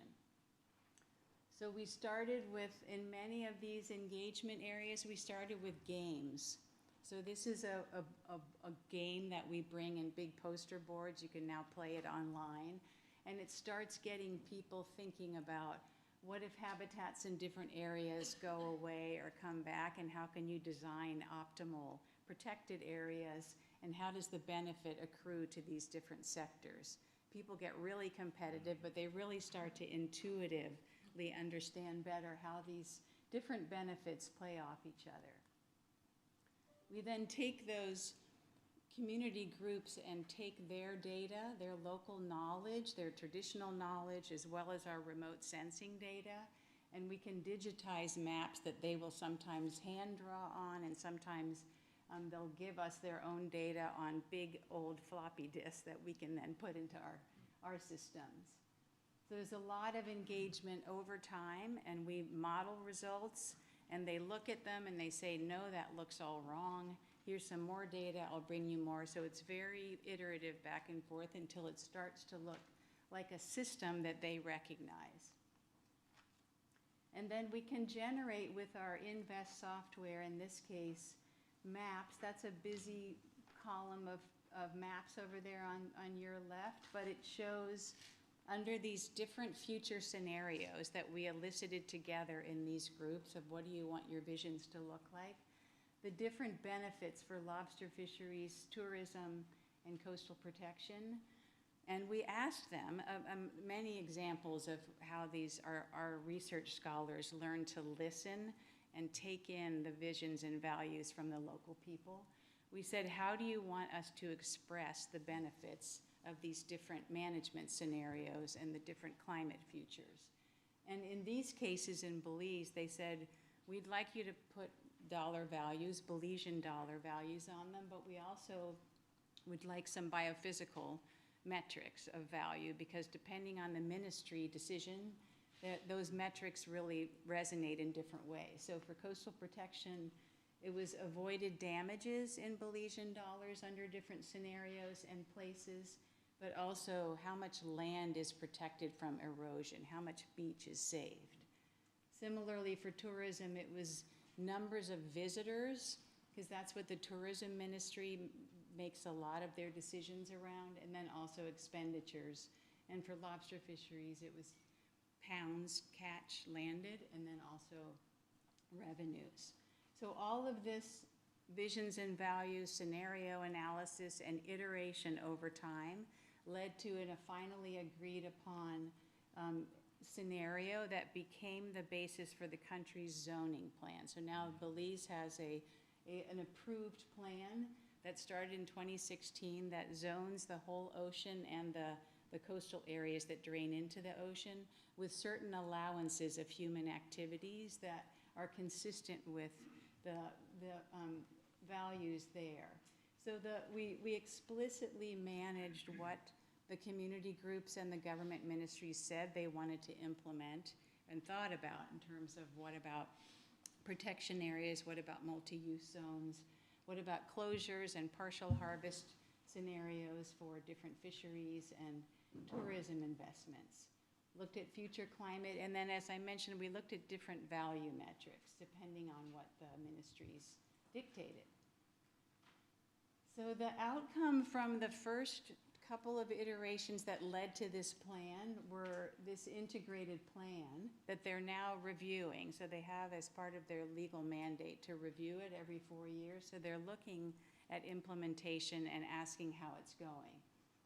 They've had this marine zoning scheme that is now linked to a blue bond. So Belize case, I think of all those 100 little pins on the map I showed you at the beginning that we've worked on.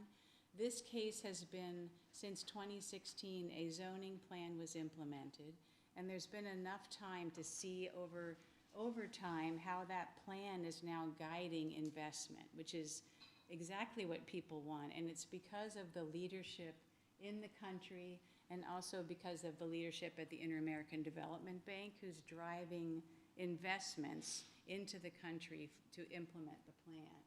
So there's money now from the Belizean government, IDB, and the Green Climate Fund, and this new blue bond, which was just formalized about a month ago. And their whole marine protected area specified in the plan is now being funded by, and the performance metrics for the blue bond are found in the plan. There's a lot of new science, so this implementation work doesn't necessarily mean that the science isn't new. We actually, in every case we've worked, we've had new peer-reviewed publications because the decision makers and communities who are asking us for help have incredible science-based questions that we didn't previously have answers to. So it's a very collaborative process that way. The Belize has been very innovative. They created a new ministry once they saw the needs for their cross-sectoral management of their coastal zone. And they've got, from the beginning, we involved cross-ministerial and cross-research network teams in that science policy process. So we build capacity as we go. And 3 of the people who started with this process back in 2012 are now in higher levels of management in the NGO and ministry community. So they're carrying the work forward. We're not actively there carrying the work forward. They are iterating over time with the plan. We help them a little bit with some of their nationally determined contribution work to do a more formal optimization, but essentially the Belizeans are carrying this work forward. So I guess the final story from the Belize case is if you undertake a community-based multi-sectoral planning process like this, and that it has that public support from all levels over time. 3 governments have turned over since the plan started, but it's still being implemented. It's still the blueprint for the zones, and it's still the blueprint for these shovel-ready projects, as the investors are calling them, for I need a project that will give me a return on mangrove blue carbon. I need a project that will give me a return on tourism and other protection from coastal storms goals. So it's been a very successful process, and I think a lot of it is because we treated it, thanks to the Belizean government, as a process. It was not go in once and then leave. It's been a real iteration over time. I'm just going to give you 2 minutes on one other dot on that map, which is in the Bahamas. So one way that these ideas jump from place to place is through people. So this woman from the Inter-American Development Bank came to a meeting in Belize where the Belizean government laid out the results of their planning process. And she said, I want the Bahamas to do that too. So she funded the Bahamian government to do the same process, and we helped get that started there as well. And the fascinating thing in the Bahamas is that the starting point was completely different than in Belize. So the entry points to these processes can be really different. In Bahamas, they have a whole terrible swath of incredibly devastating hurricanes. So their goals were human development. Let's rebuild, let's build economies, let's build livelihoods without worrying about external investors. This was before COVID, so it's even more acute now. The ecosystem restoration and protection underpins their human development goals, but it wasn't the starting point. So it was just a very different conversation about how to get roads more secure so they weren't washed by sea level, and how to get access to markets and how to get access to schools. So a very similar community engagement process with very different goals, but the same ecosystems, mangroves, coral reefs, and seagrasses ended up being the priorities that emerged to reduce some of the infrastructure that was failing around the island. As Ian showed, in most of our engagements, we create simple viewers that they can use to look at what-if scenarios, and this was especially valuable and developed with the Community of Public Works, who's in charge of all the infrastructure in the Bahamas. And so they use these viewers now, which have the kind of heavier models beneath them, but they don't need to use the models. And there's some really innovative new loans now as a result of they have a new plan for the Bahamas. They have a new nationwide coastal hazard map that was sadly validated after Hurricane Matthew. So all of the places that the model said in this viewer were going to be most vulnerable had the greatest damage. So those sorts of real world tests are terrible, but they also build trust in the results. So finally, the scaling, and I'll close here, but the scaling has been just taking off over the last 5 years with the Inter-American Development Bank. Once we had 2 examples of how to build coastal climate resilience through nature-based approaches. In Belize and the Bahamas, we started working with the Inter-American Development Bank to develop standard approaches and toolkits so that we could build new curricula and new tools so that we could much more rapidly spread this through multiple countries. And we're beginning to do this now with the World Bank and the Asian Development Bank and the Global Environment Facility so that we can harness the innovation and the demand from countries. And our big challenge now, as we were talking about this morning, is to build capacity quickly enough to meet this demand and this urgency. So I'll stop there. Thank you.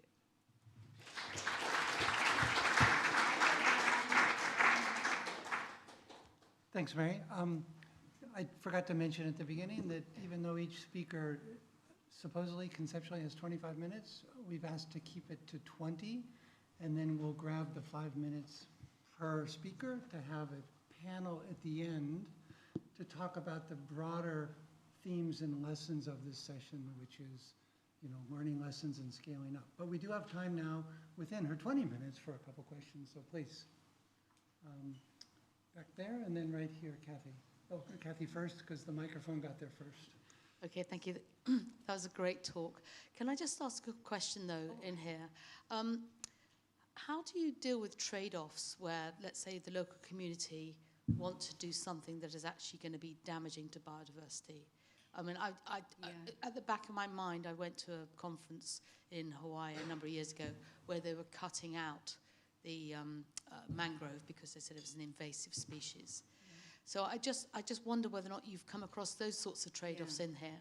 Yeah, trade-offs are part of all of this. It's a really good question, and I kind of whizzed through those scenario maps. What you can find is that over time you can find more win-wins, and it's all in where. So where do you protect mangroves and where do you allow them to be cleared for certain development activities? But at some point you bump up against trade-offs pretty much inevitably.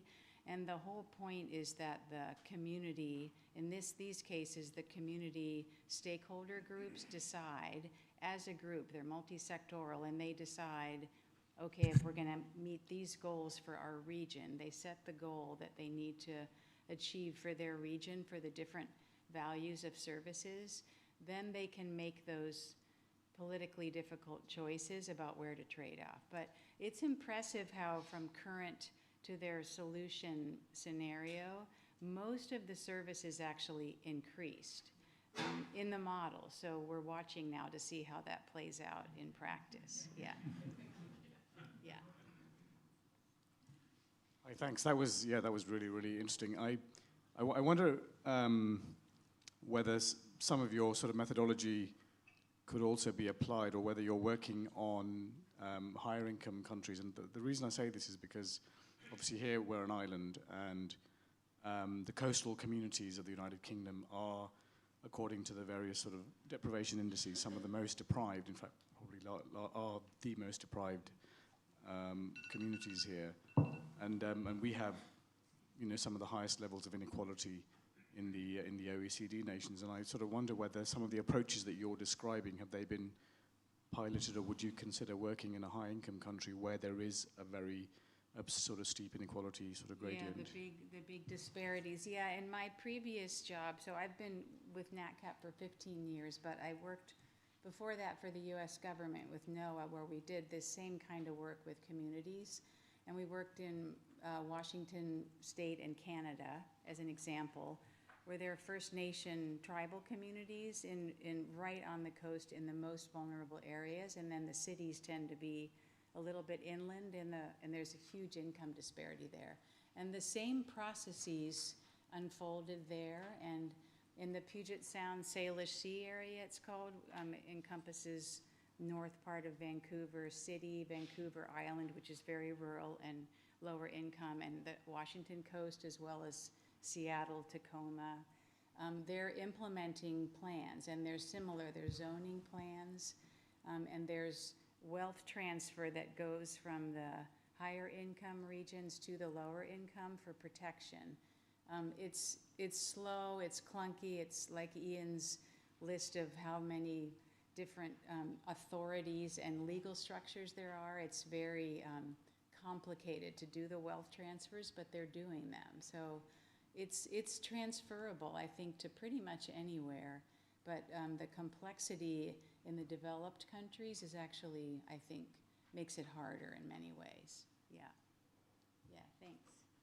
Thank you. Thank you, Mary. Yes.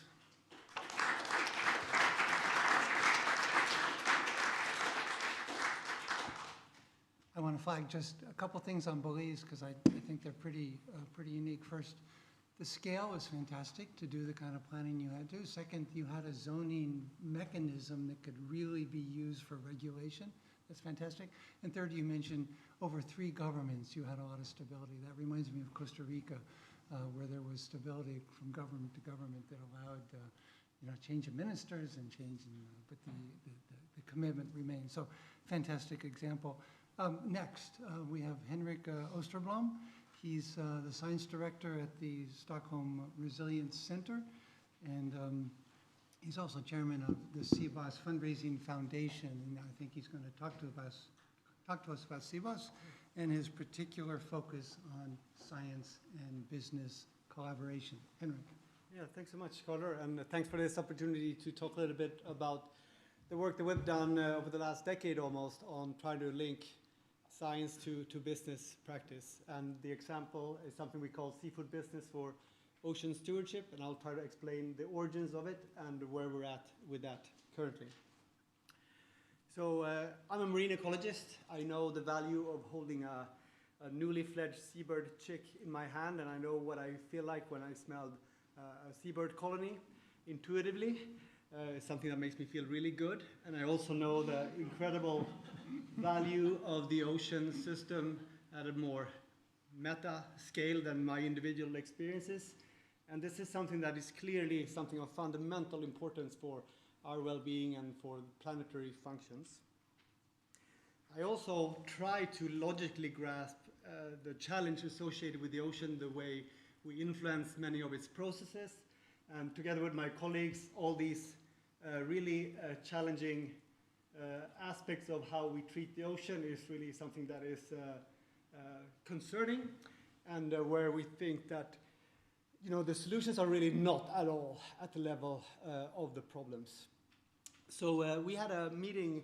We were working in a project where our job was to think about the future of the ocean and to make scenarios for the future, but we thought that, well, let's see if we can do something about shaping the future rather than just sort of theoretically model it. And then Carl, in a workshop, he was saying that, oh, I wonder if there's something like keystone species on the planet. And this is 2012, and I thought that's probably the best scientific idea I've heard in my entire life, except for some of the seabird ideas, obviously. But the point is this. Of course, there are keystone species in ecosystems. Could there then be keystone actors that connects and influence the entire planetary system? We were mostly interested in marine ecosystems and fisheries, so we said, let's start looking at the seafood industry and realizing, quite embarrassed, that, okay, we've been working with marine ecosystems for 20 years. We have no idea which the companies are that are most influential in the systems that we are actually studying.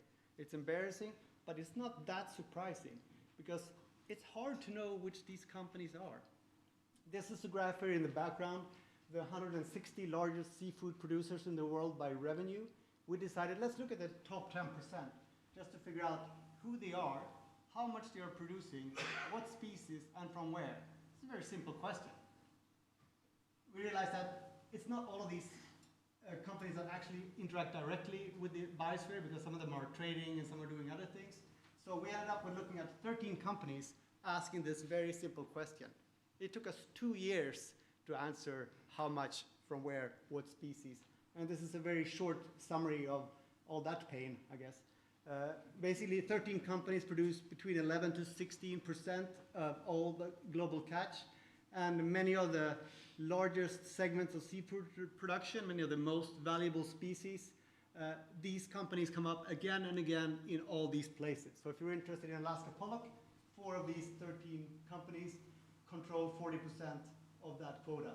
If you're interested in Peruvian anchovy, the biggest fisheries in the world, 3 of those companies control 24% of the quota.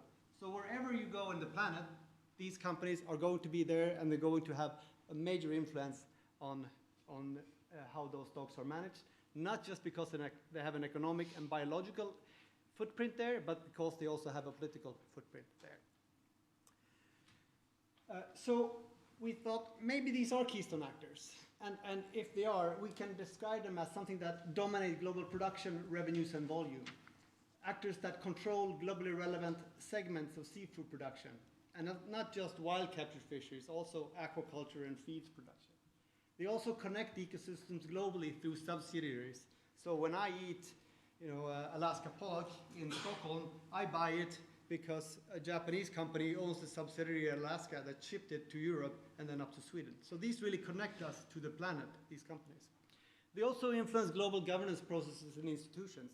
They are on the national delegations to negotiate fish stocks. They are on the governing boards of the certification bodies. They really have an influence in so many different ways. And before we started this study, we had no idea. And then now we have a basic idea. So we published this in 2015 with all these happy, much younger, less sort of derailed people. And we ended the paper by saying that, what if sustainable leadership by keystone actors could result in cascading effects throughout the entire seafood industry and enable a critical transition towards improved management of marine living resources and ecosystems. Done. Okay, we're published. Now we can go do another study. Or actually, maybe we should take responsibility for that hypothesis, which it actually is. So we said, let's talk to the companies. Let's see if they want to explore this hypothesis with us. And this is back in 2015. AP has just produced a series of articles that illustrates that our modern slavery in seafood supply chains influence everyone who's eating tuna in the US are influenced by these because these are Thai examples that they highlight. So the seafood industry is in crisis mode with labor abuse, illegal fisheries, overuse of antibiotics. The UN SDGs are published, the Paris Climate Agreement is published, and then 2 scientists, those little 2 green things there, start to make connections with a number of individuals in these seafood companies, the ones that want to talk to us, the ones that we can get ambassadors to introduce us to, and we spent almost 2 years interacting with these companies, trying to explain why it makes sense for them to talk to us, why it makes sense for them to talk to each other, and we asked them this question: what problem are you unable to solve for yourself, but you could solve it together with the largest companies in the world, with support for science that will be good for you and for your business? After these 2 years of running around everywhere and meeting all these people, terrified most of the time, we convinced 8 of the companies to participate in a first global dialogue, a keystone dialogue as we call it. 8 of the companies agreed, 5 of them at the executive level, 2 observers because they really weren't supposed to be there, and we developed a whole number of scientific background briefs illustrating this is the problem. This is the way the scientists see the problem, and we talk to the CEOs and the other people in the companies, and they share their perspective of the problem from the different parts of the seafood industry that they are working with. And I think everyone realized that nobody is going to deal with these problems. It's the people in this room that are going to have to do something about it because there's no political will or engagement to do it. And we also have a secret weapon, and that's the woman in the front, the Swedish crown princess. She looks the CEOs in the eye and she says, I expect you to fix this.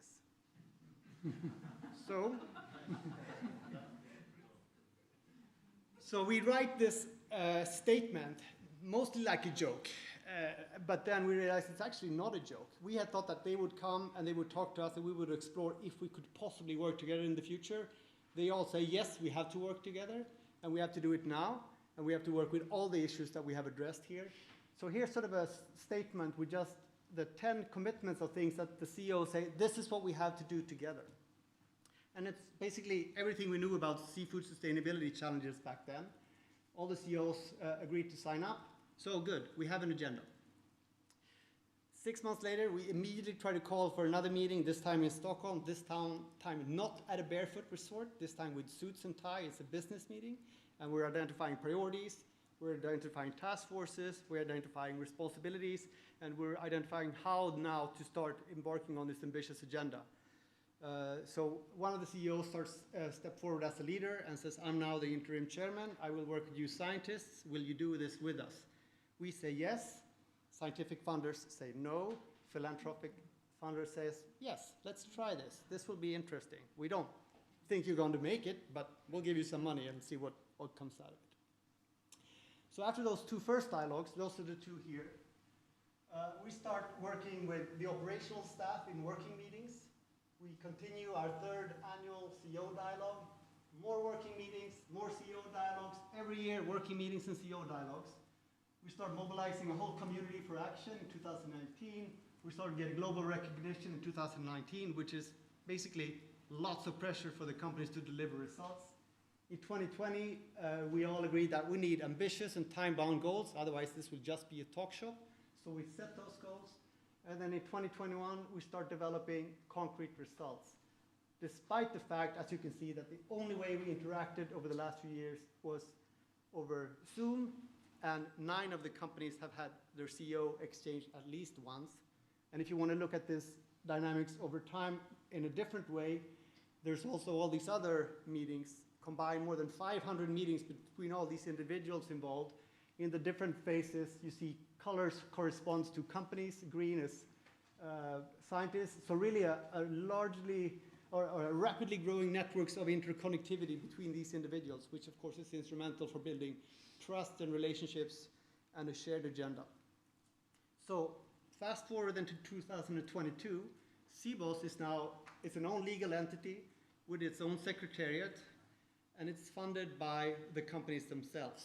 So the companies fund the secretariat in a fundraising foundation.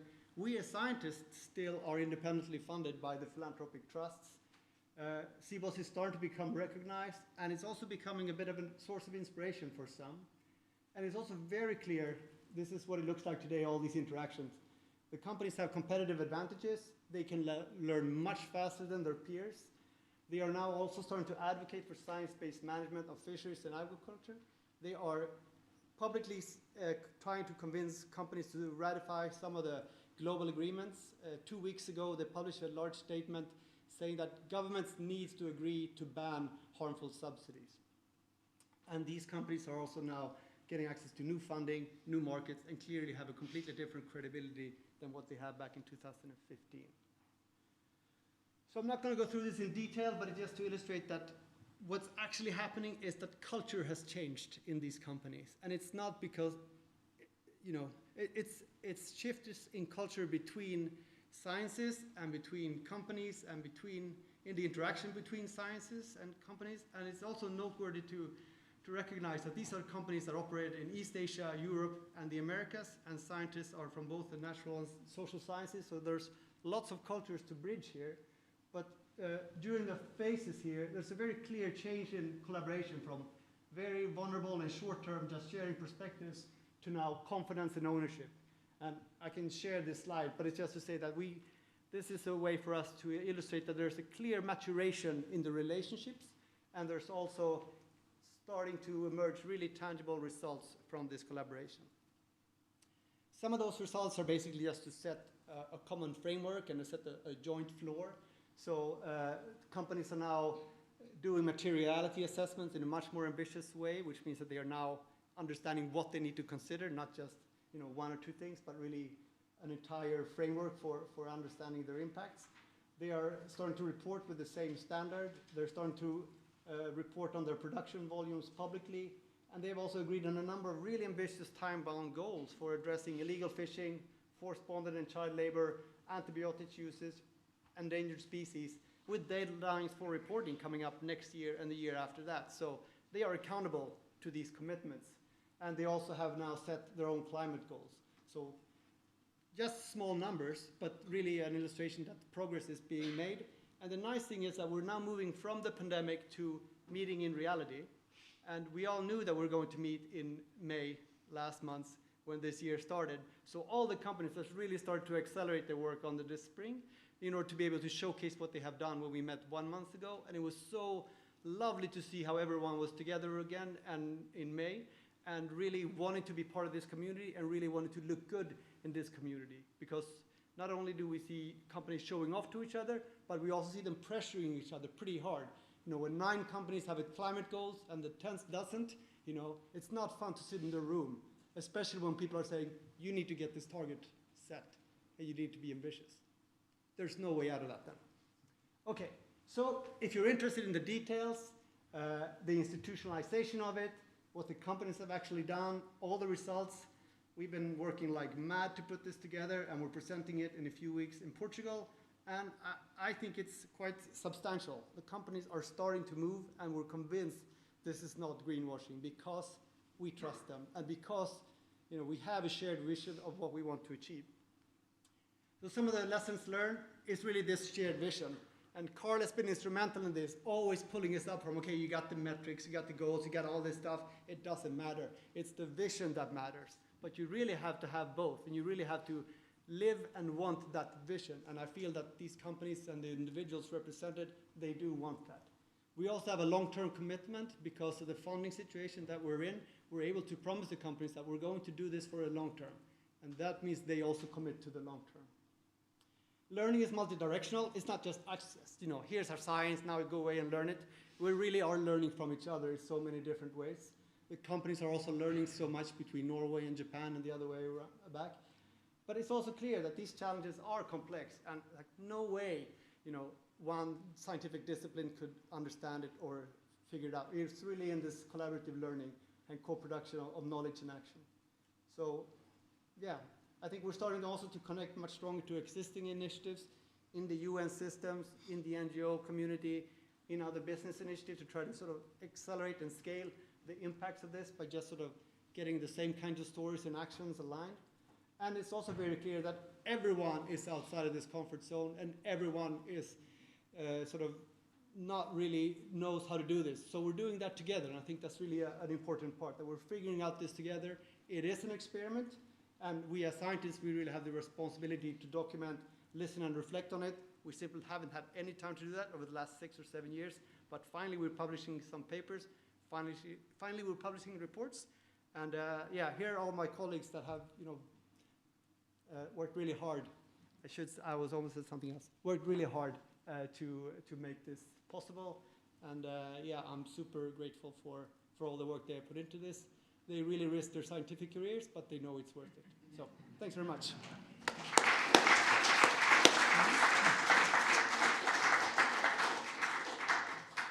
Fantastic. I have a quick question, and then we have a couple time for a couple more.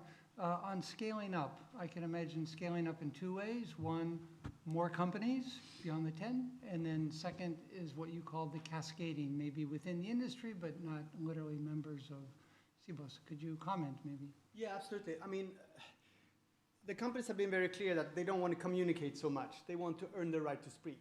They want to produce results. So I think now where we have goals and we have sort of clear actions, it's evident what's needed if you want to be part of this. So I think with the report, hopefully we can inspire other companies to basically do the same thing. And we're hoping that we may be developing sort of a group of associated companies that work with and live by the same goals. But it's also very clear that this small group is pretty important to develop the social dynamics in it. So this is where we're struggling. We can't have, 50 companies. We would not be able to do this. So that's one thing. But another really interesting thing of scaling is that the 3 Japanese companies, they had never met before. And they had never worked together before. And now they are working together with the governments, with the vaccine developers, to really sort of actively reduce antibiotics use in Japan. So they are becoming a force for change in Japan, and they're starting to inspire colleagues and peers in the Japanese industry. Same thing in Korea and in Norway as well. So I think we're getting lots of sort of surprising side effects of this. But the scaling is hard, but I think the scaling in a way comes also naturally because of people are just, they want to follow the lead that they are developing. Great. Questions? 1, 2, 3. And if we have time for, we have 3 minutes. Great, absolutely impressive. Two quick questions. One, you mentioned the change in CEO. Was it ever a threat to the progress? And second, you're in the deep ocean, so there are very few national public policies. It's just the realm of the fisheries. So if you want to extrapolate this model to land, let's say tropical deforestation or any other issue, then you have the companies plus all the layers of public policies. Would that work, or would that make it too complicated? Yeah, I mean, to be honest, we've had sort of our nose so deep into this, so we haven't been able to think so much about the wider implications of it. I mean, these companies, they work in the sort of the great ocean, but they also work in all the national territories in which they operate, you know, and they are in 300 countries. Oh, no, sorry, that's not right. Sorry, they're all over the world, basically, and they work in all the national territories, so they're also really influenced by national policies. But they're also interested in helping. They've been sort of working with the Japanese government to improve the first fisheries policy reform in 70 years in Japan. They're also really keen to work closer with the Chilean government to improve aquaculture. So I think it's really it's in the interaction there between sort of the commons and the national context where they both want to make an impact. But when it comes to the actual sort of connections to the land and the similarities and differences, that's a longer conversation that we haven't had the time to have yet. But yeah, I think that's super interesting. Yeah, we've been worried about the CEOs changing, and there's still one CEO that's new that we're worried about. But the nice thing is that, you know, when you have 10 companies meeting and one CEO is new, that CEO immediately gets sort of included in the community and get sort of, I almost said brainwashed, but get into sort of the same vibe. And also the fact that we had the operational staff had been consistently the same people. So the sort of the knowledge holders in the companies, they are informing the new CEO with the substance. They have the memory and the history. But also CEOs talk to each other a lot. And I feel that the CEOs want to be part of this, and they want to have this identity, and it does give them purpose. So I think it's like a really, we were talking about this morning, it's not something you have to do, it's something you want to do. So it's surprisingly easy. Henrik, this is absolutely fascinating. I'm Dr. Vian Sharif. We work very hard on mainstreaming nature into investment decision making. Next week we have about $6 trillion worth of private investment capital sitting around a table asking how to influence the companies in which they're invested. And I'm interested in whether these companies were communicating to their investors, and you saw any evidence of that, and whether there's a model there that we can talk about. Yeah, they are. And I think it's also, I mean, this group here has been building trust through all these hundreds of interactions, and they trust each other and they understand this is what we're doing. One of the CEOs told me last May that she's been working with her owners for 5 years to get them to understand what the hell it is that she's doing. And they never understood, why do you want to waste your time on this? Why do you want to collaborate with your competitors? You know, this is so weird. And then they finally got it. And now CBOS is in their annual report as something that they are super proud of. You know? So I think it's really, it's the same thing what Carl said this morning, you know, we're part of the biosphere, whatever, sure I get it. You know, you don't get it. Like, you really have to let that sink in and understand why is this important. And I think that takes a surprising amount of time. And when you have to communicate that upstream to the ones who are even more worried about sort of, well, are you profitable? You know, you have a lot of layers of conversation there. Last question, John? Sorry, we'll have to stop after the third question. So back there, hold your question for the final panel. Thanks. I thought that was a terrific presentation. I have one possible nitpick, and that is in the middle of the presentation you listed a set of commitments to which an initial set of companies had made. And in the middle of that list of commitments was pursue expanded aquaculture. And the nitpick is, surely it matters a lot what kind of aquaculture is pursued. That is, what has been learned about aquaculture is that there are many ways to do it wrong, many kinds of environmental impacts, and you didn't say a lot about this, but I assume a current version of that commitment would be pursue expanded low-impact aquaculture. Absolutely, and this was really shorthand for the full commitment, and the point is that it should all be science-based and sustainable. So I think that's really a key thing here. And also another point is that we haven't had the time to work on all the commitments, and to be honest with you, we were more keen on some of them than the companies were, and the companies were more keen on others that we weren't so keen on. So the set of commitments, they're negotiated text, if you will. Yeah. Okay, thank you. Thank you so much.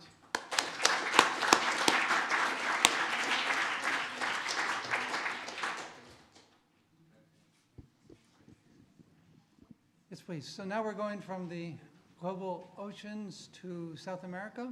Our speaker is Viviana Vila from Argentina, and she's the director of VICAM, and VICAM is short for Vicuñas, Camelids, and Environment. And she has, for a little change of scenery, she has a short video. I don't know if that's first, but please, over to you. Sorry.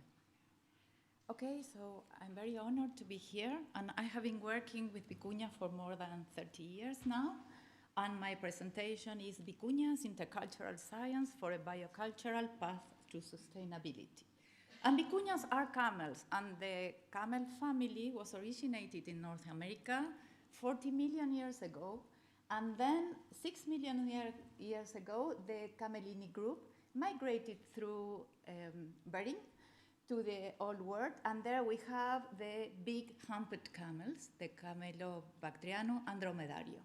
And then 3 million years ago, another group, the Lamini group, migrated through to the south, and there we have the wild camelids, Vicuña and Guanaco. And 5,000 years ago, the people who live in the Andes domesticated the Guanaco and create the llamas, and also domesticate the Vicuña with hybridization with Guanaco and llama and create the alpacas. So we have 4 South American camelids species. 2 of them are wild and 2 of them are domestic. Guanaco and Vicuña are the wild species, and llama and alpaca are the domestic one. And they all have the distribution in high altitude Andes area, and the Guanaco also have the distribution in the Patagonia arid steppes. And most of the Guanaco lives in Argentina. Half of the Vicuñas live in Peru, and the rest in Bolivia and Argentina. Most of the llamas live in Bolivia, and nearly all the alpacas live in Peru. So those are the animals. And the data I will present today was obtained in 2 places in northwest Argentina. One that is Santa Catalina in the border with Bolivia, and the other one is Barrancas town. So the Vicuña is the smallest of the camel families, 45 kilograms, and is wild and lives in the Puna or Altiplano, 3,500 meters above sea level. And it has one of the finest and most prized fiber in the world. So the animal was valued and used sustainably since the people of South America and in pre-Hispanic Inca times. And after the Spanish conquest, it was hunted by thousands in colonial and republican times. And Vicuña were at risk of extinction in the 20th century. And poaching is still a risk to the species. But we have good news. The recovery of the species was a successful story with many actors. And the main one was the International Convention for the Vicuña that was signed by the Andean countries. And in its Article 1, it says that the signatory governments agree that the conservation of the Vicuña provides an economic production alternative for the benefit of the Andean population, the human that lives there. Other actors that were important was CITES that classified Vicuñas in Appendix 1, and also the Vicuña was classified as vulnerable in the red list in the IUCN, and also the regional, national, and provincial policies, and was very important the commitment and work of indigenous people and local communities who were the key actors in the territory. So it's an iconic animal in the Altiplano, both in natural and social aspects. It has multiple values, intrinsic and relational, and there's very, very important and material. And with the recovered populations, we implemented what we call the neo-chacus.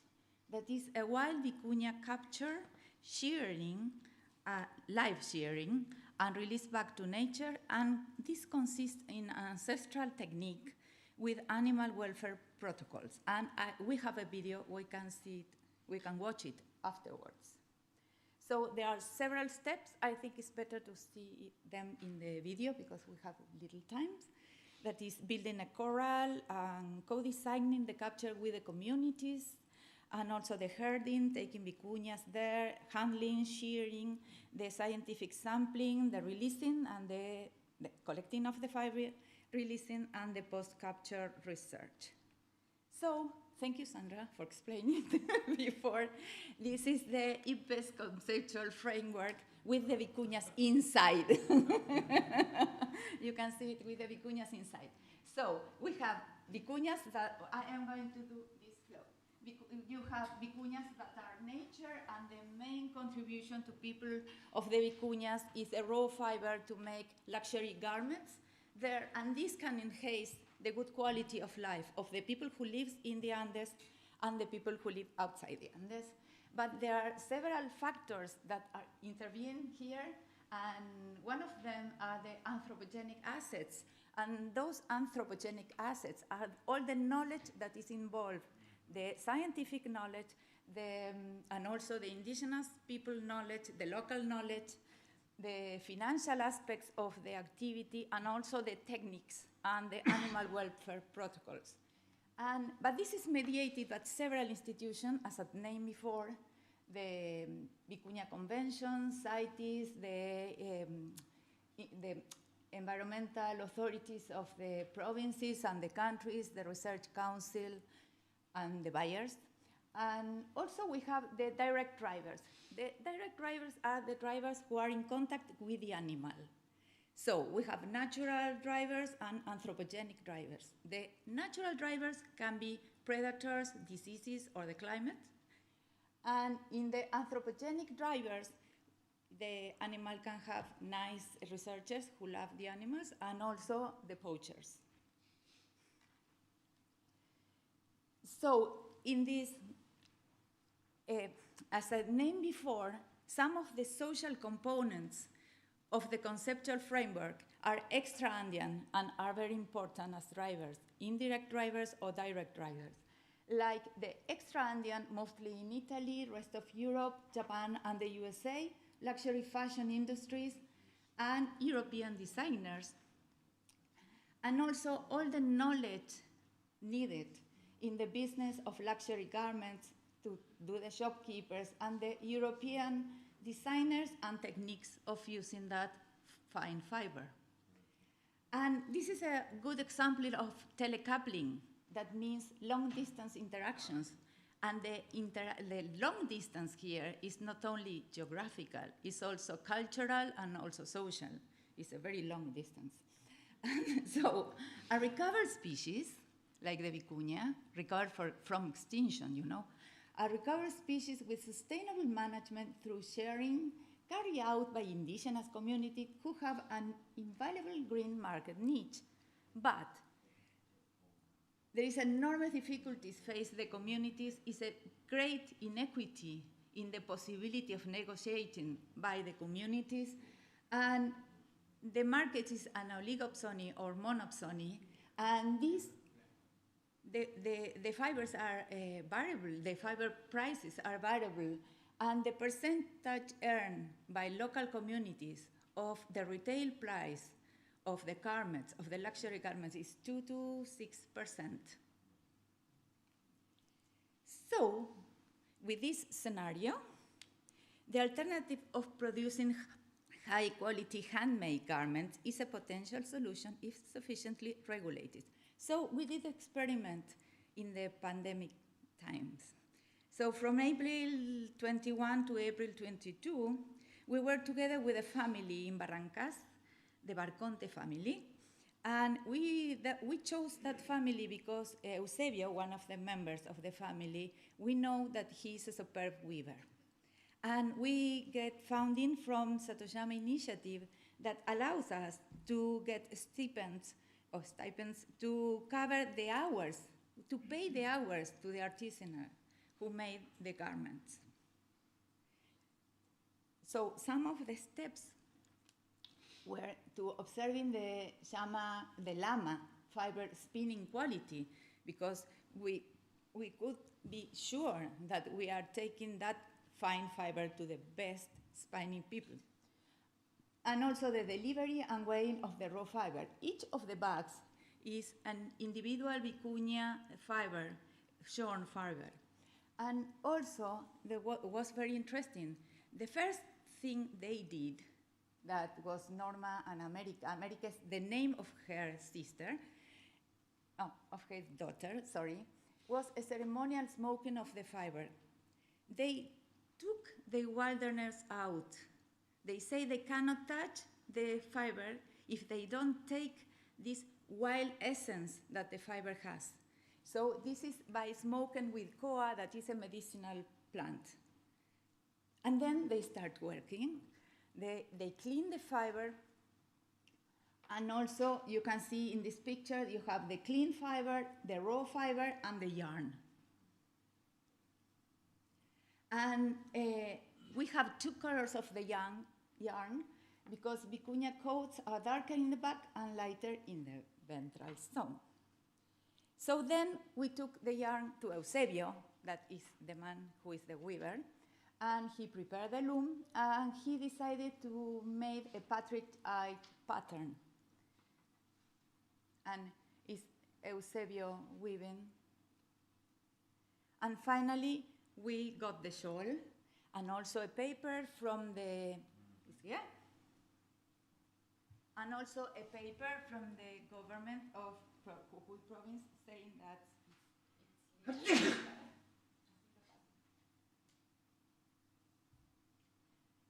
that it's legal, and is from fiber of shorn vicuña. And then here is our economic result. That is not very nice, because you can see more of half of the price was just cleaning the fiber. You know, vicuña is a wild animal, has a lot of bristles, and also you have to take hair one by one, and followed by the spinning cost and also the raw cost of the fiber. So it was very expensive. It's $3,371. It's a lot of money. But this was an entirely handmade shawl. But there are machines that can clean the fiber. We know that exists, but we were trying to find the cost of an entirely handmade shawl. So we can reduce the money of the fiber of the shawl by half using the hairing machine, a cleaning machine. And also in Argentina, as in several countries in the south, we have $2, you know. One is the official one, and the other is the street one that doubled the official one. So we can have the shawl of about $840. But then, what is happening is that the vicuña fiber in Argentina subspecies is lighter in color than the Peruvian white. There are two subspecies, and the Peruvian one is darker than the Argentinian one. And now is more in demand in the market. So one company offered to the communities to buy the fiber with $410 per kilogram. And you know, you can take only 200 grams per animal. So you need 5 vicuñas shorn to make a kilo of the fiber. So with Chaco's 100% subsidized by government institution, it's still convenient for the communities to sell the raw fiber. But there are few companies, they stock and they manage the prices and they regulate the prices. So it's very, very risky for the communities. Llama fiber is also very difficult, although it's a domesticated animal. And also a good example of telecoupling, because llama fiber is usually bartered for industrial food products like flour, sugar, and pasta at local fairs. Trucks arrive at the fairs with the products, as you can see there, and local people arrive at the fair by llama caravans or by vehicle with the fiber. And here you have the relationship between how many kilos of llama fiber is needed to buy a 25-kilogram bag of flour in Santa Catalina Fair, and it changed a lot. And the people who arrive to the fair, they never know the price beforehand. So, I'm finishing because I will present the video of the capture. And so we are very grateful to the Santa Catalina communities. This is part of my research group. And the Barconte family in Barrancas become colleagues and friends, the US-UK Scientific Forum, the Royal Society, the National Academy of Science, and especially to the steering committee and Sandra, who invited me to be here. We have some here you have some references, especially the fourth one is the one that we use the conceptual framework of IPES with the vicuña as an example. And thank you. Here we have vicuñas and llamas. Again. So, ¿cómo se hace el video? Let us ask the organizer. I notice it's precisely the time now for a quick break. No, the video. We could start the video. Yes, I think it's better. No? What do you suggest? It's a 10 minute. 10 minutes video. Un incremento y más próximamente no sé en el pasó. último tiempo ya el incremento eso nos empezó a asustar porque nosotros en estas fincas tenemos ovejas y tenemos llamas y tenemos, como podrán ver, poco pasto, mucha menos agua y toda lo que significa por ahí las distancias. Ahí está.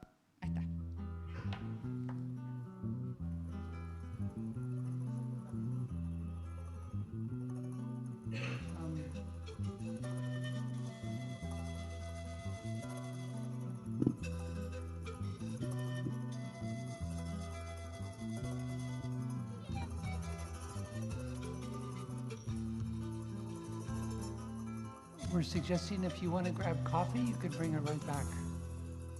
It's just outside the door. Hace 20 años nosotros teníamos, qué sé yo, 10, 12 vicuñas y era una fiesta verlas porque habían prácticamente desaparecido. En los últimos años, los últimos 10, 15 años, se empezó a notar un incremento y más próximamente en el último tiempo ya el incremento eso nos empezó a asustar porque nosotros en estas fincas tenemos ovejas y tenemos llamas. Y tenemos, como podrán ver, poco pasto, mucha menos agua y toda lo que significa por ahí las distancias, los tiempos, la incomunicación, la falta de infraestructura. Hacía que las vicuñas sean una especie de enemigos para nosotros, porque era un competidor directo del pasto y del agua con nuestra hacienda, ¿no? Y la vicuña era para nosotros un bicho feo, decíamos, que lo queríamos erradicar.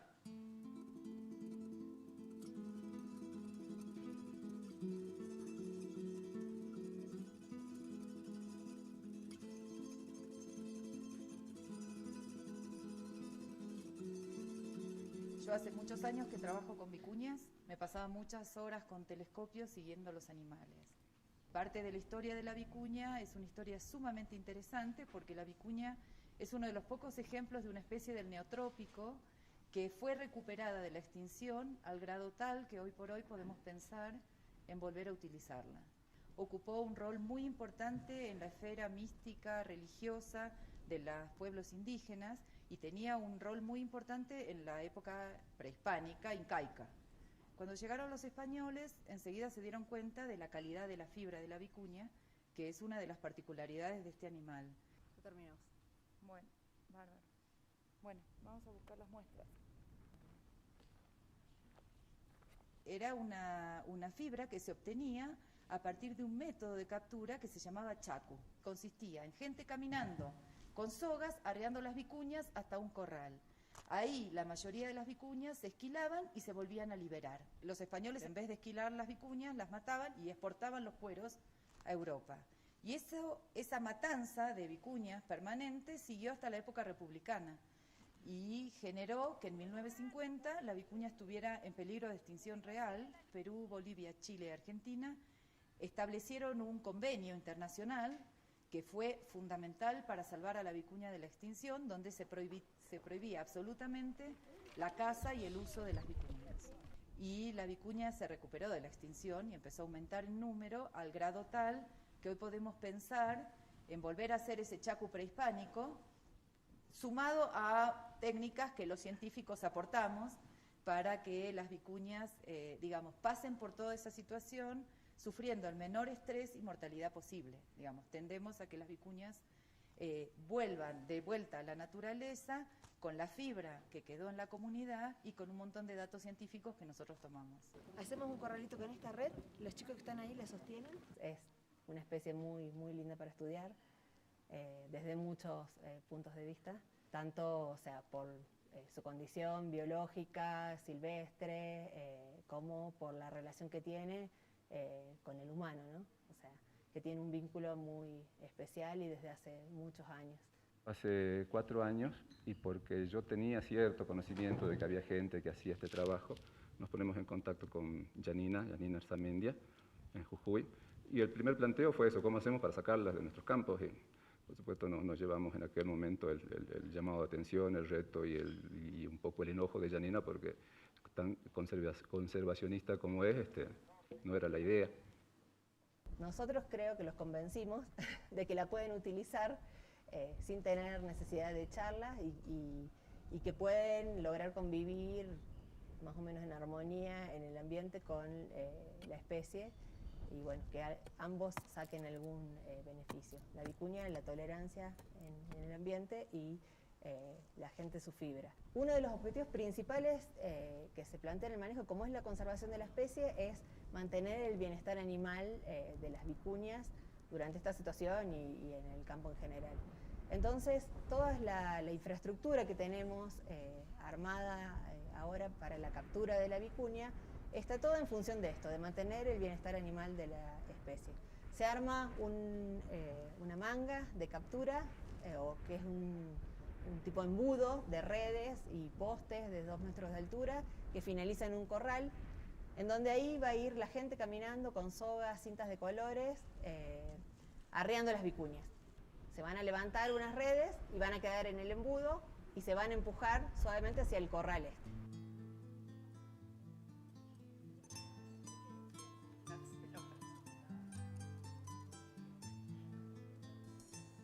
Bueno, BICAM es un grupo de investigación que está principalmente formado por investigadores y becarios del CONICET. Y nuestro objetivo principal como grupo es realizar investigación científica tendiente al conocimiento, conservación de los ambientes andinos en sus aspectos naturales y culturales, especialmente en lo relativo con los camélidos. Usamos a la captura como si fuera un gran experimento, donde nosotros podemos tomar datos que nos interesan y a su vez la gente se capacita en la técnica de captura y a su vez la fibra queda para la comunidad. Y en realidad el objetivo principal de nuestro proyecto de nuestro grupo de investigación es estrechar la relación entre lo que se llama el uso sustentable de la fauna silvestre con la conservación del ambiente y el desarrollo de las comunidades originarias en el altiplano. Nos basamos en asumir que el desarrollo local y la conservación ambiental no son opuestos y que apuntar a ambos no es una utopía, sino un desafío en el marco de la ciencia ambiental.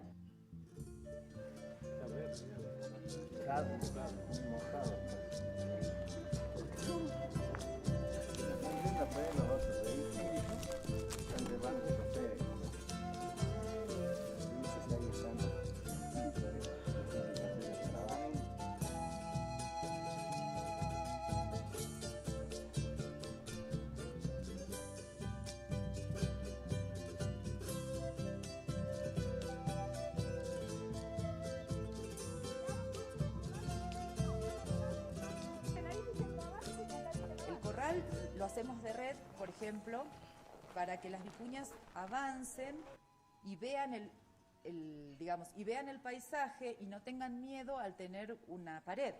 Pero una vez que ellas están ahí, vamos a bajar unas cortinas de lona para que ellas no intenten escaparse porque gastan mucha energía tratando de escapar. O sea, esa es una innovación que nosotros vamos a probar mañana. Y al corral se llega a través de un embudo de red que tiene postes de 2 metros de altura con kilómetros de red. Estuvimos cuidando todo el tiempo de que sea todo de red, que no haya la menor cantidad de alambres posibles, que no quede nada para que ellas se lastimen, que no queden huecos para que se puedan sacar su cabeza, sacar sus patas, se puedan fracturar. Todas esas cosas pueden pasar en un manejo si uno lo hace en forma desprolija. Entonces tenemos que tratar de que sea lo más tranquilo posible. Para eso diseñamos ese corral así. Entonces, bueno, va a pasar el aire de manipulación y se la va a esquilar, pero se la va a esquilar de manera parcial. Esto es, esquilar solo la fibra del lomo y de las grupas y mantener la fibra del cuello, del pecho, de las extremidades, porque esto es muy importante para la supervivencia posterior de la especie en el campo, sobre todo por problemas de termorregulación que puede tener después. En este caso, que es un proyecto de un estudio científico, la manipulación no es solo la esquila del animal, sino también la toma de datos científicos sobre este animal. Ahora estoy llenando los capilares para hacer microhematocrito, para ver el nivel de deshidratación de los animales, y después estamos haciendo un frotis para después hacer una tinción y se recuentan los tipos de glóbulos blancos que tienen. Todos estos parámetros juntos permiten decir si los animales estaban estresados al momento de la captura, que obviamente van a estar estresados, pero bueno, es importante saber qué nivel de estrés tienen.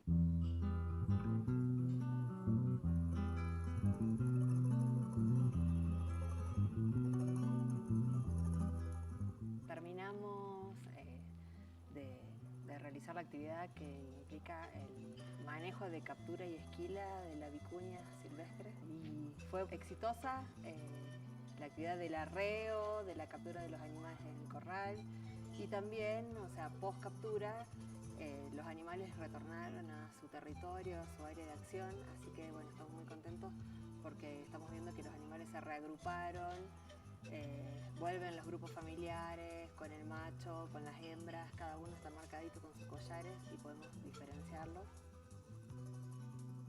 Creo que la cooperativa, todos sus miembros, están en un momento en donde se quiere vivir en equilibrio también con las vicuñas.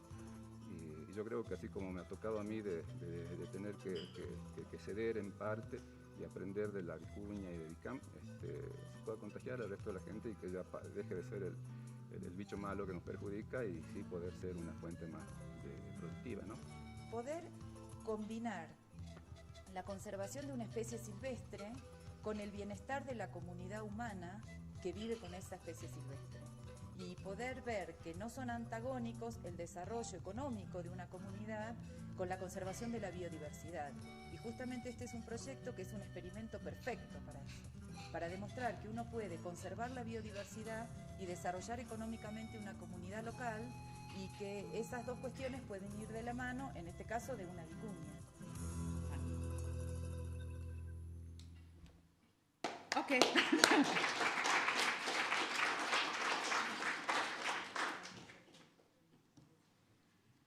So we'll see you here in 15 minutes.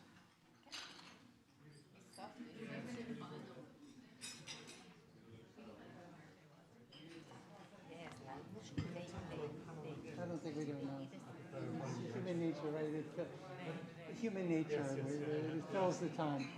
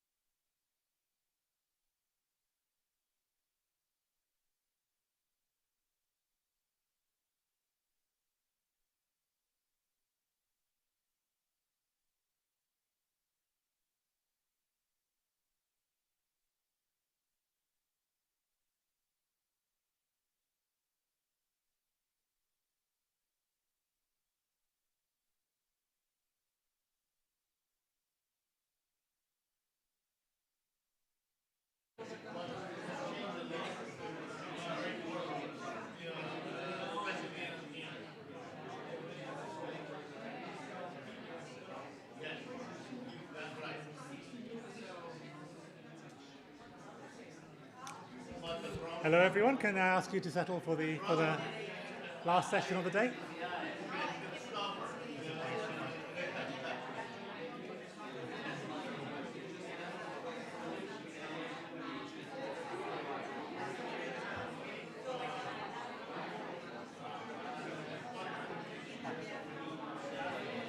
The best thing is always just to have the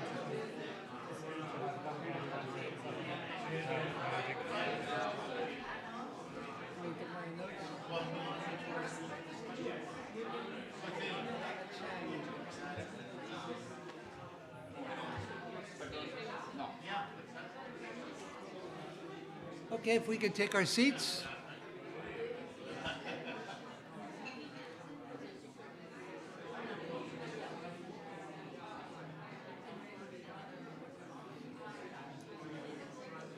If you could take your seats, please.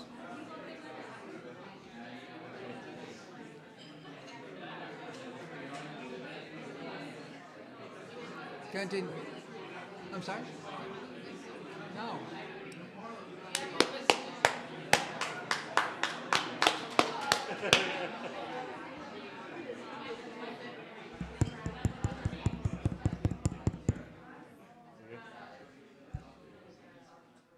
Thank you. I'm trying not to be rude, but to honor our presenters who have put time and thought into their presentations, I'd like to continue on this session. And the next speaker is Lena Chan, who's here from Singapore. You might be the one who's traveled. No, Colombia is pretty far too. So we have some people, or Argentina. So people have come pretty far. So Lena is a senior director of the Singapore National Park Service and is here to talk about cities and nature. And if you choose, you could also talk about nature in cities.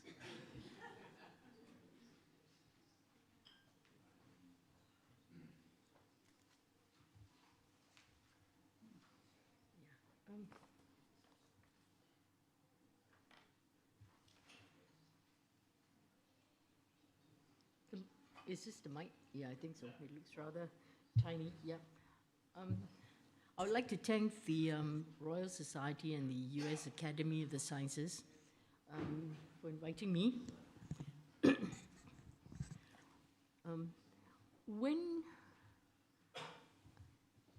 When I looked at, when I was invited to present, I thought I was going to talk about Singapore. And then I saw this title that says Cities in Nature. So I thought, no, Singapore is just one city, so what do I do with this title, Cities in Nature? So then I thought, okay, maybe that might give me a chance to talk about some of the things that I've done that involves several cities, that's one. And then I thought I'll focus on the city I know best, which is Singapore, and then go back to what we can do at a global scale. Yeah. So, I think we've heard this over and over again, but I would have to then emphasize again that, more than half the world's population lives in urban areas. And as Kathy Willis mentioned, that personal experiences and research have supported the fact that biodiversity is extremely crucial, not just for human physical, but also mental health and psychological health. And therefore, it is essential that cities must be biodiverse for the well-being of urban dwellers. And again, I think I'd like to emphasize, contrary to common wisdom, cities do harbor rich biodiversity. And therefore, we must reimagine our cities as nexus of biodiversity, applying nature-based solutions and other effective area-based conservation measures, because in a city it's inevitable that you cannot have large tracts of protected areas. And so these are several cities around the world. Right, you have, well, let me just be fair. This is Edmonton, Edinburgh, Toluca in Mexico, Waikatari in New Zealand, Victoria Gasteiz in Spain, and Singapore. So, and all these cities have actually applied the Singapore Index on cities biodiversity. So I'm going to talk a little bit about that later, yeah. And this is just to show you very quickly terrestrial ecosystems, that's in Singapore. Freshwater ecosystem in Singapore. I'm just showing you quickly because I don't have very much time, but just to show you that there is biodiversity. You can see biodiversity in Singapore.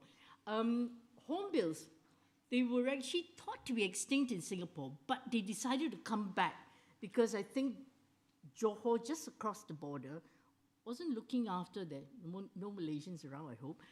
Not very many forests. The forests are disappearing, and therefore they decided to come over and say, not too bad looking, you know, this Singapore island, but nonetheless. So they came back, and we started putting nest boxes, helping them along, and they thrived. So now we have, it started with a pair, now there are about more than 50 pairs, and you can sit right on the midst in Orchard Road, which is a busy, almost like Oxford Street, and you can see actually hornbills, you can see otters, and even marine, coastal and marine, ecosystems. You have mangroves, mudflats, rocky shores, coral reefs, seagrass beds. And you wonder, why does Singapore as a city bother to actually conserve our biodiversity? Migratory birds, which shows that we do have a global responsibility because migratory birds do fly through Singapore in their path. And hard corals and marine organisms, yeah. And a way I actually convince Singaporeans that we must conserve our biodiversity is Singaporeans are mad about food.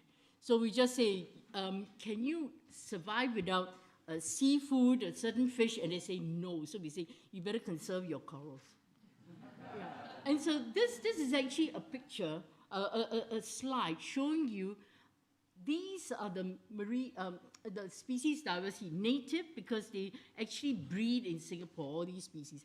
Now, I'm not just showing you numbers, but just to give you some idea again that you can have rich biodiversity in a city. For example, 407 bird species. I think there are quite a few ornithologists around here, right?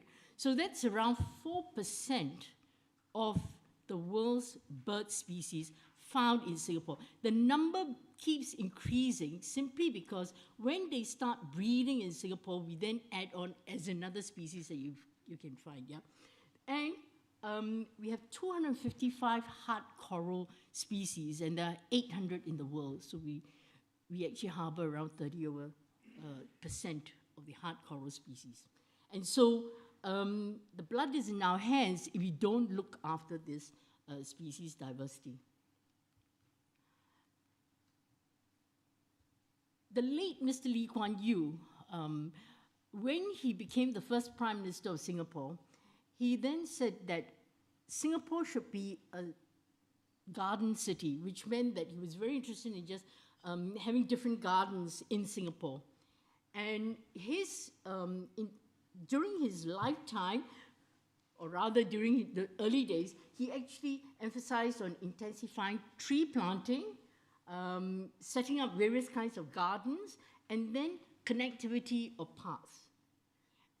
But Singapore cannot sit still, so what we did was we then felt that we should be a city in a garden, which then meant, what's the difference? It's just play of words.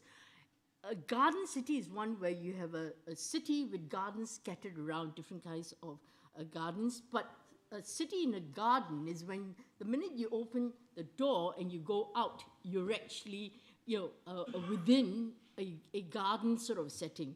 But we felt that in recent years, we had to transform ourselves to become a city in nature because we recognize that it is not a manicured city that we are interested in, but we need to actually embed ourselves back in nature, well, sort of like rewilding. And this is because we put people and nature together and not one above the other. And it means that we have to actually integrate ecology into our urban landscape. We need to create sustainable ecosystems for nature and people to thrive together. But at the same time, we cannot separate them. We can't say we conserve just for the sake of conserving. So we have to provide immersive experiences with nature so that we can improve our health and well-being. But we can't do that alone. So it was very important for us to build communities of stewards. The people has to come and look after it. They need to want it. So it means there's a major paradigm shift in Singapore in that instead of having, like for example, tree planting, instead of having single species neatly, separated, all our roadside planting now emulate that of a tropical rainforest. Multi-layered planting, multiple species, and that actually helps with many other benefits, and that is you won't now have one pest infection and kill off all your trees. You actually also have created niches for different species. So you can actually see birds, butterflies, dragonflies, lizards and all on our roadside. And you would actually also have, it prevents soil erosion. So a whole host, lowering of temperatures. When we talk about walking on roadside, you have a green view index, which I think the MIT has been doing. And Singapore has like, we're not the top now, yeah.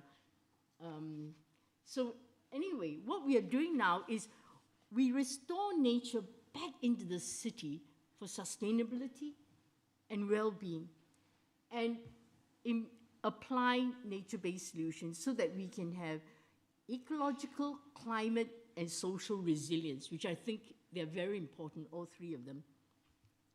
So how do we do it? We have these 4 key strategies, which is conserve and extend our natural capital. So whatever we have now as natural capital, we want to make sure that we conserve them well. And then second, intensify nature in our gardens and parks, restore nature into the urban landscape. So that involves habitat restoration, habitat enhancement, and very important is to strengthen connectivity between our green spaces. And all this we have to do with urban planning. And in fact, every 10 years, Singapore comes up with an urban concept plan and then master plan. And we review it every 10 years. If you're interested in the latest edition, do visit the Urban Redevelopment Authority website, and we've just, they've just launched it. And this is where we bring in science and urban planning. And in order to actually connect, we actually use modeling of least resistance, so that it's important how we connect. And here, underpinning it is that everyone has a role to play. So we put everybody in, and when you have got conflicts, we all have conflicts, we will put those people who have conflicting ideas together and try and get them to actually solve it themselves and see for themselves what are the different views, so that we have also this important engagement. And we leverage on digitalization, science, technology, and involve the businesses. So very quickly now, I'm just going to show you how we conserve and extend our natural capital. We keep whatever we have as natural, in both the green as well as the blue. This might look like a very small little island compared to the oceans out there in many other countries, but within that little lagoon, you can find so many different kinds of marine organisms. And very quickly, because I don't have very much time, right? So intensify nature in our parks and gardens. I've got to illustrate this because this is actually, it used to be a drain, a concrete drain. And if you just have a concrete drain, it serves only one purpose, and that is it just leads, flood waters off. But again, it involved like 2 or 3 departments, the National Parks Board that actually manages the parks, and then the Public Utilities Board that manages drainage. And we combined, and what we did was then naturalize the drain. And because of that, now you have a river system that actually serves multiple purposes. Control flooding, but at the same time, it's very important. It plays a role during drought season, and it's even harder to control drought. And because it is, it has a natural feature, the the freshwater organisms can still survive. It's the otters have come back. You've got fish and prawns and dragonflies, and people can use it for recreation. There are lots of schools around it. They use it as an open classroom. So there's just like, instead of one purpose, with nature-based solution, we actually managed to actually have several benefits and ecosystem services being provided. Yeah, and this is actually right smack in the Singapore Botanic Gardens, and this is where science come in. And we restored this water wetlands right in Singapore Botanic Gardens, based on old maps and based on working with water engineers and ecologists. So science is extremely important in helping us, keep biodiversity in urban setting. And we are quite active in doing species recovery. Why am I showing this? Because like the straw-headed bulbul, in the rest of the world, the straw-headed bulbul is actually an endangered species, highly threatened endangered species. But in Singapore, it's just proliferating everywhere. So that's great because we have created the environment for it and made it so green. And seahorses too. So both blue and green, we do make our efforts to actually have a diversity of biodiversity. And this is actually a hotel. And so we work with architects. The architects have sold on the idea, so they come up with all sorts of wonderful buildings, both inside and outside. And right next to it is the Attorney General's office, and that's also green like that, so I hope that makes them, happier, the AGC. Now, this is actually a subsidized housing, government subsidized housing residence. And it was originally, it's actually built for an aging population.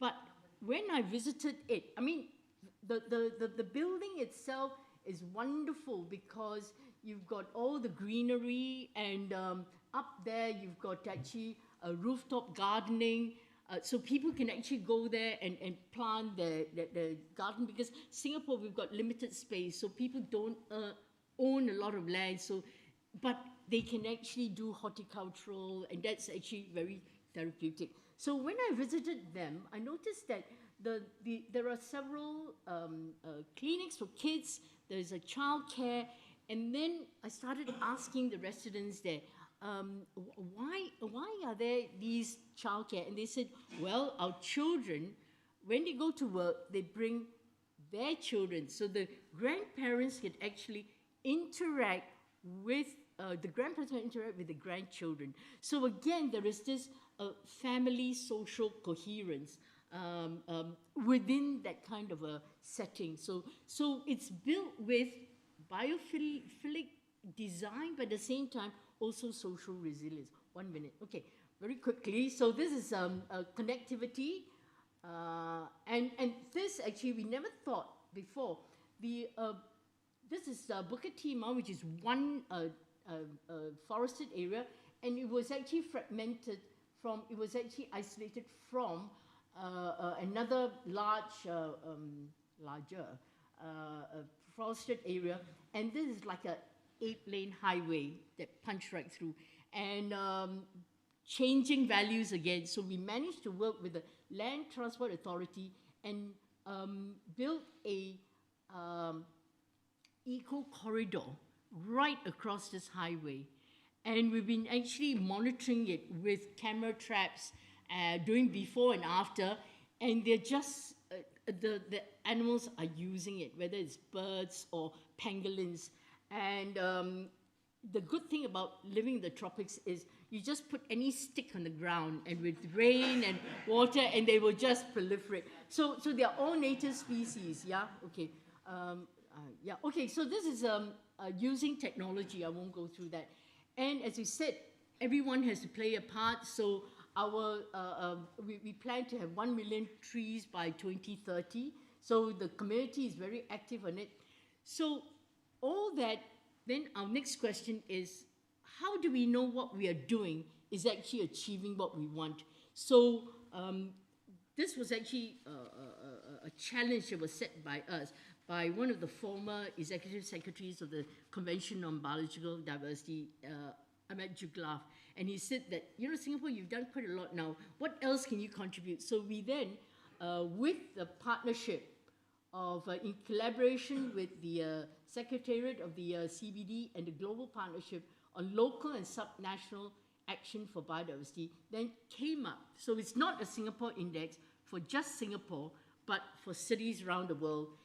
And we came up with the indicators to help cities measure how well are they doing over time. And we wanted to empower cities. So instead of having somebody else do it for them, we wanted cities actually to do these themselves. So I'll talk to anyone who wants to know more about it. But we insisted on having a quantitative score, because if not, people are going to argue, are we getting better or not? So with a traffic light system, so we insisted on quantitative scores so that you have to measure quantitatively how well you're doing. So these are the indicators. And the questions are, what native biodiversity you have in the city that measures that? And if you have native biodiversity in the city, what ecosystem services do they provide? And how are you actually looking after them? So it's governance and management. So in Singapore, the National Passport that I work for, we have this system where we are the practitioners. So we identify the problem, and after applying the problem, we also have several people who have actually been doing research. So we can actually identify the problem and state and present a problem statement and research. So we work with the universities, you know, on finding solutions through scientific means, and then formulate policy and strategy, and then implement them all within one institution, one agency, evaluate and monitor, and if it doesn't go right, we then go back this circle again. So my point to make is, within one agency, we're able to then cover all that, and that's important. But of course, in partnership with many agencies and universities. And so these are the initiatives that we feel that can help upscale models of success for biodiversity conservation in cities, including the CBD, using the Singapore Index, ICLE, ASEAN Center for Biodiversity, World Bank's GPSC, the World Economic Forum, University Biodiversity Hub, Biophilic Cities Network, Urbio, The Nature of Cities, which is a blog post. There are several more that I can actually include. So I'd like to appeal that now is the time to seize this unique opportunity to ensure that cities become drivers of growth and well-being while achieving climate resilience, ecological resilience, and social resilience, creating cities in nature in all the cities that you live in. Thank you.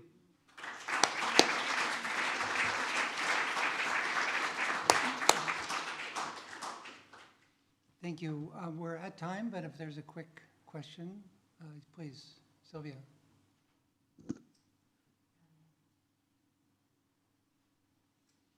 I think we all want to scale up Singapore at this point. Exactly.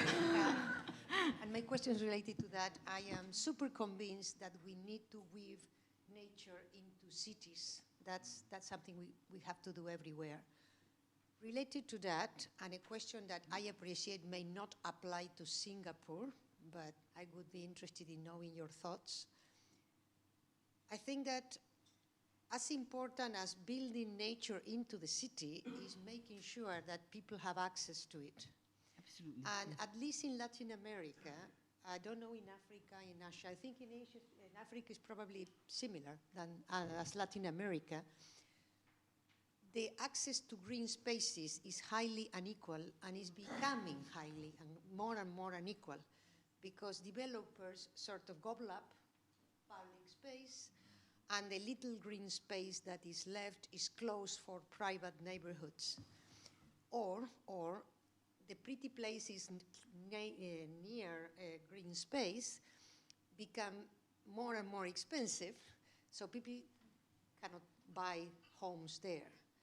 So the problem is that you have sometimes a very green city, but the vast majority of the population just don't have access to it. Even if they are public, you just cannot afford the long journey to get there. So I wonder what would be your reflections about that problem. Well, okay, the Singapore approach has been, as I said, I was talking to various people, and Singapore is often known as having a very high Gini index, which means that there's great disparity between the rich and the poor. But on the other hand, there's, in a way, quite a bit of equity, because you don't find the very rich, there are some rich areas, but there are not that many, very small percentage. But you would have actually government-subsidized housing right next to, you know, a rich private condominium. And that, I think, is because of the late Mr. Lee Kuan Yew's idea that he said that, you know, you should not have this separation. And he insisted government subsidized one should be right next to it. Now, and the Singapore government has actually put a target, well, MParks has actually put a target. And we need the help of actually the urban planners to actually help us achieve it. And that is 100% of the population must be within 400 meters or 10 minutes walk from a park. So there's equity there. You just don't, so enforce it, urban planning. And that includes, that is why I say social resilience. And that's important. And it's not difficult to do. It doesn't involve a lot of money. It's just incorporating in the planning process. So that's something that's very simple. Then again, a lot of studies in the US, they said, you know, this is such clean air in rich area. You know. In Singapore, roads run everywhere. And all the roads are planted equally, similarly. And that is because there's one department that looks after the trees, tree planting in Singapore, that's the National Parks Board. And so what we do is, as I said, emulating that of a forest, multi-layered, you've got multiple benefits out of it. So everybody benefits from things like public infrastructure. And all our parks are free access. We insist on, no, you don't pay at all to actually appreciate that of, you know, using parks, yeah. Okay, thank you. I think we should move on, actually. Carlos Manuel? Thank you, Lena. That was impressive. And yes, there's a lot of biodiversity in urban areas. In my case, in Costa Rica, we were surprised to based on what we found. I was the Minister of Environment in Costa Rica in 2020, and I was planning on how to green up the city based on the projections of the metropolitan area by 2030. In the 1970s, Costa Rica created a lot of protected areas in what now is kind of a urban landscape. And when I did the planning, I found out that there are 11,000 hectares of very high quality montane forests in the metropolitan areas of Costa Rica. So I said, well, we need to protect that because that will be the green areas for the large metropolitan area. They will give us, you know, more capacities to adapt to climate change, et cetera, et cetera. And when I began mapping and doing the whole work, I was confronted with a reality that we need to work, which is the IUCN protected areas category doesn't include any protected areas in urban areas. All of them has been designed with a mentality of rural areas, in the front line, in the wilderness. When we did a little bit of research on those protected areas in the urban environment landscape in Costa Rica, we found way more biodiversity that hasn't been seen in 150 years. Plants and invertebrates, plants that are not represented anywhere else in the country. And the scientists got really excited to see that there were some small pockets of high valuable biodiversity in urban areas. And then you know what else we found? There's a lot of rivers and canyons. Yes. Those are the corridors. Those are the corridors linking. So we were able, with the Jeff project, Jeff 7, to design a very interesting biodiversity urban climate adaptation project in the big metropolitan area of Costa Rica, from Cartago all the way to San Ramon. Alvaro knows very well the area, where everything will be interconnected with, through urban corridors. And the best thing of all is that local governments really said, no, we are the ones. It's not going to be the National Park Service, the big guys with the experience who are going to run this. We will do that. Please don't involve the National Park Service guys. That was great news. My challenge was basically, how do I create a legal condition to protect them? Because these were categories created in the 70s and 80s based on IUCN. So I hope that we all can push to this new frontier of urban conservation and biodiversity conservation, beginning where protected areas began many years ago in IUCN, and I think that this is something that we need to bring to the Well Commission on Protected Areas, IUCN, and the many other levels. So I want to congratulate for this presentation. There's a lot of biodiversity under our nose. We don't see it. We can restore, and we need to bring it back and strong into nature, the same case that Singapore and many countries and cities has done. Thanks. Can I just respond to that? Sorry, time, just very quick. From 25th to 29th of May, I attended this second Asia Park Congress, which is, you know, IUCN organized it. And there are 6 sessions. 5 of them were all about large parks and everything. Our session that's organized by MPAS was the only one that talked about urban biodiversity conservation. And it was interesting because, as we said, the majority of the world lives in cities. So we need to actually look at biodiversity. The urban ecosystem is something that needs to be added onto, you know, our list of ecosystems.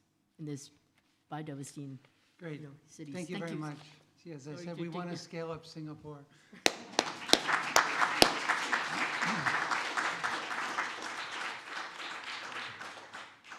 So going to a very geographically a much larger scope, China. We've heard a couple call-outs earlier today to the concept of the gross ecological product of China. And so we have Tong Wu, who's from currently working with NatCap. He's a research scholar at Stanford, but previously worked with the Chinese Academy of Science. Over to you, Tong. Yeah, thank you. It's a great privilege and pleasure to be here. And they say that in China, you usually begin a presentation by apologizing as an expression of humility. And if you're given a presentation in the US, you begin with a joke to lighten up the crowd. So as someone with a background in both countries, I'm going to apologize for some bad jokes I'm going to tell. But first and foremost, I want to say that this presentation, I'm here representing a larger group of people, some of our close colleagues from the Chinese Academy of Sciences, the Research Center for Eco-Environmental Sciences, who couldn't be here today. And also that this research, this work on GEP, also is an international collaboration, and many of the people who have worked on this are in this room and can probably speak to some of the aspects of GEP in a more profound way than I can. But what I'll try to do in this presentation is give a sense of the progress and the prospects of GEP as a policy. So GEP, last year, one of the major developments for GEP was its endorsement by the United Nations Statistical Commission, which really lit a fire under this process and helped advance it and give it international credibility and legitimacy.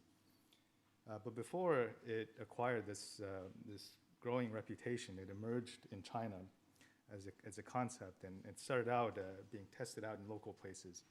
And I want to first talk about the context in which GEP emerged out of China.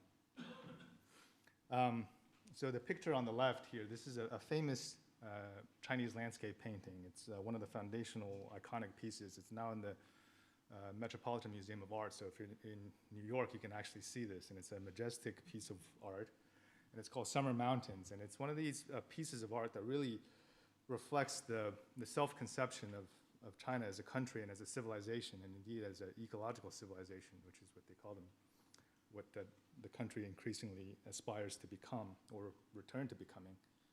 But if you look on the right-hand side, you can think of it as a kind of a moving scale kind of thing. And this is a revision of this famous painting in 2006 by modern Chinese artists as a way of critiquing the unsustainable development that he had been seeing, that we had all been undergoing.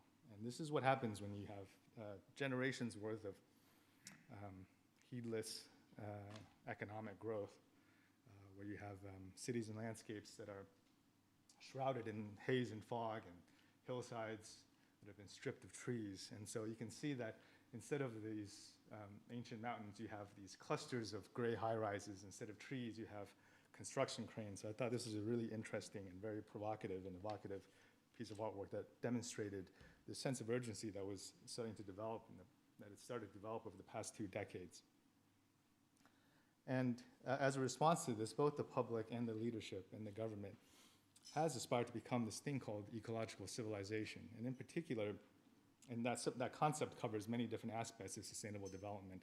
But in particular, one of the things that was key to this new development framework was mainstreaming nature into policymaking, into decision-making. And that's where the concept of gross ecosystem product came. So many ways, cometh the hour, cometh the indicator. And so GEP emerged. And so a gross ecosystem product is defined as the aggregate value of final ecosystem goods and services produced within a given area. That could be a county, a province, a city, or even an entire country. And as this very nice figure shows, there's an overlap with GDP that I'll talk a little bit more about later. But the thing is, when you talk about GEP and you're talking to people who might not be familiar with the research, and especially if you're going out into the world and you're talking to policymakers or decision makers, one of the first reactions we get when we talk about GEP is like, oh yeah, we know about GEP. It's green GDP, right? You know, we've heard a lot about it. And then so you have to convince them that no, it's not green GDP, because green GDP has a history and has a very practical history in China, because in 2006, right when that painting was painted, was done, that artwork, to much fanfare, green GDP was being rolled out in certain parts of China as a metric to account for development and the relationship between the economy and nature. And this is a cartoon that I sometimes use. It's a very simplified version to kind of illustrate the relationship and the differences between these indicators. And what happened was when they did the green GDP calculations for a lot of different places, they found out that, you know, if there's this quote by Upton Sinclair, I think he said, you can't get a man to understand something if his salary is dependent on him not understanding it.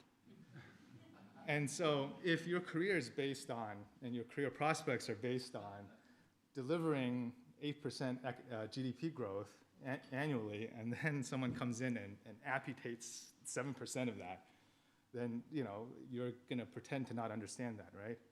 And so this, green GDP was one of these things that put policymakers on the defensive. And so the way that we frame GEP in many ways is, while it's important that we account for environmental degradation, we're trying to do something on the right side, which is what we call more nature-positive approach to development.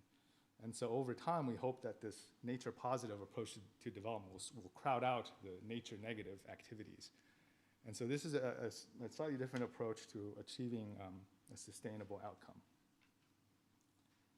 And this is a diagram or a schematic of the components of gross ecosystem product. And of course, the components, the constituent services that make up GEP will vary from place to place. And with the advance of the science and the modeling, we hope to be able to add more ecosystem services at GEP, including and especially things related to health. And of course, GEP is a very powerful tool for bringing nature into decision-making, and it brings ecosystems into decision-making in a variety of different policy contexts or policy spaces, including the evaluation of government and policy performance for land use, urban zoning decisions, and also as a way to create financial and payment mechanisms for ecosystem services. And then I'll briefly run through 3 examples of how it's being used in China. And so the first is in Qinghai, and this is the subject of the first major GEP paper that came out in 2020 in PNAS. And Qinghai is a relatively poor inland province within China, but it's rich in natural capital. And it's also data poor, and so I think choosing this place was instructive in that it shows that this approach to GEP can be applied in a variety of different contexts. And the thing that I want to highlight about Qinghai and GEP is that although the GEP of Qinghai, the calculation for GEP in Qinghai was for the province of Qinghai, the benefits actually flow to many different other parts of China. And because Qinghai is also, it contains this area called, it's translated to 3 rivers headwaters because it encloses the 3 major rivers it's the water tower of China essentially. It's the Yangtze Yellow and the Mekong River flow from this area. And so a lot of the downstream beneficiaries are much more affluent urban centers. And so in this way, you can see how GEP could serve as a way to develop something like a large-scale water fund, a large-scale trans-jurisdiction payment scheme for ecosystem services. The next place we're going to go is Lishui, which is one of the first places to adopt GEP. Lishui has a lot of political significance, but it's also representative in the sense that this is a rural mountainous area. It has about 2.5 million people. So in China, it's considered a village. It's very small. People say, oh, that's sparsely populated rural area. But in Lishui, GEP is being used as a means to find a way to improve livelihoods and economic development without destroying the natural capital base for a community that's still largely rural. And we did some calculations for 2006 and 2017. We have some newer calculations, but we haven't finalized them yet. But as you can see from this change from 2006 to 2017, these are all inflation-adjusted numbers. For a few of them that really jump out, I mean, the one is the non-material ecosystem services, and that's essentially been driven by ecotourism. And in 2006 and 2017, one of the things that happened was a high-speed rail line was constructed, and so now you can get to Lishui from Shanghai in an hour and a half, from Hangzhou, which is the provincial capital, another large affluent city of over 10 million people, in an hour. And so this really helped the rural communities of Lishui develop their ecotourism as a part of their GEP. And then the final place I want to go is the city of Shenzhen. I like showing this picture because this is, it looks like a city that was grown in a greenhouse. Over the course of 20 years, I mean, it's really representative of the speed and the scale of urban development in China. And it's also, Shenzhen is really our laboratory for a lot of our research and a lot of policies in China on urban sustainability, on integrating urban nature into development. And GEP, the work that we've done in Shenzhen with GEP is, and this is, in these 2 pictures, these 2 very handsome gentlemen are our colleagues, Dr. Ouyang and Dr. Han. And our research team, including NatCap, we've worked very closely with the Shenzhen government to mainstream GEP as a tool for them to guide sustainable urbanization. And this is the GEP accounting platform that was developed for the city of Shenzhen, and this is the press release with the Shenzhen government. And this is the interface that the Shenzhen municipal government sees. And so every department within Shenzhen, whether you're in transportation, whether you're in housing, whether you're in ecology and environment, you have to log into this interface and input the data. And for the different counties of Shenzhen, it computes what your GEP is. And so at the end of every year, if you're a local official and you have to go answer to your bosses and say, what have I delivered on? Usually it's just GDP, and then some of the less developed areas, the officials have to kind of hang their heads low and say, well, we didn't do too well on GDP. But now that we have GEP, you have to report both. And so this is the so-called dual growth mandate of improving both GEP and GDP. And hopefully over time, this will guide this city of Shenzhen of 18 million people on an increasingly more sustainable trajectory. And so there are still a lot of challenges. I mean, one of the challenges of scaling up GEP approaches, whether in Lishui or Shenzhen, is data limitation. So a lot of the monitoring systems that we have for ecosystems and ecosystem service evaluation were not designed with the indicator of GEP in mind. A lot of our models for quantifying them are still in the early stages of development. Of course, our pricing, a lot of these services don't have market prices. And of course, in terms of evaluation methods, for some services, it still remains difficult to distinguish between what's the contribution from nature and what's a human contribution, right? Because we want to measure the contribution from nature.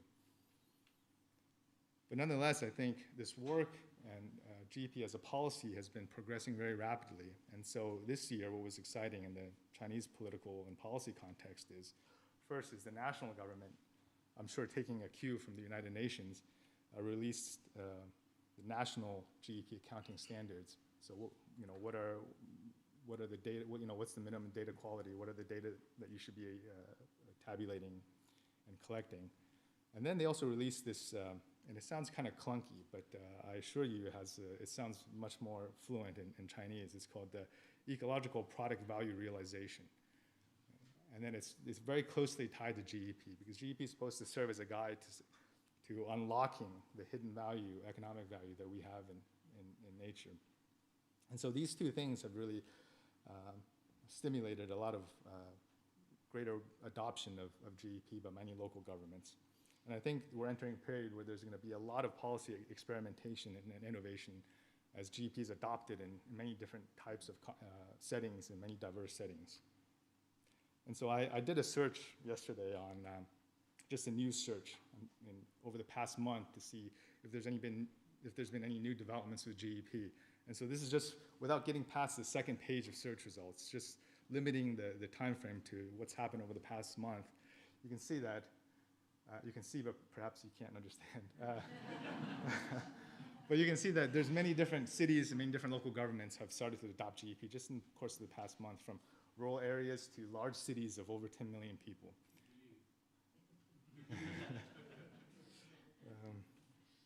So so we're very excited about the direction that's taking, both internationally and also within China. And so finally, I guess I can try to conjecture or give a few hypotheses about why GEP has caught on, and perhaps why it's caught on, especially in comparison to something like green GDP. And first, it's this idea that, and I hope it doesn't sound too glib, but it's this notion that nature-positive approaches to development doesn't mean economy negative. Right? So this is avoiding the stereotype of, if a local officials are trying to throw if you're throwing a party, you don't want someone to call the cops, right? And so that's what a lot of local officials feel like when the environmentalists come in and say, you guys need to shut this thing down, So it's nature positive, it's not economy negative. And second, GEP isn't meant to be a substitute for GDP like green GDP, right? It's supposed to be used as a supplement and as a ballast, and in many ways as a disciplinary force. And so I apologize to all the parents in the room for this terrible analogy, but I call it co-parenting. So it's GDP and GDP are co-parenting your development. Because if GDP says you can have ice cream, then GDP says you better eat vegetables too, right? And then, so it's this, you know, we're using GDP alongside GDP. It's not meant to be a substitute. And I think GDP excites a lot of policymakers and decision makers because it incentivizes new pathways for investment and innovation, so they can be creative. And in a lot of local decision makers and government officials in China, their mindset is very entrepreneurial. Right? They want to stand out. They want to create new things, and you know, that's how they get recognized by the higher ups, and that's how the scaling happens. It's a very, it's been called an experimental governance. And so GEP is a way for them to try new things, it incentivizes them to innovate.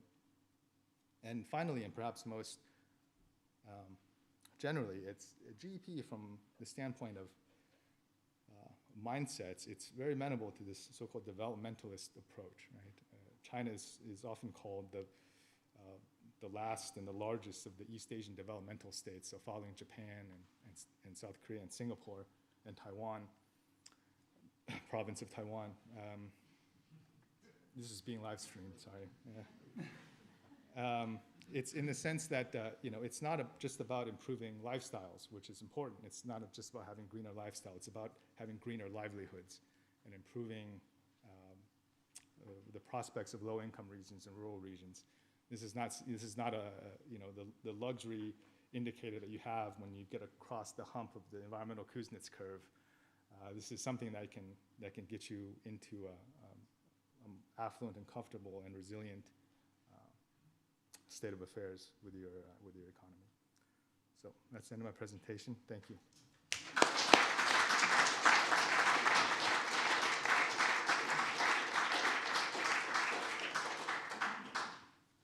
Thank you. Very interesting.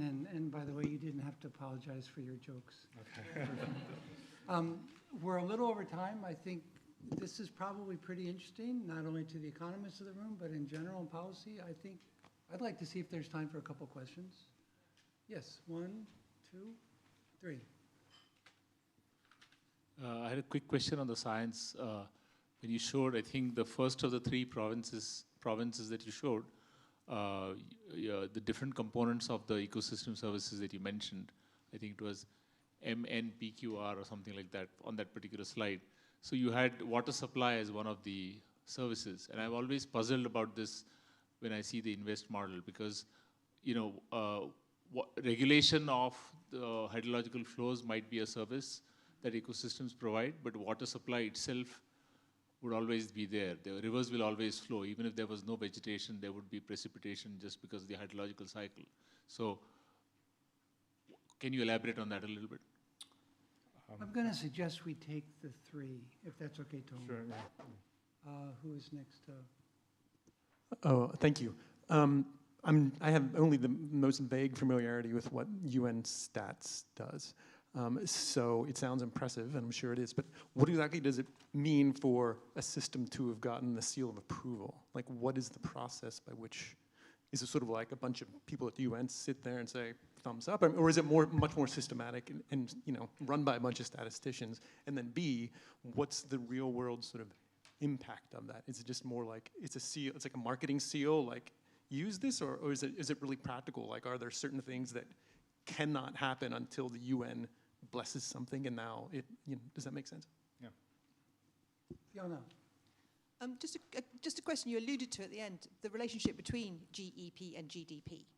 So, and linking back to our Singapore presentation, the green versus grey infrastructure, the sponge cities, it's fantastic. But is this a different way of doing cost-benefit analysis? Because the challenge with the MBS is the upfront cost and the operation cost is often higher. So, of course, you get all the other benefits we're all talking about today, which is difficult necessarily sometimes to price in. Is this a way of doing a cost-benefit analysis, and is there a risk that the two are actually linked, and the higher GDP amounts you can put the investment in?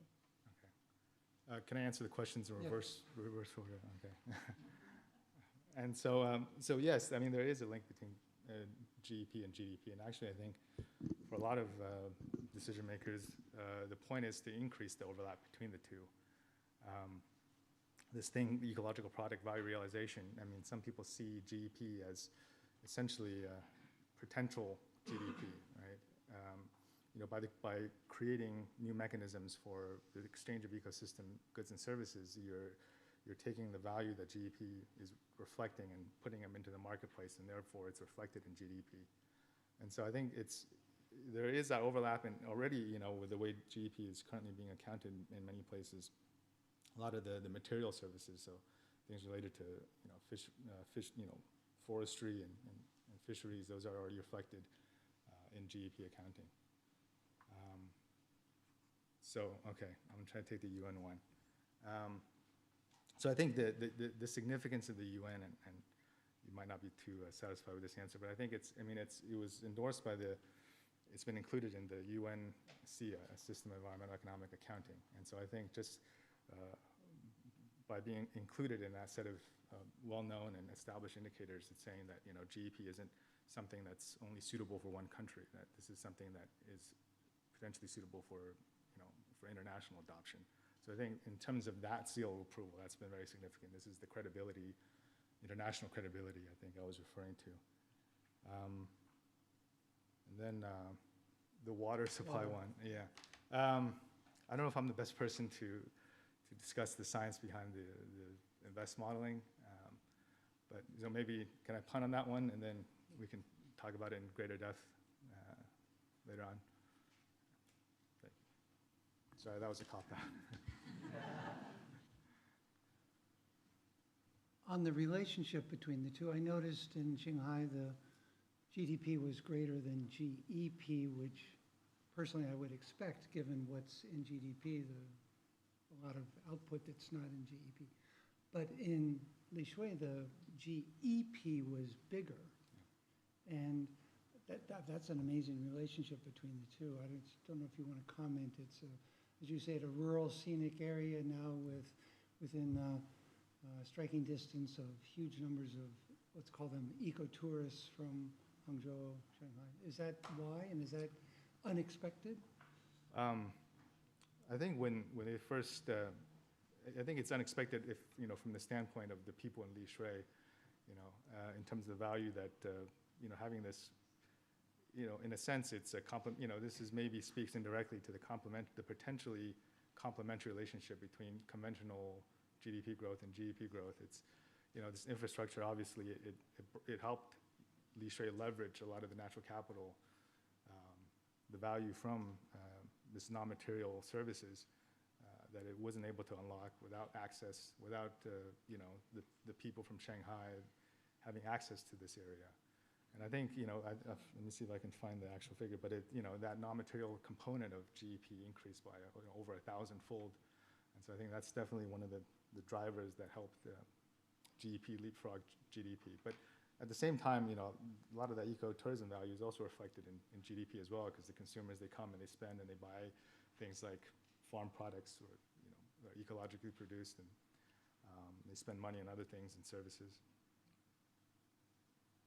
Great. Should we continue? Anna and Ned, if you want to, I noticed you're... Yeah, I think the last session was kind of supposed to be a free-for-all sort of discussion with Jan anyway. True. So it makes sense if people have questions to discuss. I mean, that was all we're going to do next, I thought. Okay, well, there's a couple more, and personally, yeah, lots more, and personally, I'd love to hear from others even about scaling up, given the acceptance by the UN, given the piloting in China, scaling up within China across 20 whatever provinces, and then what might the uptake be outside of China, either in Singapore or in other countries, you know, larger countries. Anyway, I think we had... We'll take a couple more questions. Yeah, take a couple more and then just get broader and broader.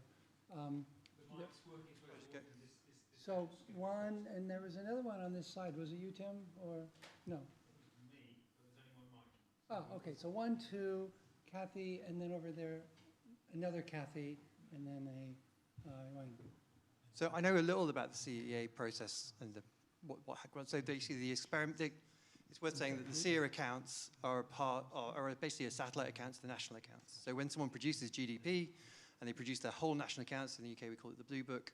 Then there's a chapter in that, which is your environmental accounts. And the EA, the first kind of set of methods was produced in 2012, and they were considered experimental methods.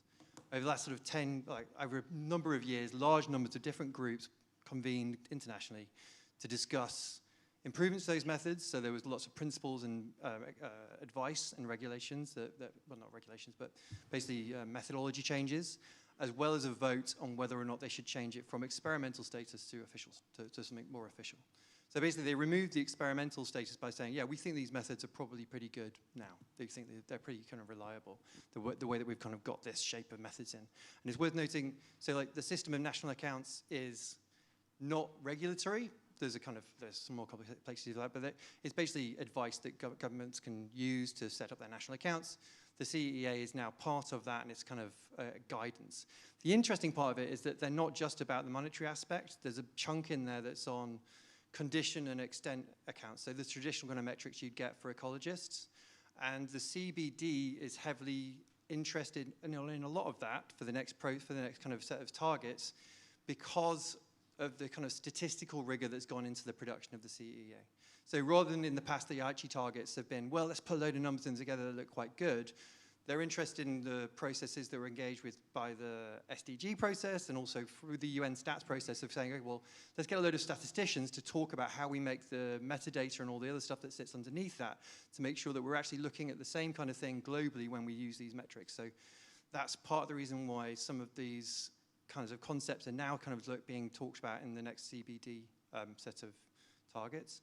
So I thought I just thought it might be useful. I think my main point is I work on the UK natural capital accounts, and I've seen, we're responding to the Das Gupta review, which is looking at wealth accounting and talking about how we should engage with macroeconomists. And I'm interested in the process by which, 100 years ago, they set the microeconomic theory that underpins all the stuff we've been talking about today, and still it was talked about as new until very recently.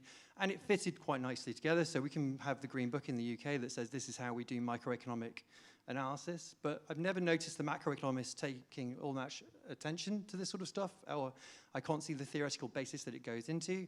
And when people make this kind of thing, well, let's create these values and we'll hand them to the macroeconomic decision makers and then it will be better. I kind of buy that bit, but I've never seen anyone tell me, well, where in the macroeconomic decision-making process should all this stuff fit?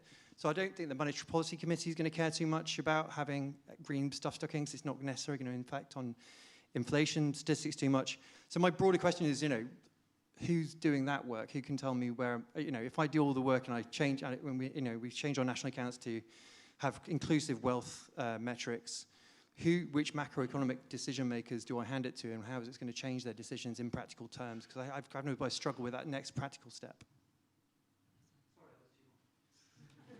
Should I get off the stage, or? I'm sorry, yeah, or why don't you just sit right here? Tom, please go ahead. Excuse me, thanks. You mapped a lot of spillover benefits into adjacent provinces. Whose accounts do they feature in? And is that a way to leverage sort of transfer payments and things? Yeah, so the GDP is still reflected in Qinghai's. That's Qinghai. That's that one province is. I feel like a football player after a match. Sorry. It's reflected in Qinghai's GEP, but the benefits that it's generating flows to those other provinces. And so ideally, if you were to develop some kind of cross-jurisdiction payment scheme, it would try to reflect those values that Qinghai is generating for the downstream provinces.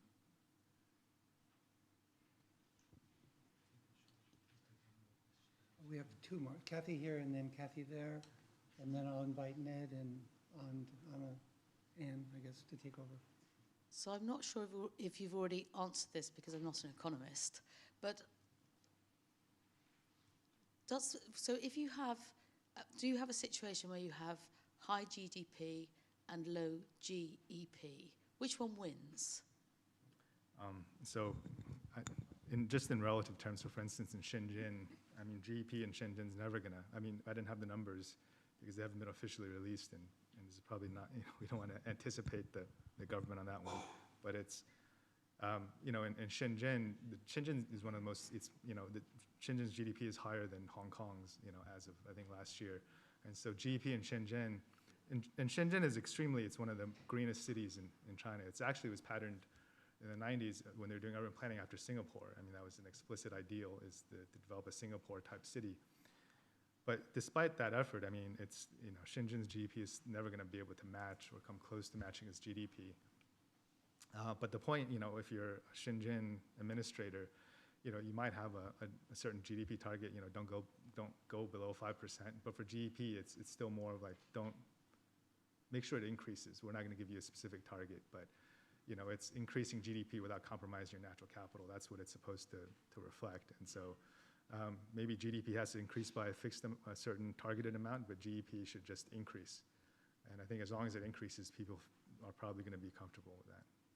But have you ever seen a situation where the only way that GDP can increase is by GEP going down? I haven't seen that yet. But I think it's, with so many case studies, I'm sure, because there's always a danger when you're introducing new frameworks and new indicators for development, and maybe some gung-ho policymaker will think, so what you're saying is, I can just plant a bunch of a monoculture of trees and then, get rid of a bunch of, housing stock that, poor people used to live in. That's conceivable, so yeah. So I have a question about heterogeneity, spatial heterogeneity, and it's prompted by your talk, but I think it's more general when it comes to scaling up things and transferability across, space. And so obviously to come up with an aggregate number for GEP, you have to put a dollar value on all of those various components of the services. And it sounds like you have an algorithm that does that, but the question is, can that same algorithm with the same parameters be used in different places? Or do you have to have more location-specific prices? And if so, how do you come up with the location-specific prices, and what kind of constraint is that on the transferability and the scaling up of the method? Yeah, I think the accuracy of GEP calculations, especially if you're doing it at a local scale, definitely, because this is something, if actual money is going to be exchanged based on GEP, and if people's careers are going to be based on improvements in GEP, then you want to get the value to be as accurate as possible. And so, at a certain level, if you're just kind of doing a very general assessment, you can do it with whatever publicly available data that is. But if you're developing a more specific policy mechanism, then probably there is an emphasis on getting local prices, for instance, local prices on various material services. And then so, for instance, in Li Shui, the survey work for getting the socioeconomic data has been very extensive. They go down to the county and then the township and village levels to get, the most accurate prices that they can. And so I think, this is one of those data/technical challenges. But there's high-level political will behind it, and progressively as GEP becomes more of a binding target and binding development indicator, in China, where there's the political will, there's the economic resources to be found. So I think that's going to be the way that things develop. For individual valuation studies? Yeah, I think, that's my hope. I don't know I don't want to speak on behalf of the Chinese government. Again, live streamed.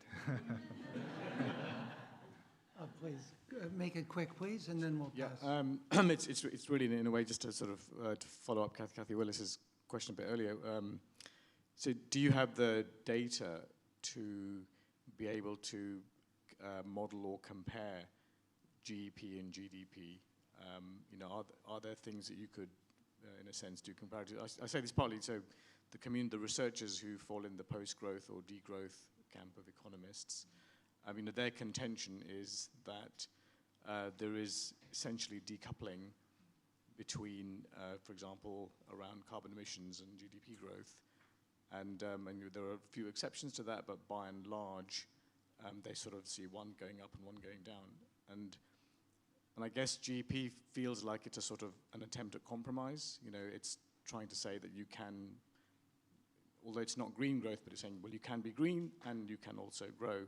But then there's also researchers who say that those relationships don't hold well, they hold in a small number of instances, but they don't hold in the aggregate. And I wonder whether you now have enough data from the work that you've been doing to be able to test either of those possibilities. Yeah, so I think maybe this is kind of a roundabout way of answering that question, but I think it's definitely obviously, GEP isn't meant to be a degrowth or post-growth indicator or strategy. I think it's, if I were to phrase it, it'd be more like a balanced growth, or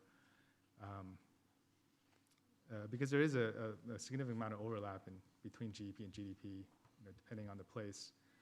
And I think so I think especially in certain areas that are treating GEP as potential sustainable GDP, so to speak, then obviously there's not going to be decoupling, by definition. And also I think it's, maybe referring back to that general so-called developmentalist mindset that a lot of policymakers have, is that it is a sense that, when you tell them, GDP is bad and economic growth is bad, and, they have 12 million people who are on the lower middle, part of the income distribution, that's not going to be an argument that applies to them. So I think, GEP is a way, perhaps tactically or strategically, to get around that by saying this is nature positive growth or nature positive development. It's not anti-economy. This is just a new way of orienting your economy. And over the long run, your nature positive economic activities will crowd out your nature negative economic activities and will entrain your economy on a more sustainable trajectory going forward. So I think that's kind of my interpretation, at least, of how GEP is currently and may be used in the future. Thank you. A lot of us will be tracking that relationship between the two, a lot of researchers. Thanks again, Tom.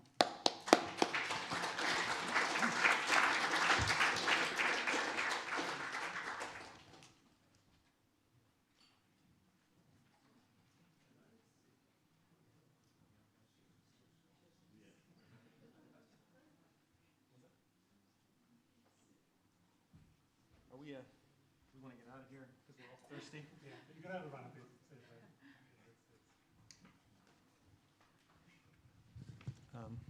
So we are the people who, at 5:55, talk to a room of jet-lagged people who want to go have a cocktail. So, but we're all in this together. So thank you. I'm Brad. I'm Anna. Yeah. Brad is science, I'm nature. So. Yeah. And look at us, smiling, happy, shaking hands. Yeah, we didn't really hash anything out because I thought the whole point of this was just sort of respond to the day. I made a few just summary notes. Oh, sure. Go ahead. I thought possibly this session was about challenges and key decision makers. So I in a very non-comprehensive way, I made some notes, and they have distilled themselves into 6. I think you would call them challenges, but I think it brings in decision makers also. So I can maybe quickly run through them, and then if it sparks any discussion, or you have anything to add, Brad, is that okay? Good. Okay, so one thing that came out in terms of a challenge or an opportunity is that there is still plenty more to understand with respect to nature's contributions to people. And I thought that was illustrated really nicely with the talk from Kathy Willis, where she talked about the links between nature and our experience of nature and health. And that seems like a really untapped and ripe area of research where there's a lot to learn. And to some extent, yes, it's intuitive, but that's very different from putting some numbers on this and understanding it in a more rigorous way. So one thing that struck me is that there's still, we talk about ecosystem services and ecosystems, nature's contributions to people, but there's still a tremendous amount to learn. And I thought that was quite exciting. So that would be a possible challenge opportunity. And then in terms of Tong's talk, which had so many questions, so there's tremendous interest in that. We're obviously making progress, or the community is making progress in terms of metrics to track these contributions and to kind of understand where we are with them. And the uptake in China, and then this endorsement by the UN, that really seems quite like solid progress. And hopefully, I guess the idea is that that will allow us to make more kind of truthful decisions or more informed decisions when it comes to these kind of trajectories of change. But then, of course, we run up with limitations in terms of data and the modelling and all of the kind of technical associated limitations that come with that. But then there's a need to kind of marry up those metrics and that, you know, stock taking and tracking of change with ambition, and kind of to, I guess, like Gretchen said, to have something positive or good on the horizon to be working towards, and having a clear direction, what directions as Alvaro also mentioned as well. And I was just kind of thinking about who kind of informs those directions and how do we arrive at them? Do we need more visions? Do we need more kind of articulations of what we want the future to be? Or are we saturated with them? Just kind of thinking around that kind of area. And then how do we arrive at them as well? And this is kind of talking more beyond individual goals, because we have a lot of goals to work towards. And then the critical question is then how to, obviously the point of the meeting really, how to link up these measurements and this stock taking and so forth with policy change to realise whatever visions we have. And that's the kind of crux of the problem. We saw, for example, the natural capital approach to that in Belize, and all sorts of approaches all over the world coming out from that project. But then what are the hurdles? And so Ian Bateman, he mentioned, you know, when you kind of start to do this, then one of the things is that you run up against is I thought that was quite an interesting point actually, a woeful lack of funding for an oversight of the decision-making process. So to see, are we making decisions in the most informed and reliable way?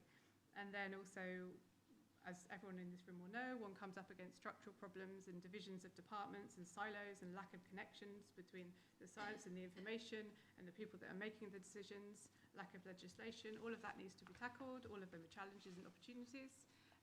And then also, another thing that came up with many different talks was the need for integrative decision making, so opening up collaborations between different sectors, different people, different communities, different environments, and opening up the discourse. And as Sandra said, kind of her experience with the IPBES process, and also Henrique with the CBOS initiative, it really seems like to really do that in a kind of proper, rigorous way, it takes time and it takes effort and continued effort to really kind of open up effective collaborations and to kind of engender some trust there as well. And then also the rounding up of what's been done is obviously key as well. So revisiting outcomes of actions over, you know, subsequent periods of time. You know, how can we ensure that happens? And then related to that topic of rounding up and kind of assessing where we are in terms of progress, if like initiatives like CBOS, if they do bear fruit, then they could be wonderful examples to the wider, for example, in this case, the private sector, about what could be achieved if one works with nature in a kind of constructive way. So Gretchen, those are 6 points I thought were possible challenges or opportunities: research, the data technical limitations, ascertaining ambitions and direction, governance issues, the need for more inclusive commitments and collaborations, and then also tracking progress and communicating progress as well. That seems to be really key. So those are my thoughts. That sounds great. So does anyone have anything to say on any of that, or hopefully something else?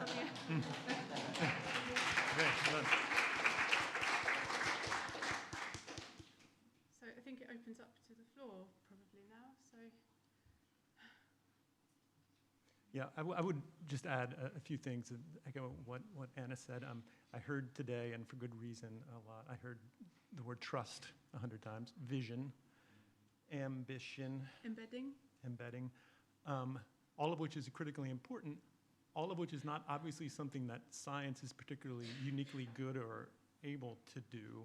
And so, since we are here at the Royal Society with the help of the National Academies, you know, if we want to focus on like what do we as scientists really, how much of this do we bite off and how much of this is just an externality to what we're doing here that, well, we can do our best, but eventually we hand it off, who do we hand it off to at the Treasury to make the decision? So, you know, obviously there's a lot of work to be done in helping push that.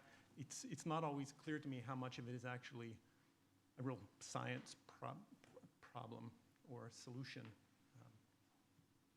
But there's a lot of good social science that can help and be done to inform that. But anyway.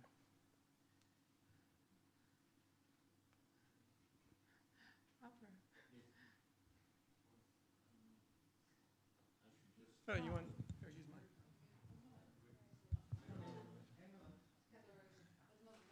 Yes. I think that the discussion was very good, but we've left many loose ends untied. One was your question, how does GDP apply to the private sector and to business? You know? And although everything adds up in GDP, and for example, I have here an Apple iPhone,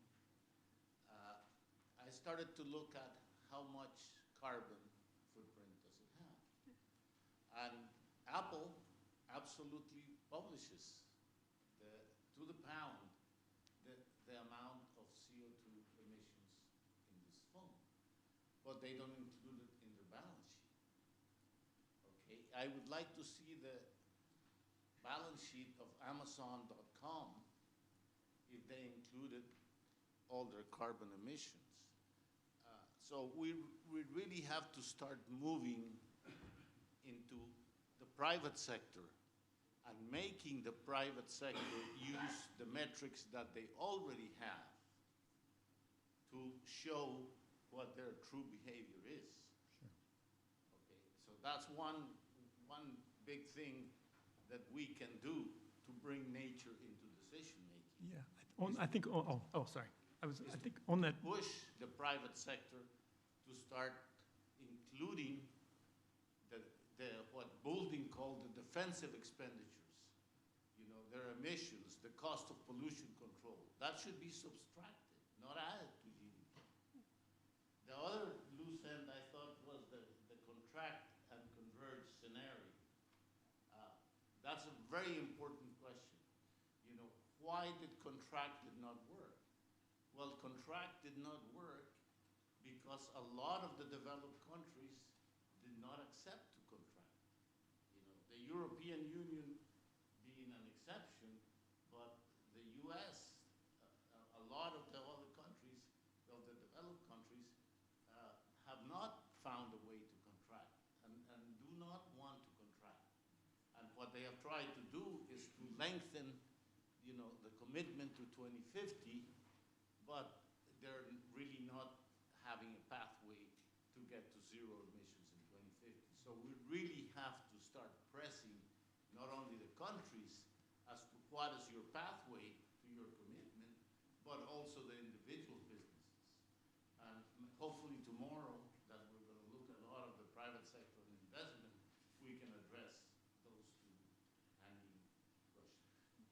Yeah, I'm sorry to have interrupted you. I thought you were done halfway through.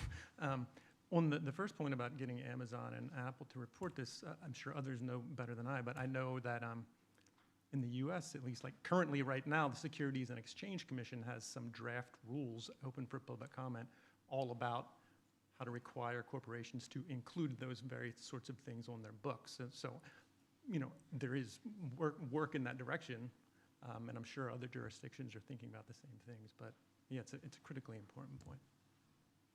Yeah, actually, right on this, this is really relevant to the presentation I'll give tomorrow about holding the private sector accountable.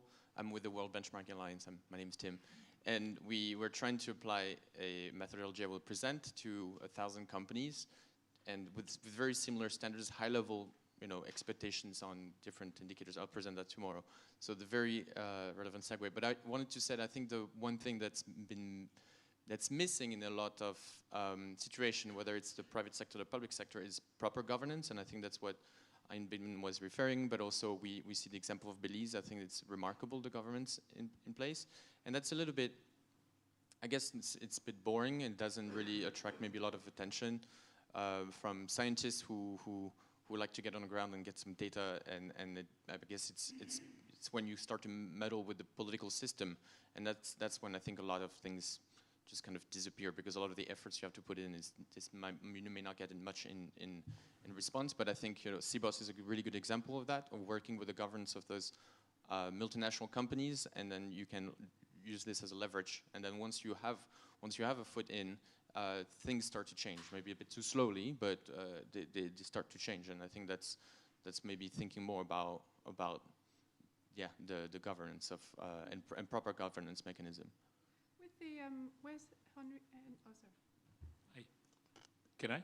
Yeah, please. Yeah. So I wanted to go back to the GDP question in a different way of saying. So I think Tong's presentation, he pointed out that the original approach of correcting the GDP for environmentally negative impacts had certain amount of sort of reluctance from policymakers in adopting that approach. And so the GEP approach is to not correct, but to supplement. But I noticed that Steve, because of lack of time, actually in his ugly part was actually flagging, for instance, the idea of rejecting GDP as a measure of well-being. And that's also what the Stiglitz et al. Commission did, was to say GDP is not the correct or a useful measure of well-being anyway. And so policy should be pushing, or we should be pushing policymakers to not talk about GDP, but focus on actually better measures of well-being, such as the one put out by the Stiglitz Commission. And I think that deserves attention from this group, because a lot of the work still is about green growth, which means basically GDP plus something or GDP minus something. The related point is that in the GEP approach, if you're going to take credit for producing positive externalities such as carbon sequestration, which goes to the whole world, or hydrological service, which goes downstream beyond your province, you should also be taking responsibility for the negative externalities that the city, for instance, or the mining that might be happening produces because of the consumption footprint it has outside the province. Because there's a lot of imported stuff coming into the unit of analysis. So we can't only do a one-way street where we measure the positive externalities but not the negative of the imports that come in from various places, right? And the related point, I think you mentioned this, Brad, this question of what should science do internally, and assuming that we include economics in the social science category, although many people would say it's an asocial science. I think it was very interesting what Steve said about the lack of mainstreaming of this thinking in mainstream neoclassical economics. And one of the reasons is because it derives its power from speaking to a certain set of actors who believe in GDP or believe in profits. And for them, those economic models appear to work, and so they, in turn, are sort of willing to give that power to the economics profession. So I think one way to address that problem, the fact that this is not mainstream, is to take away that power again by saying GDP is not the important measure of any policy-making outcome.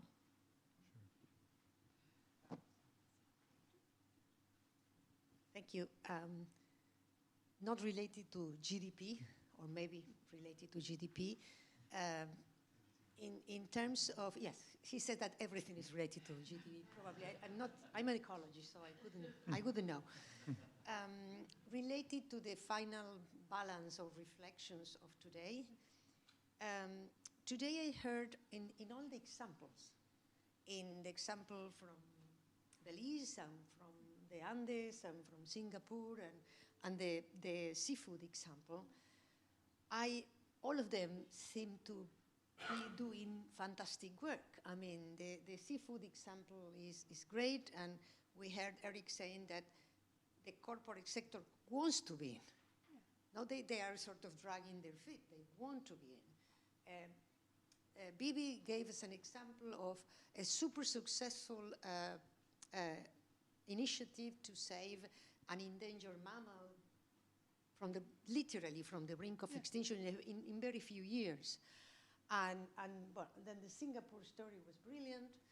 So if we have all these brilliant examples, and then I heard Steve, who is, in my view, you are always very optimistic, describing a number of things and said, but we are stuck. So you said it, and that struck me. Yeah. So obviously, why, if there are so many good examples cropping up, we are stuck? Yeah, and also, like, are the examples, are they the kind of, in a way, the low-hanging fruit? Were they the things that were relatively easy to achieve in that context? And then, I don't know. So I wonder if it would be a good idea for this meeting to look at the granularity of why and where we are stuck exactly in different cases.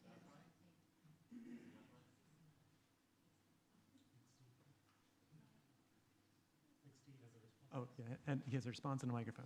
Yeah, this is in response. So I actually am an optimistic person most of the time, but in viewing this, and I thought, frankly, that the afternoon session was fabulous because it does, we do need these bright windows, and to see the kind of creativity and the work and the connections that are being made is fabulous. I guess the thing that strikes me on this is that we've got these great examples, but they're niche examples. They're in a particular industry. It's not the mainstream of the industries.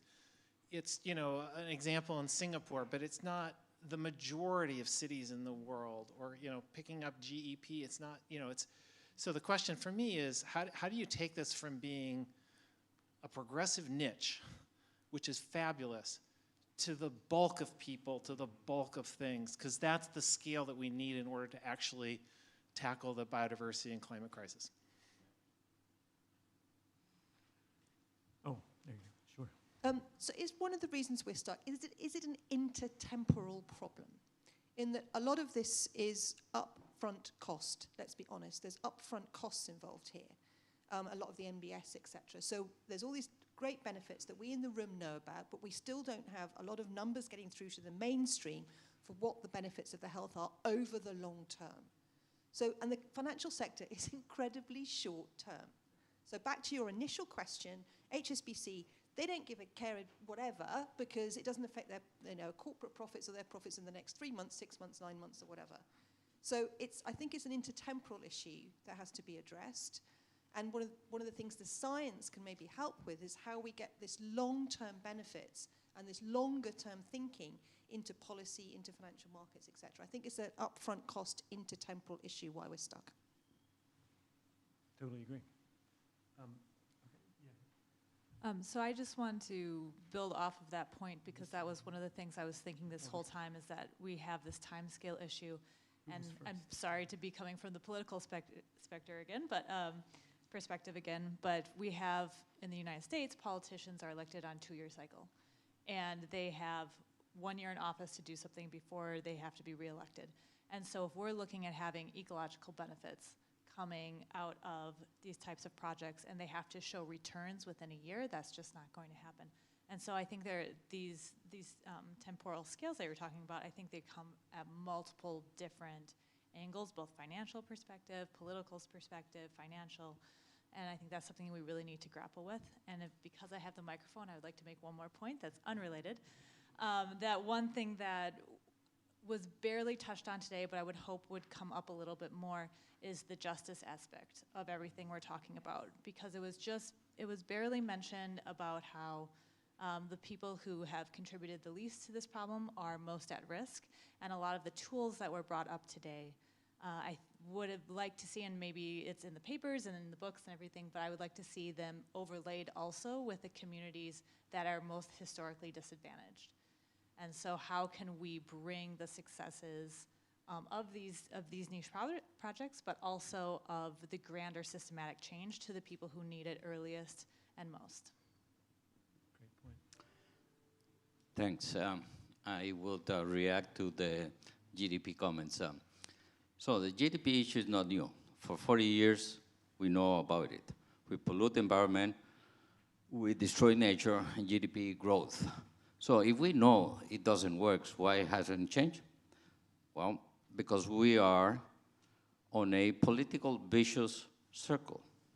And let me explain a little bit what I mean by this. When I was in government in Costa Rica, I led the green accounting process. I got guys from the central bank, Minister of Finance, Minister of Planning, and we at the Ministry of Environment. We did the heavy academic exercise to account for forests, fish, water, and soils.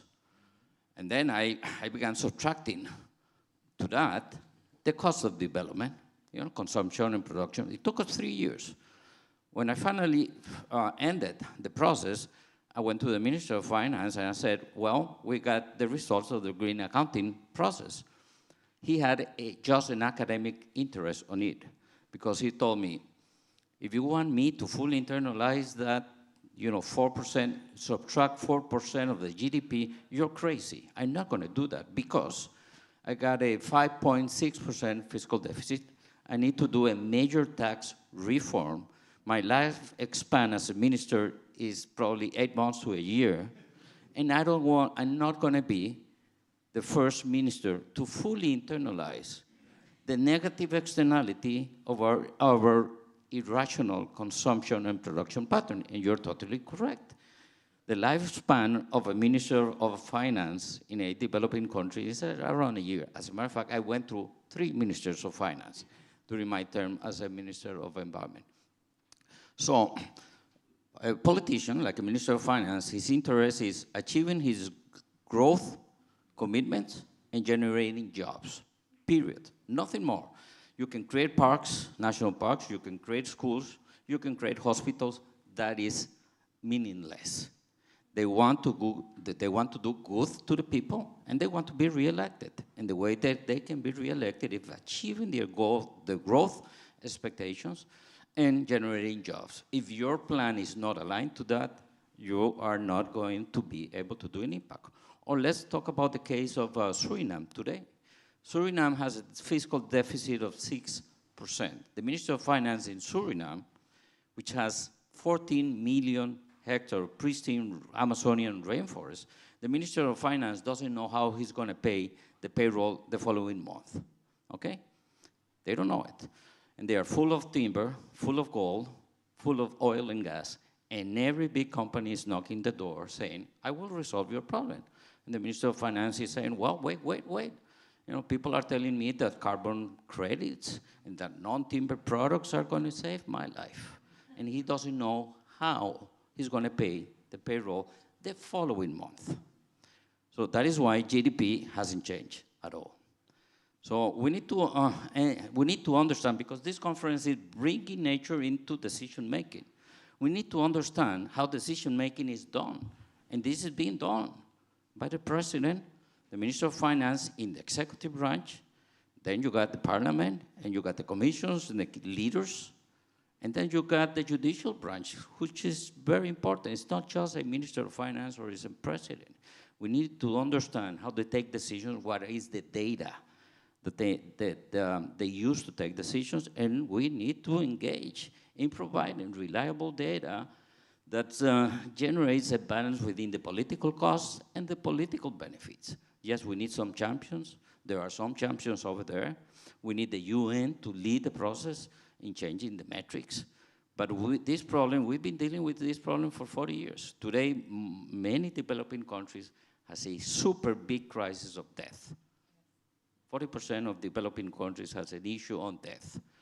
They got an issue on energy, oil prices, and they're going to have economic recession. If you come to talk about green accounting, green tax reform, you will never be able to do some changes. So it will be interesting to really understand the entry points into the decision-making process and how do we feed that, particularly if we are able to put numbers associated to the cost of not taking action. That's very important and very compelling. When I was doing the decarbonization plan in Costa Rica, people said, why are you promoting that thing if Costa Rica's emissions, global emissions are 0.005%? And I said, because of health, the health of the people, because of the emissions. And I did the numbers. The cost of health associated to respiratory diseases out of emissions. And that was the way I was able to move things forward. So there's multiple entry points, and we need to understand them. And I think that this conference should give us the space to really understand how do we bring the science in that short-term kind of political vicious circle that we have, because that's a reality.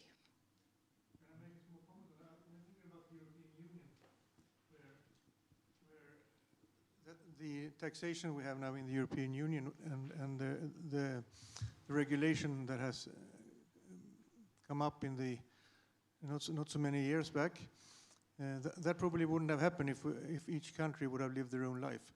So there is something of, and the same with the CBOS companies. None of them would have acted by themselves. So there is something about new forms of partnerships here that I think are important if we want to talk about bringing nature into decision makings and create new partnerships in line with science and the new direction. Just to follow on from that, from a financial perspective, I think it's granularity that will really help. What we need is scientific data so we can make investment decisions that allow us to differentiate. And so the information provided by a much more detailed, more broken down structure that allows me not only to understand at the company level, but at the asset level and in effectively real time where these impacts are, then these financial decisions can be made. And it's exactly like was said, you have to understand the decision-making processes in the financial industry. It's large funds switching very rapidly based on very detailed data and information. I think that is one of the opportunities that we can bring to the table. Thank you. Maybe one more and that's it. Maybe Ian and then that's it. Yeah. Hello. Thank you. Final word, Ian. I was being very English and just like, oh. Okay. I really liked what Minister Rodriguez said, because I do think it injects something close to what I've seen in terms of real-world pressures that decision makers are actually under. And I think, we've understood a lot about how to improve the world theoretically for a long time. And things, that emissions curve keeps getting steeper and steeper every year. And so it's obviously not sufficient on its own to just have that information. I think we should be thinking about things from the perspective of the people that are making those decisions. And so, for example, in the private sector, we've done some work with, an industry which a lot of people would rightly, very understandably, see as pretty much working with the devil. We've worked with the palm oil industry, and to be honest, there's no point going into the palm oil industry and saying, "Stop producing palm oil." This is going to be a very short conversation. However, what you can do is go in there and say, do you realize you could produce what you're doing in ways that are actually much, much less damaging for biodiversity, actually would allow things to improve, and actually you might make more money out of it. And by finding those sorts of solutions, that's much, much more likely to be listened to. And on the public decision-making side, one thing that I have found that gets a pretty ready audience is when you say, how would you like to spend the same amount of money, not more money, the same amount of money, and get better value for it? So we've got Andrew Barnford in the audience, and he's pioneered this idea of stop paying for tiny strips around fields that have virtually no impact on biodiversity whatsoever. Just pay the same amount of money for the same amount of land, just stick it all together. And suddenly, that land becomes really useful for biodiversity. It becomes a viable habitat. It doesn't cost you a penny more, but delivers so much more in terms of value. So, that's the way that I would urge us to start with this. I wouldn't say drop the exhortation to try and change, in particular, social and cultural preferences for now and the future. I actually think that's a big driver. But I think that should be done at the same time as trying to find solutions that are going to be well received. And I'll just ask one last thing, if I may. You are in charge of two of the biggest influencers. We are not in charge. No.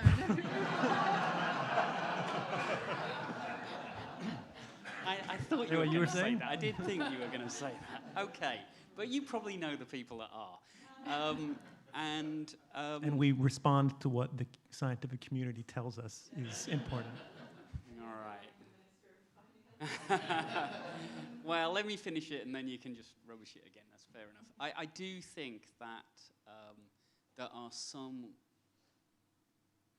organs of information that can actually help shape. I mean, God, look at all the negative ones we've got, particularly in this country. You know, we don't have virtually an informed scientific debate that actually touches people, ordinary people in this country. We have exactly the opposite. And I do wonder whether I also edit a journal. You've probably never even heard of it. Don't worry about it. But you know, I kind of feel that we should be having a bit of a social responsible role of trying to actually move practice in the right direction. And I do think you probably know people that could help with that. Anyway, yeah. Are we wrapping up, or are we taking more questions? We have to close. Okay, sorry about that, but that's what cocktail hour's for. Thank you, everybody. It's a great honor to be here.